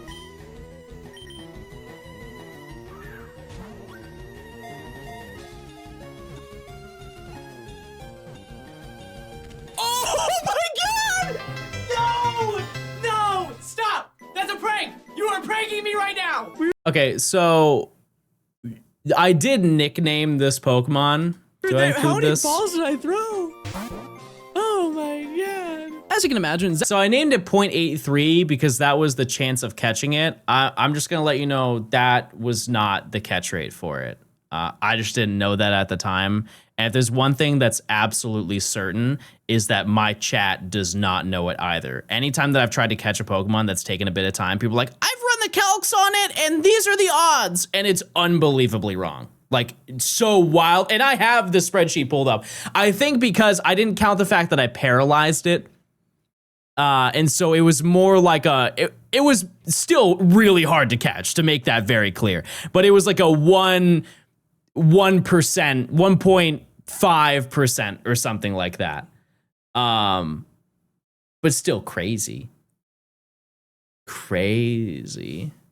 Zapdos absolutely destroyed every opponent in the game, and I finished the entire game in 8.5 hours with only 19 not bad. additions. But obviously, we're far from done here. The next day, I jumped right back in the game with only one goal in mind, catching Mewtwo. Unlike the original Red and Green, Mewtwo isn't immediately accessible once you beat the Elite Four, as there are quite a lot of tedious tasks that you need to go on, but let's just start with the one most related to this challenge. We need to register 60 Pokemon in our decks just to unlock the post. Why did I name that Dugong Crimbly? Who in the world is Crimbly? I really just be saying stuff sometimes. Game. These 60 Pokemon have to originate from the Kanto region, which means that none of the Johto Pokemon from the Sevi Islands count for this total. We had to catch nearly 40% of the regional Pokedex to continue, which sounds like an annoying task, but like I mentioned earlier, there are a lot that I need to grab anyways. For the most part, I did a pretty solid job of grabbing important ones as I was collecting the badges, and a majority of what I needed was exclusively in the Safari Zone. I did also manage to revive 2 of the 3 fossils, and collected enough Moonstones to evolve all my finds, which is super important as there's only 1 Moonstone in Emerald for some reason. Prophesizing Nimi, I didn't even know Nimi until then. Like, this is long before I met Nimi, which is crazy. Yeah, I mean, I don't think I've named a Pokemon Kringus. I might have, though. Like, well, the amount of Pokemon I've ever caught, I'm sure I'd name one of them Kringus. Not bad. After collecting the gift Lapras, I was able to talk to Professor Oak to upgrade to the National Dex, which begins a new storyline with Celio on one island. This requires you to venture through the entirety of the Sevi Islands and hunt down both the Ruby and the Sapphire to place into the machine. To be honest, there really isn't a lot to tell about them. This is just a random side note. I just have to bring this up. Sometimes I think of bits to do in my head and then I just choose to not do them. Right now, I was gonna reply, you said, that's why Fee said prophesizing. I was gonna say, I don't know what that word means. The last time I did that, you guys said some word in chat that I was like, I've never seen that. That's not in my loadout. Nimi saw that and she had to sit down with me that evening. And she said, John, I'm gonna be honest, I'm a little bit concerned for you. She's like, that's really bad that you didn't know that word. And I was like, honey, I made it up. I know what that word means. And it was funny because I forget what the word was specifically, but it was probably like a 5th grade textbook word. But it was so funny because it was from a place of concern. She's like, John, I think we need to start reading books. And she already reads books, so it wasn't a we. If you're in a relationship, you had those situations where it's like, I think we should do this, and it's, I think you should do this. Please, dear God, do it. But yeah, it was just a funny moment. All you do is go island to island battling rocket grunts, but it's important to note that even if we didn't want Mewtwo in this game, this is the only way to enable trading with the Hoenn games. To this day, it still blows my mind, as well as probably a lot of other people, as this restriction isn't on any of the Hoenn games. You just had to beat the Elite Four, and it's even more insane when you realize that this restriction goes even further to limit some evolutions like Chansey and Golbat from evolving until you unlock the postgame. You guys ever tried to evolve Golbat? You ever seen that what happens? Chansey is like more unlikely of a scenario to happen just because you have to catch a Chansey in Fire Red Leaf Green. But it's like, it just goes, oh, Golbat stopped evolving? Which doesn't help you. It doesn't help you even a little bit. It doesn't give you context clues in the future. It just straight up just tells you, yep, that's it. And then you're gonna evolve it later on. You're not gonna know. They don't tell you, hey, they tell you you don't have access to trading with Hoenn or whatever. But they never, after that fact, tell you, oh yeah, maybe some Pokemon that didn't evolve before now evolve. Or maybe they do and I didn't read it. I'm known to not read, but like, they really, I feel like as a kid, they didn't set you up for many context clues. So it just like randomly happens down the road and you're like, oh, okay, well now I guess I get a Golbat. They were just indecisive earlier. They just didn't want to evolve that much. Besides all this, there are a ton of obstacles that you need to get through to even finish this section. This is one of those things, this is such a scam. It is so, like, this is a frame perfect dodge. There's gonna be a frame where you bump into them, right? If you bump into them, then you walk forward and they run into you. Bit. Isn't it stupid? I'm bumping into nothing.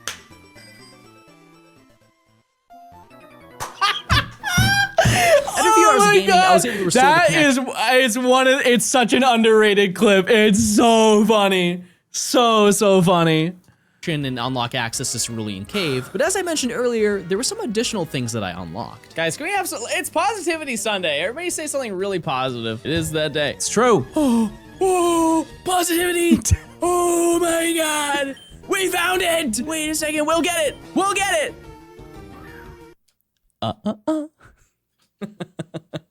We need to use that on somebody else. With a quick And that bit was so expensive mentally because you don't save before you encounter Entei. We were hunting that for probably 20 minutes. I threw a Master Ball and then just soft reset to run it back. trip through the cave, I was able to grab Mewtwo, which thankfully ends all the tedious stuff for this game. Worth the next it, stream, I made though. my way through the Sevi Islands again, grabbing a bunch of big Kanto evolutions, as well as some of the Repel trick. important remaining Johto Pokemon. Although I did get a lot of the evolutions of these Pokemon through Emerald and Colosseum, avoiding having to breed and evolve will save an absurd amount of time later on. The next big task is something that I feel is pretty easy to overlook. Throughout all of Generation 3, Porygon is exclusively locked to Celadon's game corner, with the only way to obtain it being through obtaining a ridiculous 9,999 So coins. I'm gonna Thankfully, give by you playing guys a Leaf Green, piece we only of, this needed is from an editing perspective. You guys want the director's commentary, you're getting director's commentary. So if you noticed with this Porygon, there was a small little issue with it. You can barely tell because I really tried to fix it. But you will see that in some frames, it will do that little glitch right there, which it's very fitting for Porygon, so most people did not care. This is an issue with DaVinci Resolve. So a lot of those sprites are actually GIFs. And GIFs that are transparent do not work in DaVinci Resolve. If you ever want to fix that, because I'm sure I've seen so many videos, if you ever want to have a fix for this, which I'm going to give you two solutions, what you want to do is when before you import the GIFs, there's an option. There's like 3 dots in your importer. You can select upload or separate image as sequence, and what it's going to do is it's going to turn all of the individual frames into one GIF. Like one animation. You do have to convert all of these GIFs into frame by frame animations, but there are converters online so you can do that and it's super easy. And then you just drag and you just drop it in and it works perfectly. They could also just implement support for it so we don't have to do that. But that is really the solution. Additionally, this is just general advice. It blows my mind that people do this. You guys ever seen a video and they have a giant blown up photo of like a Pokemon sprite and it looks so gross and yucky and it doesn't look pixel perfect like this Porygon does? There's a scaling option in every single video editing software. It's called scale up by nearest neighbor. Just resize it by the term nearest neighbor and it takes the same pixel and increases it to whatever ratio you choose. So if it's 1 pixel wide and 1 pixel tall, if you increase it by 300%, it turns into a 3x3 square. It looks exactly the same. Pro gaming tip. But I don't think that's a pro gaming tip. I think it's just people don't know how to Google. Anyways, it's time to look.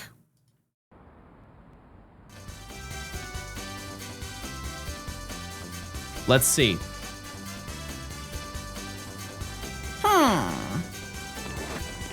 Bird lore. Oh, we can see Lopunny up here. Oh, perfect. Fennekin. No. No Fennekin. Okay.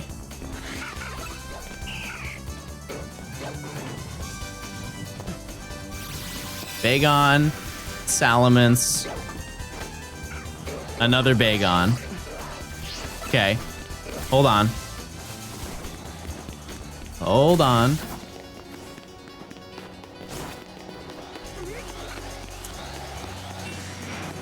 We'll check across here. Also, can you guys explain to where Eevee is? Because I know I'm going to be hounded if I don't check that. No.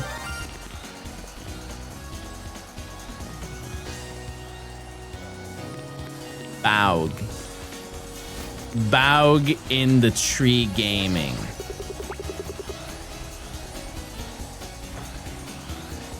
Did anyone move? I sure didn't. What a little treat!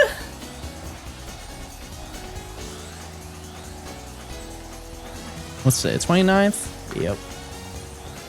Okay. This is, wow, I've been live for 4 hours. What the heckington? All right. Oh. Right, because I had the turbo on. How do I fix that? I guess I unplug it.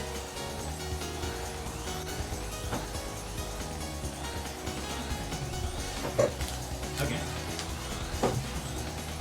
Is it good now? Bug.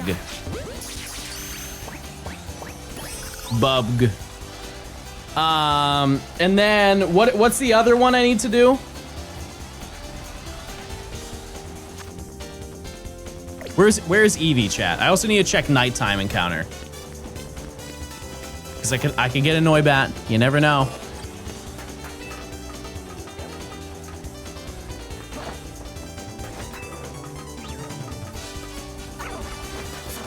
Eevee's only on sunny days.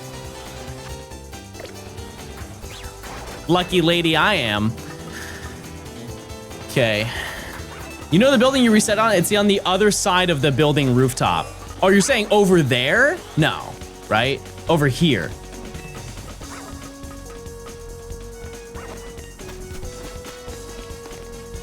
Oh, I see it. Yeah, no, it's not shiny. Okay. Well, let's change it to nighttime. Where is Mawile Ghastly? Same location?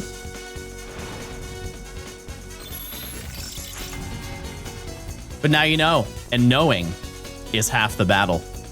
Shout out to my 40-year-olds in chat. They got that reference. No shiny. Still no Fennekin.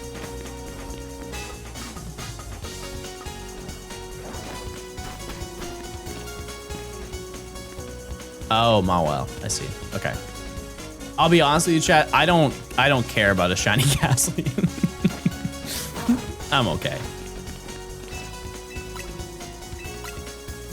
All right.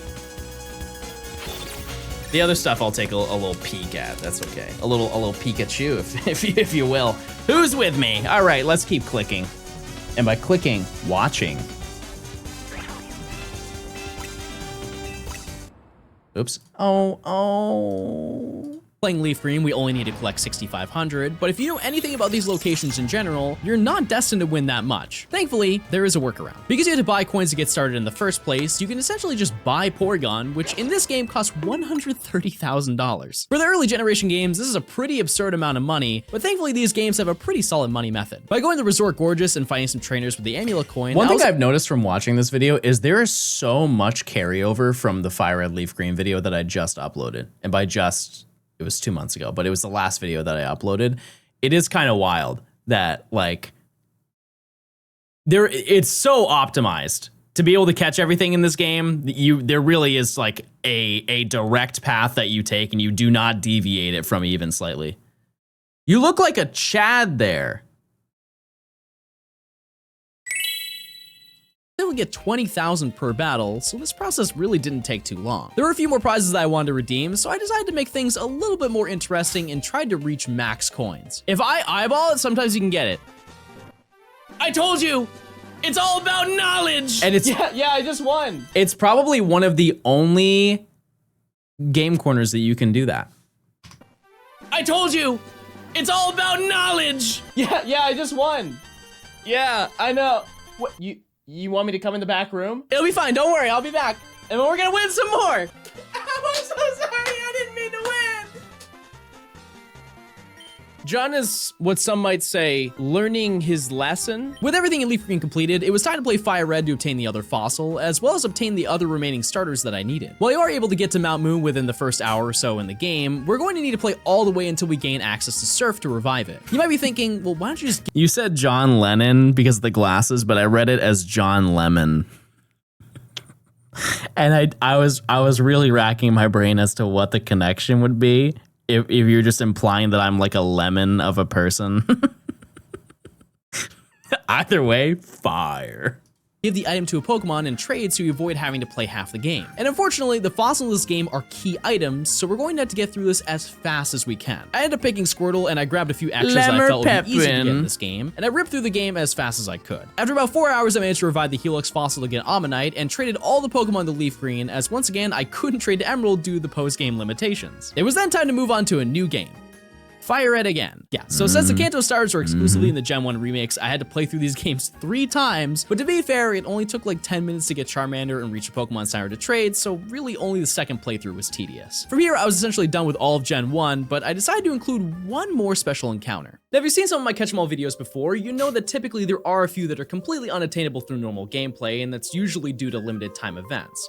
Thankfully though, with the power of the internet, that can be changed. After doing a few neat tricks, we can talk to the clerk at the top of the Pokemon Center, and he'll give us the Aurora ticket. For the US, this was only available for 4 days between 2004 and 2005 during... This video is now incredibly dated. However, this, like, historically is pretty accurate. The Pokemon Rocks America tour. At this point in Pokemon, special distribution events weren't done through companies like Toys R Us and GameStop, so limited time Pokemon were genuinely limited time, to the point where one of the US releases was in the middle of a parking lot in Atlanta, Georgia. And if you know anything about this mall, this is a crazy place to do it. Type 1 if you've been to the Lenox Square Mall. Just if I can get like a general idea. The Lenox Square Mall is, if you want an understanding, this is basically the mall in Georgia that you go to get designer stuff. They have, you know, like a Gucci store, and, you know, like there are malls, and then there are like designer malls. 2 totally different experiences, right? Like you go there, obviously you can see they have a cheesecake factory, right? So it's not like the standards are insanely high here, but you know, generally speaking, if you want to go get designer stuff and you don't want to order it online, that's where you'd go. And so the upside to that is cool. If you like buying designer stuff, you have an accessible way to go there.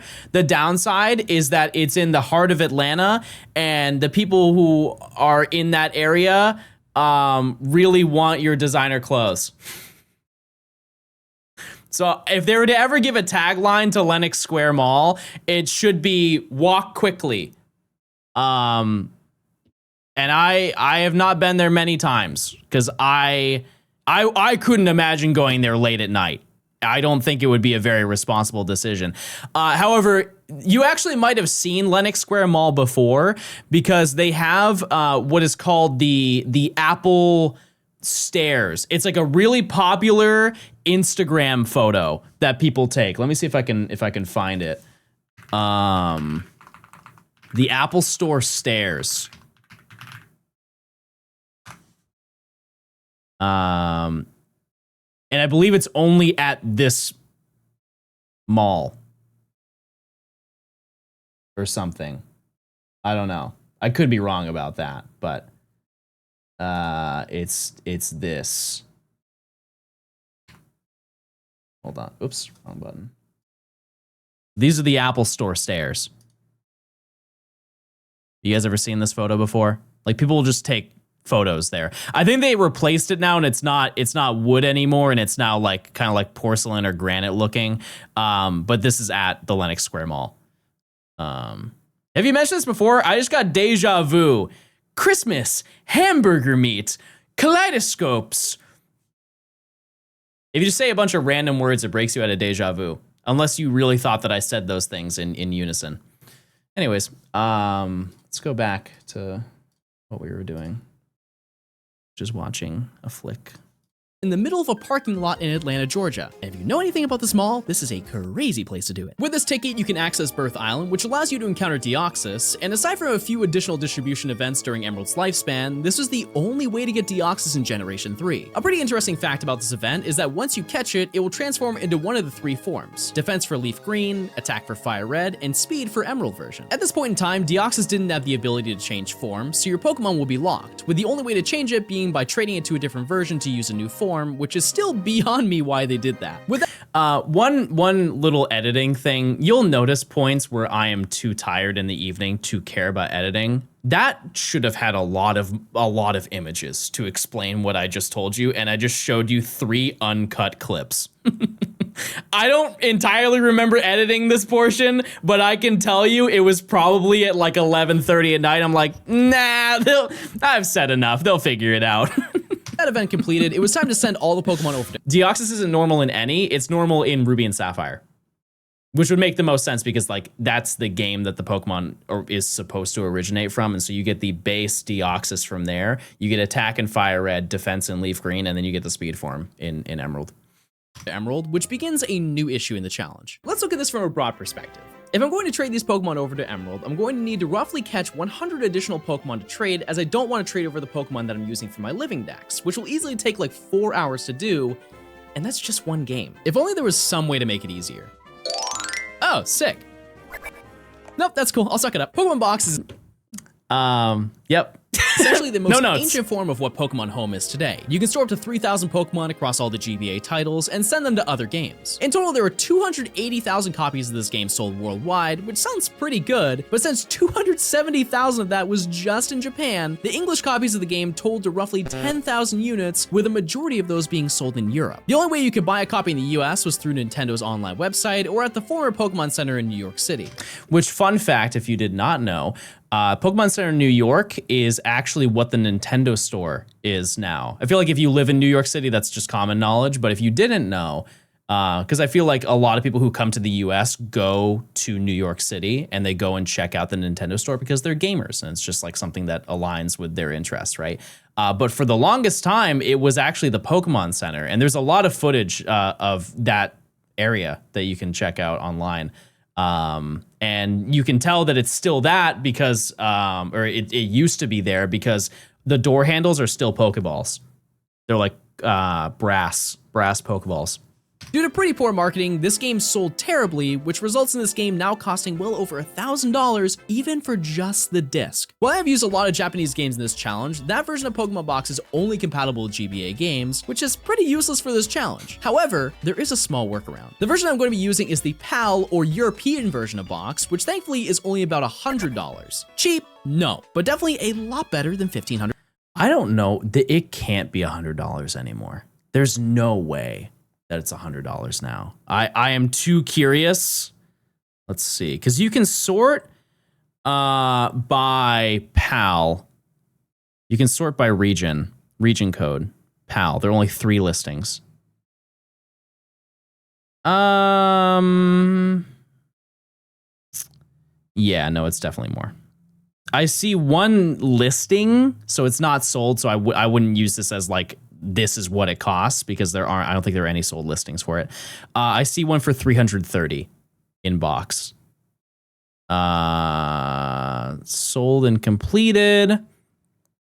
Disc only PAL. $100. Yeah. Okay. So I mean, like, you just don't get the box anymore. That seems like a fair trade. Shockingly, the PAL version is compatible with every language except for Japanese, while the US version is only able to work with NA copies of the game. This means Matt has a really interesting video on this. I forget when he uploaded it. It was prior to this video, so it was a few years back, but he did a video explaining the whole concept of Pokemon Box and like the weird region lock limitations when it comes to like game compatibility. Very interesting video. It's a pretty quick one too.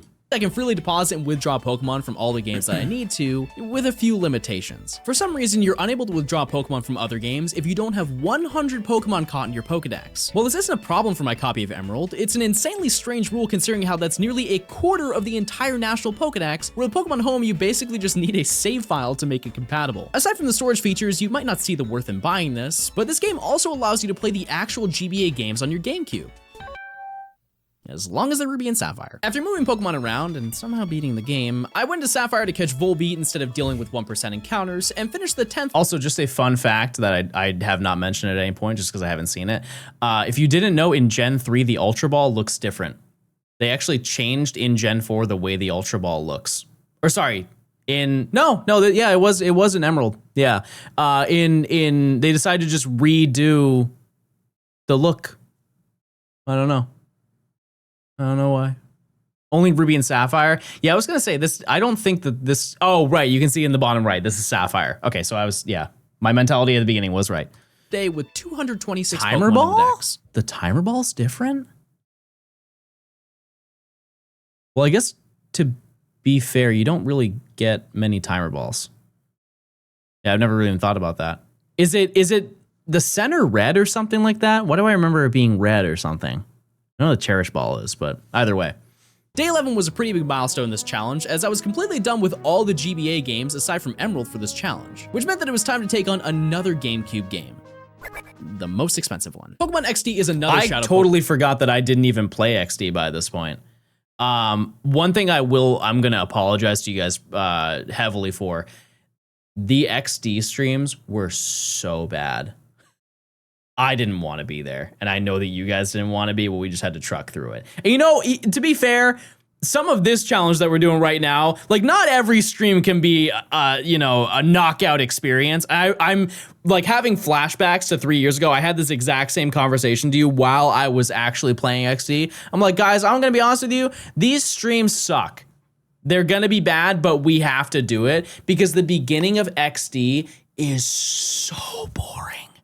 Oh my God, it's so boring. And then it gets crazy fun at the end. Like once you hit the volcano island and you're battling trainer after trainer with cool shadow Pokemon, and then you have the final battle with the Lugia, everything there is so fun. But everybody's bored by the time that you get there, and so nobody wanted to see it. And so I felt so bad, but you just kind of have to stick through it. So if you do ever play XD, which you do have technically a free opportunity to play that because it's on NSO, I would say stick through the beginning of the story, because once you get to Citadark, it gets so fun. But it does beg the question as to why it took them so long to just like, it's mostly because you don't get any shadow Pokemon at the beginning of the game. Like your team is you're just stuck with what you have, and it's a very limited pool of encounters that you have. And then once you get to Citadark, it's like every single trainer has a shadow Pokemon. Style game, and once again I have the goal of obtaining every single one in a playthrough. I like the purification system of just walking around a Coliseum. You now have chambers that you can put your shadows in, and by adding more cleansed Pokemon, you can speed up the process of restoring it. Now I'll be honest, my feelings on this game are kind of mixed. While it does expand on the core mechanics of purifying Pokemon and removes a lot of the tedious aspects like money grinding, the first half of this game is slow. Basically all of day 11 was just doing battle after battle, which I'm definitely used to, but the rate in which you get shadow Pokemon, especially useful ones, is few and far between. Sorry, I didn't realize that I explained all of what I just said, but it's still true. Hey, at least I'm not deviating. Take it further in, you're able to leave snacks at different oasis spots, which eventually can lead to a special encounter. While these are probably intended to help with purifying, you can get some pretty rare Pokemon like Surskit, which is completely unobtainable in Emerald. During the story, you also and if you want to get it in Ruby and Sapphire, it's a 1% encounter. So like this is the best way to get Surskit. Some pretty helpful Pokemon for the decks, including things like Delcatty and more version exclusive ones like Lunatone. Over the next few days, I tried my best to get through the story, and I genuinely forgot just how long the GameCube games are, especially when you're trying to obtain everything that's available. He has looked so mad in every single like Stadium Genius Sonority game. I don't know why they made him so angry in all of the games. Like I get he's a mad yokai Pokeball, but like man, he is not having a good day ever. Just how long the GameCube games are, especially when you're trying to obtain everything that's available. After encountering a Pokemon that I won't even be able to get in this challenge and watching a preview of the next selection, I was basically getting controversial, John. If I'm not mistaken, I believe that Bonsly came out. This XD came out after Destiny Deoxys, and so that was not the first time that you saw Bonsly. However, it would have been really sick if it was. Like, imagine you just found a new Pokemon just playing the game. That's kind of nuts. But if I'm not mistaken, Destiny Deoxys came out prior to this. Because Speed Form Deoxys is not even in that movie, right? I can't think if it was. But that movie came out in 2005, so it was right around that time frame. I'm not entirely sure though. Nearly halfway through the story with only like 15 new Pokemon to show for it. On the upside, I did begin working on one of the more tedious aspects of the game. When you're purifying Pokemon in these games, the additional Pokemon you use to help will increase the speed of the process. And by making a loop of super effective typings, you can max out the tempo meter, which is crucial for getting all this done in a reasonable amount of time, as well as for completing some important stuff later. Day 13 is where the gears really start to turn, as the ending of Pokemon XD is nothing short of insane. Upon reaching the Cypher Key layer, the game just starts spitting out a bunch of Shadow Pokemon. That's not shiny. I got a bunch of comments, and I actually intentionally put this footage in because people were like, I knew people were going to be like, oh my god, that's a shiny Growlithe. It's not. All the Pokemon are shiny locked in this game, aside from the Pokespot Pokemon.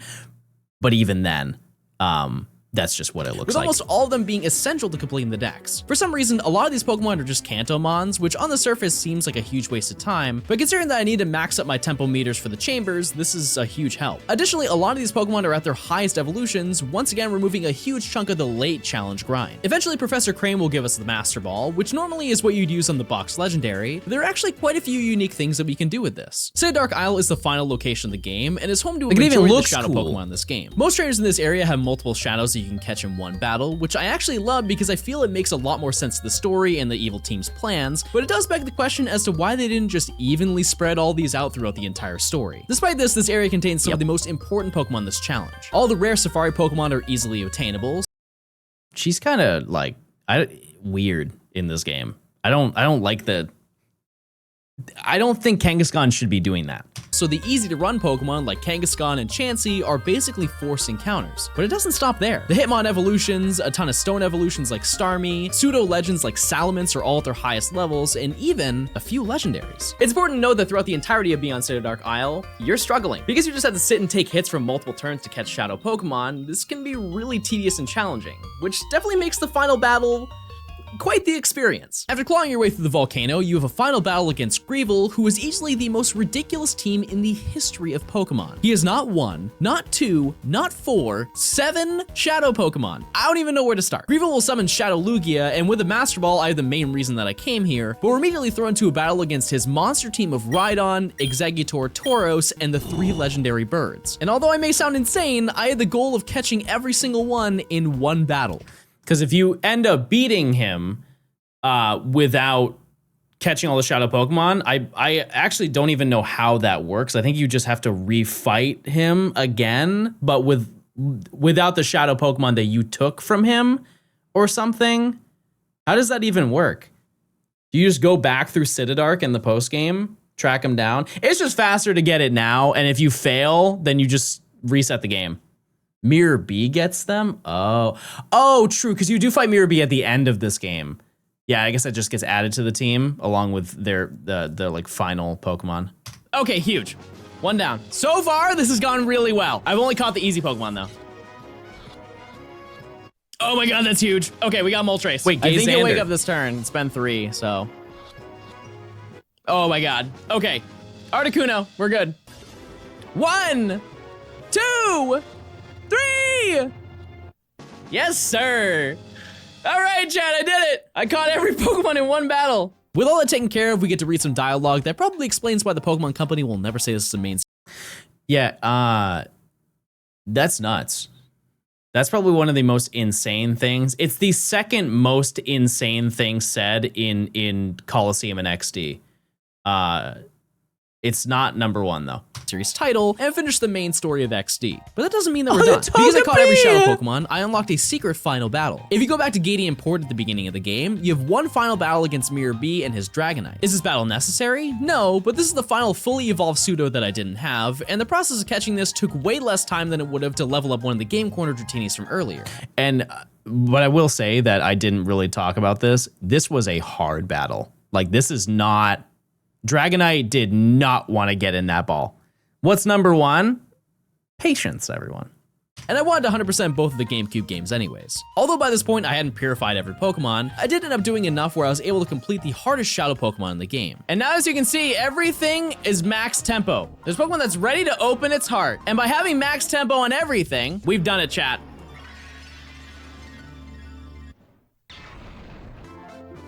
We have now purified Lugia. What a downgrade, you know? I know this is like everybody says this about this game. It is such a shame that you can't take the shadow Pokemon out of this game. Because it washes Lugia in every way, especially for how, like, you know how like 3D games looked in this era? Shadow Lugia, just look at him. Look at him. He doesn't know a darn thing. He has no idea what's been going on this entire challenge. Brain is completely empty. For how big he is, this is his brain. All he knows is a song to heal its strength and maybe yummy little carrot for dinner.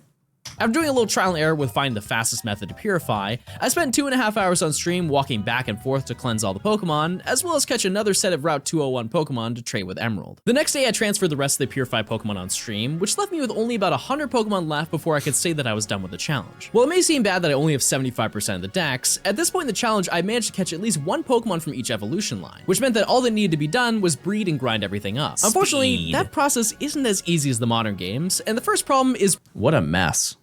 Which is totally understandable for being at this point in the challenge, but it's it doesn't look good. It's a pretty yucky box collection. One that I definitely didn't see coming. But as you can see, the boxes are getting really, we're full. What? Over the course of playing all these games, I ended up catching some duplicate Pokemon, and in my head, I figured it was maybe a few extra Zigzagoon. But I managed to basically fill every box in my copy of Emerald, which meant that I had no room for my living dex. I ended up storing a bunch of them in box for the time being, but I later found out that over the course of this challenge, I caught exactly 69 duplicate Pokemon. That's not even a bit, that's just a weird coincidence. From here, I decided to work on breeding all the Pokemon I needed, and to speed up this process, I decided to use a copy of Japanese Emerald to grab a Ditto, as this will speed up the chances of getting an egg. That also does not work as the Masuda method because that wasn't introduced until Gen 4. One thing I will say is this certain location where you get Ditto and you like walk through like the Ruin Maniac tunnel, or that's the Gen 4 name, whatever it's called in this. I feel like this area had so much potential and it was not utilized correctly. And it was in both games too. That's the craziest part. I just feel like aesthetically, this had potential to be like Meteor Falls 2. And it's really just you just walk right a really, really long time and then boom, you're there. It's the same thing as Wayward Cave. Everybody gasses up Wayward Cave because it has Gibble in it. That cave sucks. There is nothing good about that cave, even a little bit. Like, the main part of Wayward Cave, where you don't get Gibble, is the worst cave in the history of Pokemon. Uncontested. It is just nothing. There's nothing to do there. There are no good items to get from there. If you go Gibble side, I believe you get Earthquake, right? And then you also have a 15% chance of getting Gibble. But, like, this place is not much better. You get the other fossil, cool. But it's not a good location. And on that note, let's go to a good location, everybody. Come with me. Let's do a little investigation. Maybe we lucked out today. Isn't Mira in Wayward Cave? No, I think Mira is Victory Road. Right? All right. No. Fennekin? No shiny Fennekin. It's Marley. Oh. I thought that was the dog movie. Salamence. Oop. Okay. Let's see. No Lopunny. Oh no. Ah! No Weedle. No Weedle, thank you.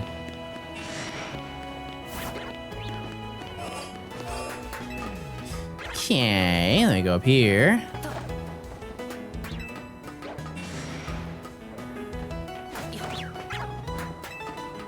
There are monkeys that you're missing. I don't care. I'm just gonna be honest, chat. I think we just check the monkeys after. See, now look what you're making me do. Now John Gaming is mad. Mods, keep doing a great job. Let's get a round of applause for the mods.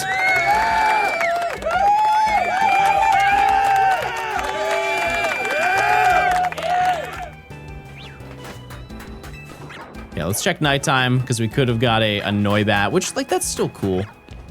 It's a little cool. Oh, wait. Is it the right weather? Yeah. No, there should be an Eevee over here, right? Yeah, just an Eevee, though. Just a regular Eevee. So you don't hate me now? I don't hate anyone. Except solicitors at my doorstep. Am I right, chat? Get out of here. Before I turn evil and hurtful. I'll never forget, I had hold on, let me check. Noibat, Noivern. But we go up here, maybe there's a Mawile. There is, but it's not shiny. There was one time I had a solicitor show up to my house, and you know, it's the same, like I'm on a Segway type of thing, or like one of the motorized hoverboard things.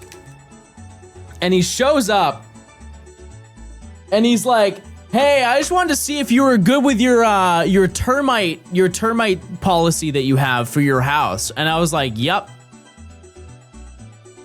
He's like, "Well, I have some of your neighbors down the street. It's like one of your good friends said that you might need a new policy because they weren't happy with theirs." And I was like, "Who?" And he points down there. He's like, "Oh, your friend over a couple houses down."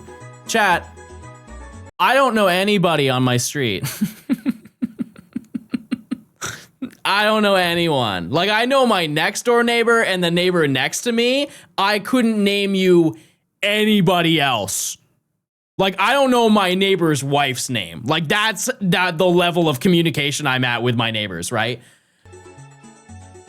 And I was like, "No, I'm good." And he's like, "You sure, man? We can make sure you're safe from getting termites." And I looked around because I have like wood beams in front of my house, like just like, you know, the scaffolding or whatever. I was like, I mean, I don't see any termites. What will the solicitors do when I just grab the termites and eat them on the doorstep? I like look up, I'm like, he's like, "Have you ever had a termite problem?" And I was like, "Nope." And I look up, I'm like, "Do you see any termites?" And he looks at me and there's this dead silence. And it's a tactic that those people use. This is just like social like understanding. When you talk to somebody, if you want them to speak, you say nothing. And then eventually they'll say something back to you, which gives them more ammo of reasons for you to take what they're offering you. And so I knew that he was gonna do that. And so he was like I responded back to him. I was like, "I don't see any termites." And then he just stares at me. And I just stare back at him. And there's easily 25 seconds of just dead air. Of just this. And he looks at me and he goes, "I can tell I'm not gonna be able to sell this to you." I'm like, "Have a good day, sir."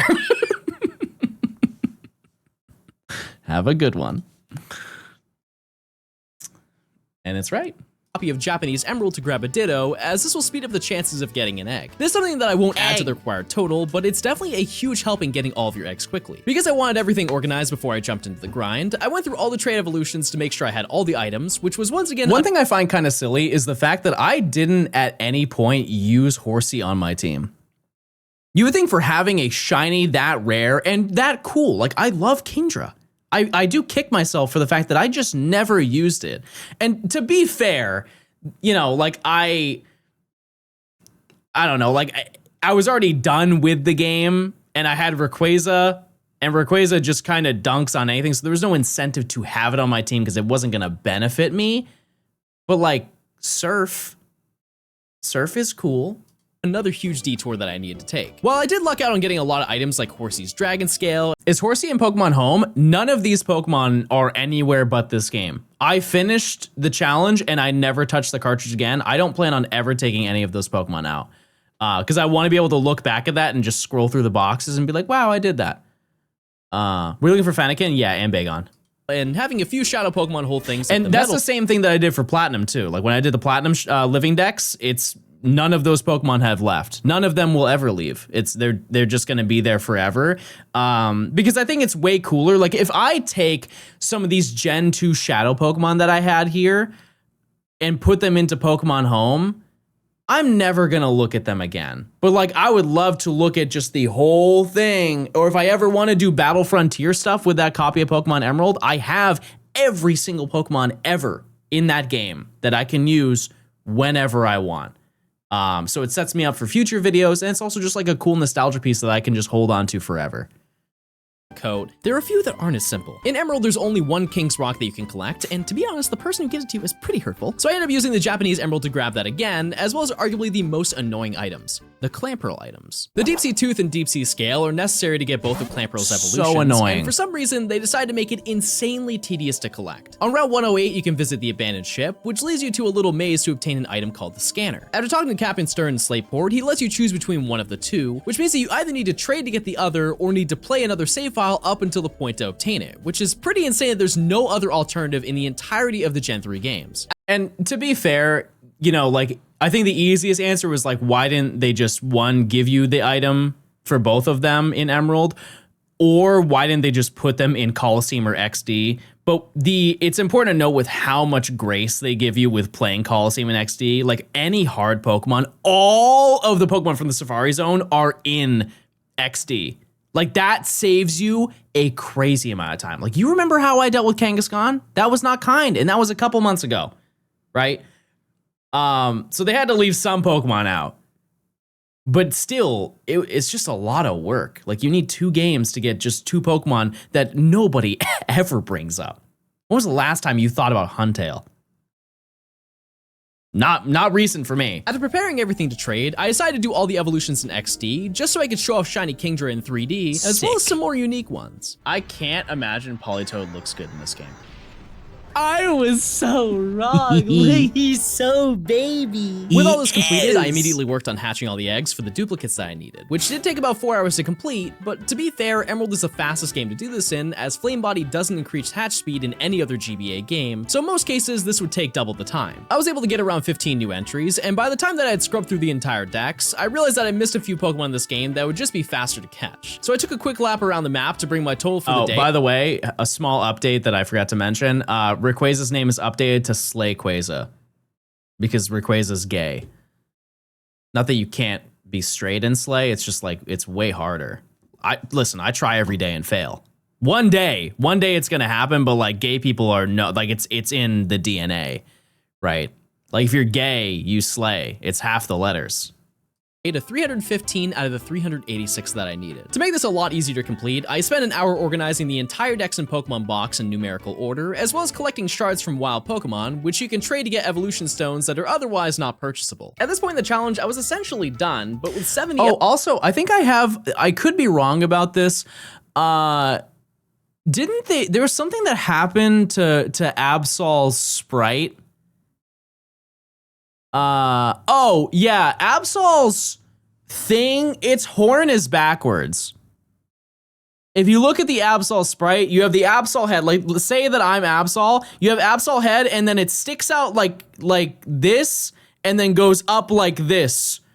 But based on the perspective, like, it doesn't, it's implied that it's sticking out forward in a weird way. And also, like, the side, it's like weird. Do you guys see what I'm talking about? Like, it makes sense when you really think about it, but if you, well, no, it just doesn't. I don't know. I'm just talking. Evolution stones that are otherwise not purchasable. At this point in the challenge, I was essentially done, but with 70 evolutions that need to be completed, there was a long road ahead of me. And unfortunately, there aren't a lot of really good methods to grind in this game. While a majority of you might say that going to the Elite Four is the best grinding method, you'd technically be right. However, when a decent chunk of what I need to evolve only needs a couple of levels, that's a pretty big waste of time. So the alternative is something that you probably wouldn't expect. If you played these games before, you've definitely seen and probably simply avoided these two characters. Gabby and Ty are Hoenn's TV crew, and you can battle them an infinite amount of times. However, each time that you fight them, they'll ask for an interview, which I declined every time, and then move to another location on the map. In total, there can only be in 3 locations, and it's an ordered cycle, so there's no guessing as to where they'll be next. Because Surf in Gen 3 only hits your opponents, with Rayquaza I was able to knock out 2 Pokemon at once, all while the Pokemon I'm trying to level up gains the participation experience. And I actually did this in the worst way. I forget exactly how this works, but isn't it if you swap the Pokemon, you get more or something? I don't know. I did it in not the most optimal way. But anyways, yeah, this took so long. There is no good way to grind in Gen 3. Like, if you want to grind the sheer mass amount of Pokemon that I wanted to grind, even if you wanted to get to like level 100, it's not fun. This results in earning about 1,500 experience. Oh, the experience share. That's right. If I have the experience share and it's on the side, because I had experience share in my party while I was doing the double battles, but if you have the experience share and give it to the Pokemon in your lead, then you get more experience points than you're supposed to. Battle, but due to a bug, we can take it further. I should, never mind. I shouldn't have done a director's commentary. I was very sufficient in explaining this video. For some reason, if a Pokemon in battle is holding the experience share and also participates in battle, it receives 75% of the battle's experience rather than the 50%. Look at that little goofball. That little Chikorita is just so silly looking. And this is like such a rare screenshot. How many of you have one of the Johto starters in Ruby, Sapphire, and Emerald? It's a very small ratio. 50% that it normally does. This makes us earn about 2,200 experience instead, which means that most Pokemon evolve in only a couple battles. There are, however, a few exceptions. While I did manage to get a lot of high-level evolution Pokemon during my time through Colosseum and XD, there are a few that take a ridiculous amount of time due to the experience group that they're in. While starter Pokemon only took about 15 minutes, high-level Pokemon like the Kanto fossils took over half an hour, and slow experience Pokemon like Slacking took well over an hour to complete just for one entry. After grinding for 10 hours straight fighting the TV crew 200 times, I was still missing about 20 entries in the dex, so I knew that the next day I was going to have to really grind to get it all done. The latter half of the Hoenn dex contains a lot of high-level evolutions, so while 20 seems like a walk in the park, it was gonna take a pretty long time to do. This question in chat on this video, how many subs would it take? Be honest, I know the context of this. Someone asked me to do another Shiny Professor Oak. Free, I guess, was the answer to that question. It wasn't at the time. A few of these. However, the game was definitely looking out for me. Oh, did I beat them 255 times? There's no way, right? Yeah, I did. All right, that makes it way easier now. So this is my 256th battle, I think. Due to a coding error, if you beat Gabby and Ty 255 times, they will glitch and stay permanently at their Route 111 location, which means that you can just go up to the next route and then back down and immediately fight them again. This saved a pretty ridiculous amount of time, and after about 4 hours of grinding, I had reached my goal. There it is. We've done it! I have evolved every Pokemon. Wow, you are something! You've gotten a lot stronger, a lot since last battle, which was 4 minutes ago. I will give an interview! I can say one thing. Go home. Yeah, good idea. If we check our decks, as you can see, chat, I have 385 out of the 300... Wait a second. I believe I made a small mistake. Unfortunately, just like Deoxys, there is one more limited time event Pokemon. Darn. And unfortunately, this Pokemon was almost exclusively distributed in Japan. Mew is essentially the holy grail of Pokemon events in Generation 3, as the distribution event for this side quest was only available for Pokemon Emerald in Japan locations between July and August of 2005. Well, the editing in this video is so good. Well, I appreciate that. Thank you. One thing I will say, this was the first video where I like really tried to expand in my editing. And I'm very happy that my editing is better than it is here. It's like marginally better than this video, but you will see with this video once I like the one that I'm working on. We're shiny hunting right now. When that's done,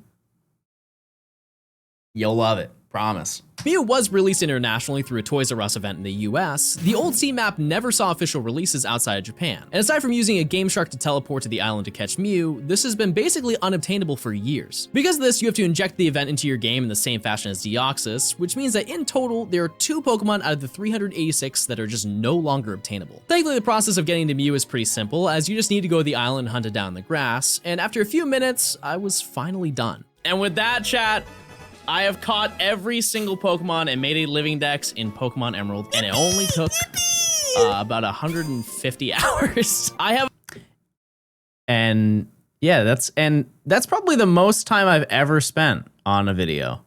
That's real hard work there. Obtained 386 out of the 386 available Pokemon in the entire game. Top to bottom, done it all. Every last Pokemon. What if I told you, chat? You get a little tasty treat. Ah, John, are you curious about how your Pokedex is coming along? You've seen 386 Pokemon and you've caught 386 Pokemon. Wait, he actually doesn't say anything. That's it. He just tells me. Usually, chat, I do a bit. I had no idea that he just does nothing. In search of trainers. Today, I'm visiting an area near Route 111. We're trying to spot some up-and-coming new talent in the field. Today, we turned our lens on the trainer, John. There's something about this trainer that piqued our interest. Maybe it's the fact that he beat us 300 times in a row. Here's our impression after having battled our featured trainer. I lost confidence in myself as a result of our encounter. After our battle, we asked John for a succinct summary. The trainer... I think it's time we get our reward. I'm the game designer. Oh, is that right? You're working on a Pokedex? Wow, that's awesome. Yeah, that's totally awesome. This Pokedex is completely filled. You must really love Pokemon. I'm so impressed. Let me give you something in recognition of your feat. Oh, that's cute. That is, this one right here, I'm gonna say is in the top 3 diplomas that you can get. I do like the modern diplomas that are in like Scarlet and Violet. They just, for some reason, I think it's just bias and nostalgia. They don't hit the same. They really don't. Like the one for Kitakami is Ogerpon. It's really, really cute.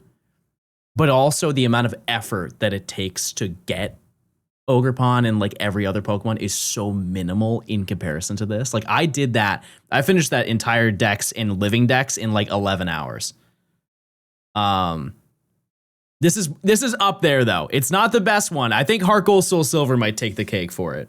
Cute! I've never seen this before. It took about like 120, 130 hours. Maybe a little bit longer than that.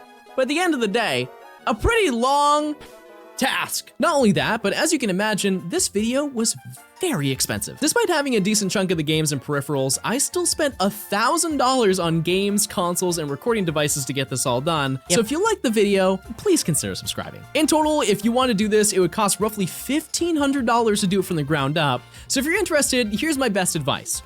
Don't. I think this is by far the hardest living dex I've ever had to do, and if there's another game you'd like me to do this in, leave a comment below. Well, wife, I should introduce my boyfriend to you. My boyfriend is the Mightyena. And that's it. That's it, everybody. That's really in the game. And that's still in the NSO version of Coliseum. If you go to Agate Village, this woman is dating a Mightyena. This isn't Tomodachi Life. That really happened. But yeah, that's the whole story, everybody.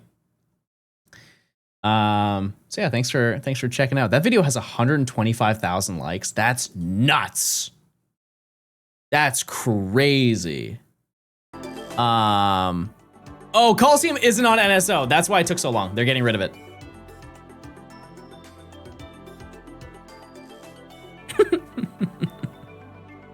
All right, we got 10 minutes until our the next check that we have to do. Anyways, yeah, it's crazy. It's crazy.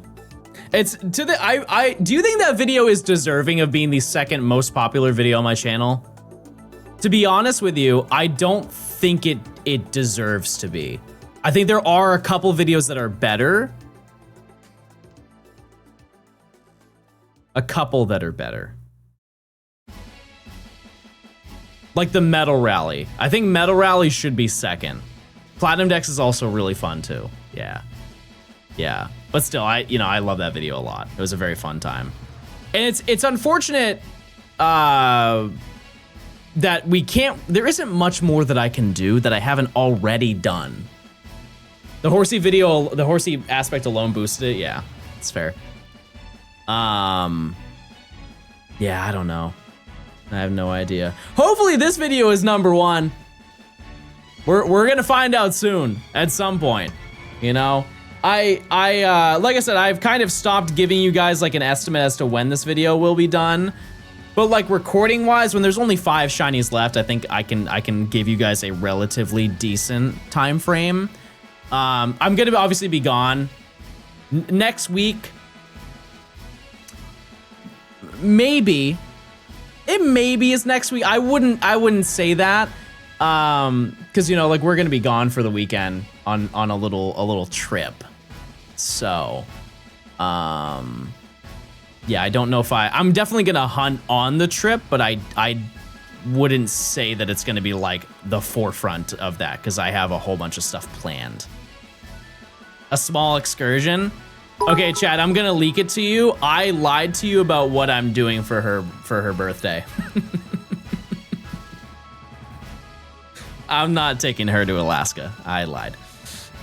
I'm shocked that you guys believed it. You guys all believed it too. Because I knew one of you was gonna narc. I knew one of you were going to narc.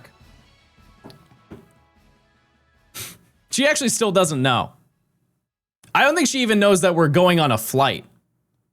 Like tomorrow morning. And I tried to warn her. I tried to warn her. Did someone actually tell her Alaska? No. Freddy, thanks for the 100 bits. The shiny Let's Go Dex is #1. The story, the secrecy, and effort. It's just perfect. And this is like the polar opposite. Well, I wouldn't say polar opposite, but like, I mean, you guys have known about this for months and months and months and months and months and months.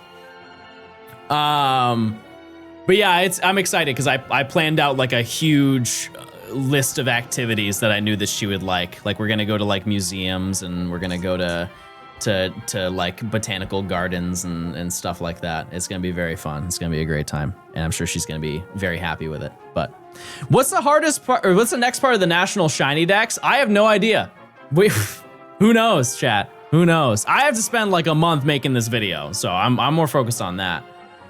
Yeah, and I think we're gonna go to like a well, also I haven't told you where I'm taking her, but I don't know if I want to. I don't know if I want to, because it would kind of kill the vibe if somebody told her. But I can give you guys a guess. You guys can guess, and I can give you one hint. Actually, you know what? I can give you a hint, and it really doesn't tell you where we're going. There are so many options. Where we're going is known for sushi. There's so many places that are known for sushi. There's so many. I'll just agree with whatever you say. Japan? Yeah, we're going to Japan. The moon. Yep, we're going to the moon. Kensington, Pennsylvania. Okay, I can confirm we're not going there. Hawaii? Sure. Seattle? Why not? Omaha, Nebraska? Sure. Okay, it's not Omaha. But yeah, I'm very excited. I also have not packed, so gotta do that. But yeah, then once we get back, we'll continue. In a perfect world, on the trip, I would love to have a couple of Pokemon. What's the resetting for? It's for Fennekin, and it is for Bagon. His mother's house makes mean sushi. My mom is allergic to shellfish. It is an anti-sushi home. A darn shame. A darn shame.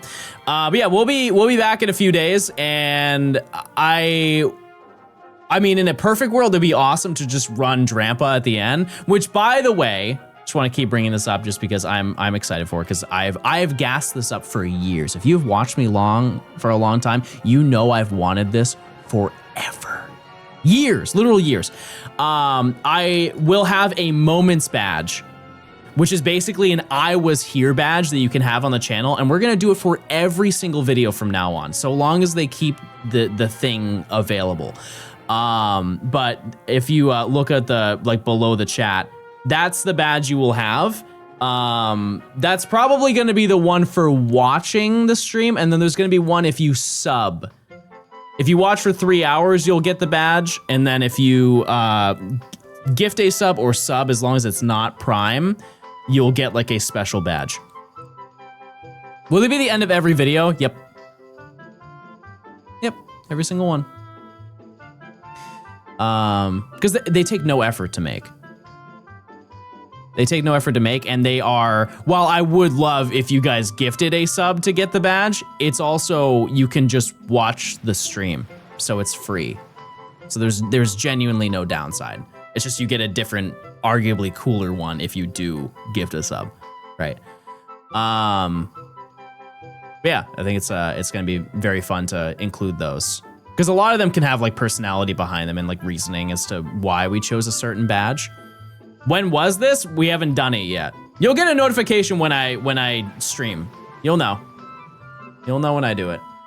I just want to save it for the end. You can have the badges last a month, but I don't think that that's that exciting. If there's a video that I'm gonna spend a week on, like let's say we do another Shiny Dex and we do like Ultra Sun and Moon, I might do that for the entire week. Why not, right? I just think that for how long this video took, if you stuck through all the way or you just popped in for the end, either way, I appreciate you for being there, right? How much of the subscription actually goes to you? I get like 70%. So whatever, 4.2, I think is what I get per sub or something like that. Because subs are 6 now. I stuck in for too long. No, you made it to the end, Kat. You made it to the end. That's what we like to see. Oh, also I can turn the audio back on. How much of the Prime subs? It's all the same, chat. It's just I get 70% of every sub. USum is a nasty dex. It's so big. Did you not see what we just did? What I just showed you? That one's the worst part about that is just you had to play through Ultra Sun and Moon story twice in 1 week. And I love those games. It is a long story to play twice in 1 week. But yeah, 70% of free is still free. Well, I get the value of it. A Prime sub is still $6 to Twitch. They do lose money every time you use a Prime sub, but. How did Quizartigo cover Prism Tower in a short amount of time? Well, I think that my playthrough is the worst example of that. Chat, we're at 950 hours. They've had ample time to get that done. They have had so much time to get it done. I still think that we can get really close to 1,000 hours, but we won't crack it. But there is potential. I'm not leaving my console on for anything. I don't want to set up that scenario. But yeah, we're at over 800 hours in game, but with the soft resets that I did for the fossils, it brought us to 950. Are you gonna do shiny hunts? Shiny unlock hunts for Gen 7 since we can't transfer up, or is this all legit? What do you, we can transfer up? Wait, what do you mean? If you get a Pokemon, like Pokemon Bank still works, chat. Yeah, you can connect the Pokemon Bank to the internet and you can still use it. It's never been not usable. Hi John, hi chat, manifesting a shiny for you, glorious king. All right, well, I'll take it. Fennekin? No Fennekin, that's okay. Yeah, as long as you have it on your 3DS, you can use Pokemon Bank as much as you want. Okay, let's do this. And as we had this conversation last stream, they won't shut it down. You can clip this and tell me I'm wrong, like 15 years down the road, but like I don't imagine it happening.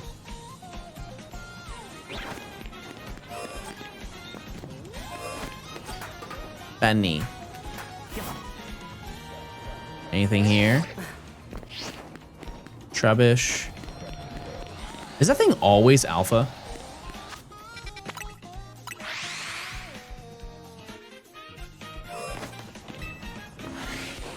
Salamence. Oh! Okay. I thought the right one was shiny, so I just pre-reacted to a shiny reaction. I've never done that in my entire life. That was crazy. We got one though. I'm not mad at that. I swore that that was shiny. Okay, awesome. Let's get a little bit of footage of that. I can at least try to do it.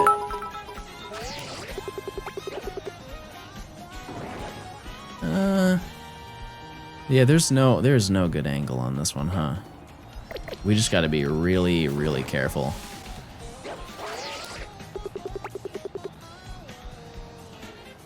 Well, that's kind of the best I can do here. Yeah, that's fine. I guess actually, if I just knock out Salamence, I can get as close as I want. Hold on, let me just do that.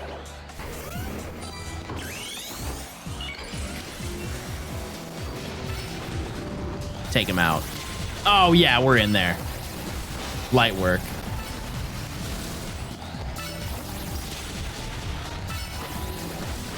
Crunch. All right, that works for me.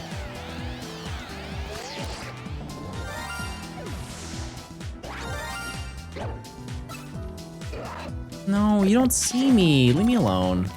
Hurtful. Hold on.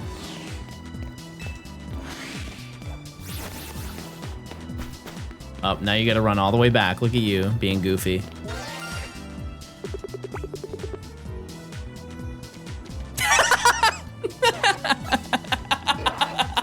Oh, that's a great clip. Oh, that's such a banger clip. All right. Now, question, chat. What do we catch this in? I think I want to go buy a new ball. I don't really like that one. Dusk? Yeah, I feel like Nest would hit. Oh, and we're right in front of the boutique. I forgot about that. Monkey. Is this the newest Pokemon game? It is. Nest Ball. 5. Also, I'm gonna buy timer balls because I want to get Fennekin in a timer ball.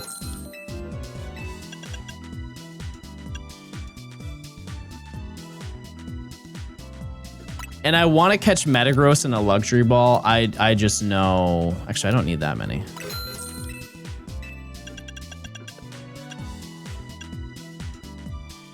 Yeah, I think that'll do.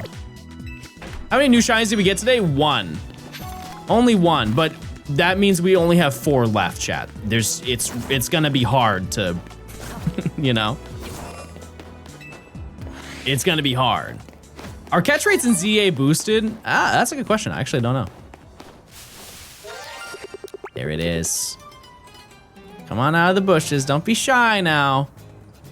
Come on, you can do it. Come on. Hey! Get out of that bush! Wow. This thing is not docile. This thing is adamant. This is the most adamant Bagon of all time. All right, fine. Come on. Oh, hello. Hello, my little sunshine. Oh, you're hard to catch. Fair enough. Okay, well, I guess I am saving.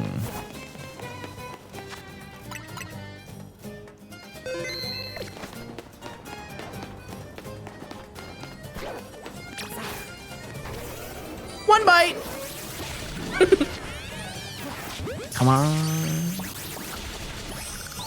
All right, there we go. That's 1 down for this section. Okay, so let me save.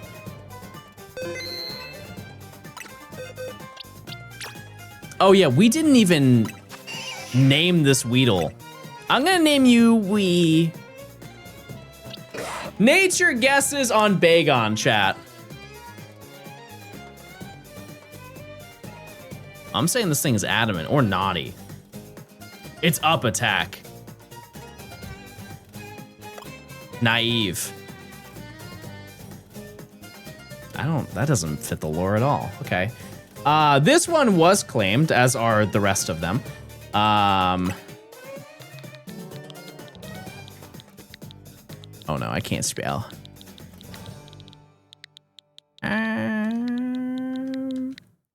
Kaiser? One of the two. Either way, as another Pokemon added to our collection. Oh, and it fainted. Hold on. Oh no, it's not. But one good thing is that Bagon is already level 44. It's gonna take very little effort. Very little effort to evolve this thing. And I have a bunch of candies anyways, but look at him. What a great day it is to be him, I'm sure. But yeah, that's probably gonna do it for today, chat. I mean, we already, we made some crazy progress. Got through all of rank C, evolved everything, every Megastone, reacted to an entire video and found Bagon. Not bad, right? While I'm gone, I will try and get Fennekin and Beldum, and then we can come back and go for Kangaskhan and Drampa, and we can finish up this darn video. Sounds good to me, if it sounds good to you. But yeah, that's gonna do it. I have to go and get ready to go on a trip. So, yeah. But thank you guys for stopping by. We're gonna go raid Nimi because she is live right now for her birthday. So if you guys have any spare Prime subs or any gifted subs you want to send her way, go give her a how do you do. And yeah, I will see you guys very soon. But yeah, thank you guys for stopping by. It was a great stream, and I had a good time, and I hope you guys did as well. Okay, goodbye. See ya. Have a good one. Goodbye now. Have a great day.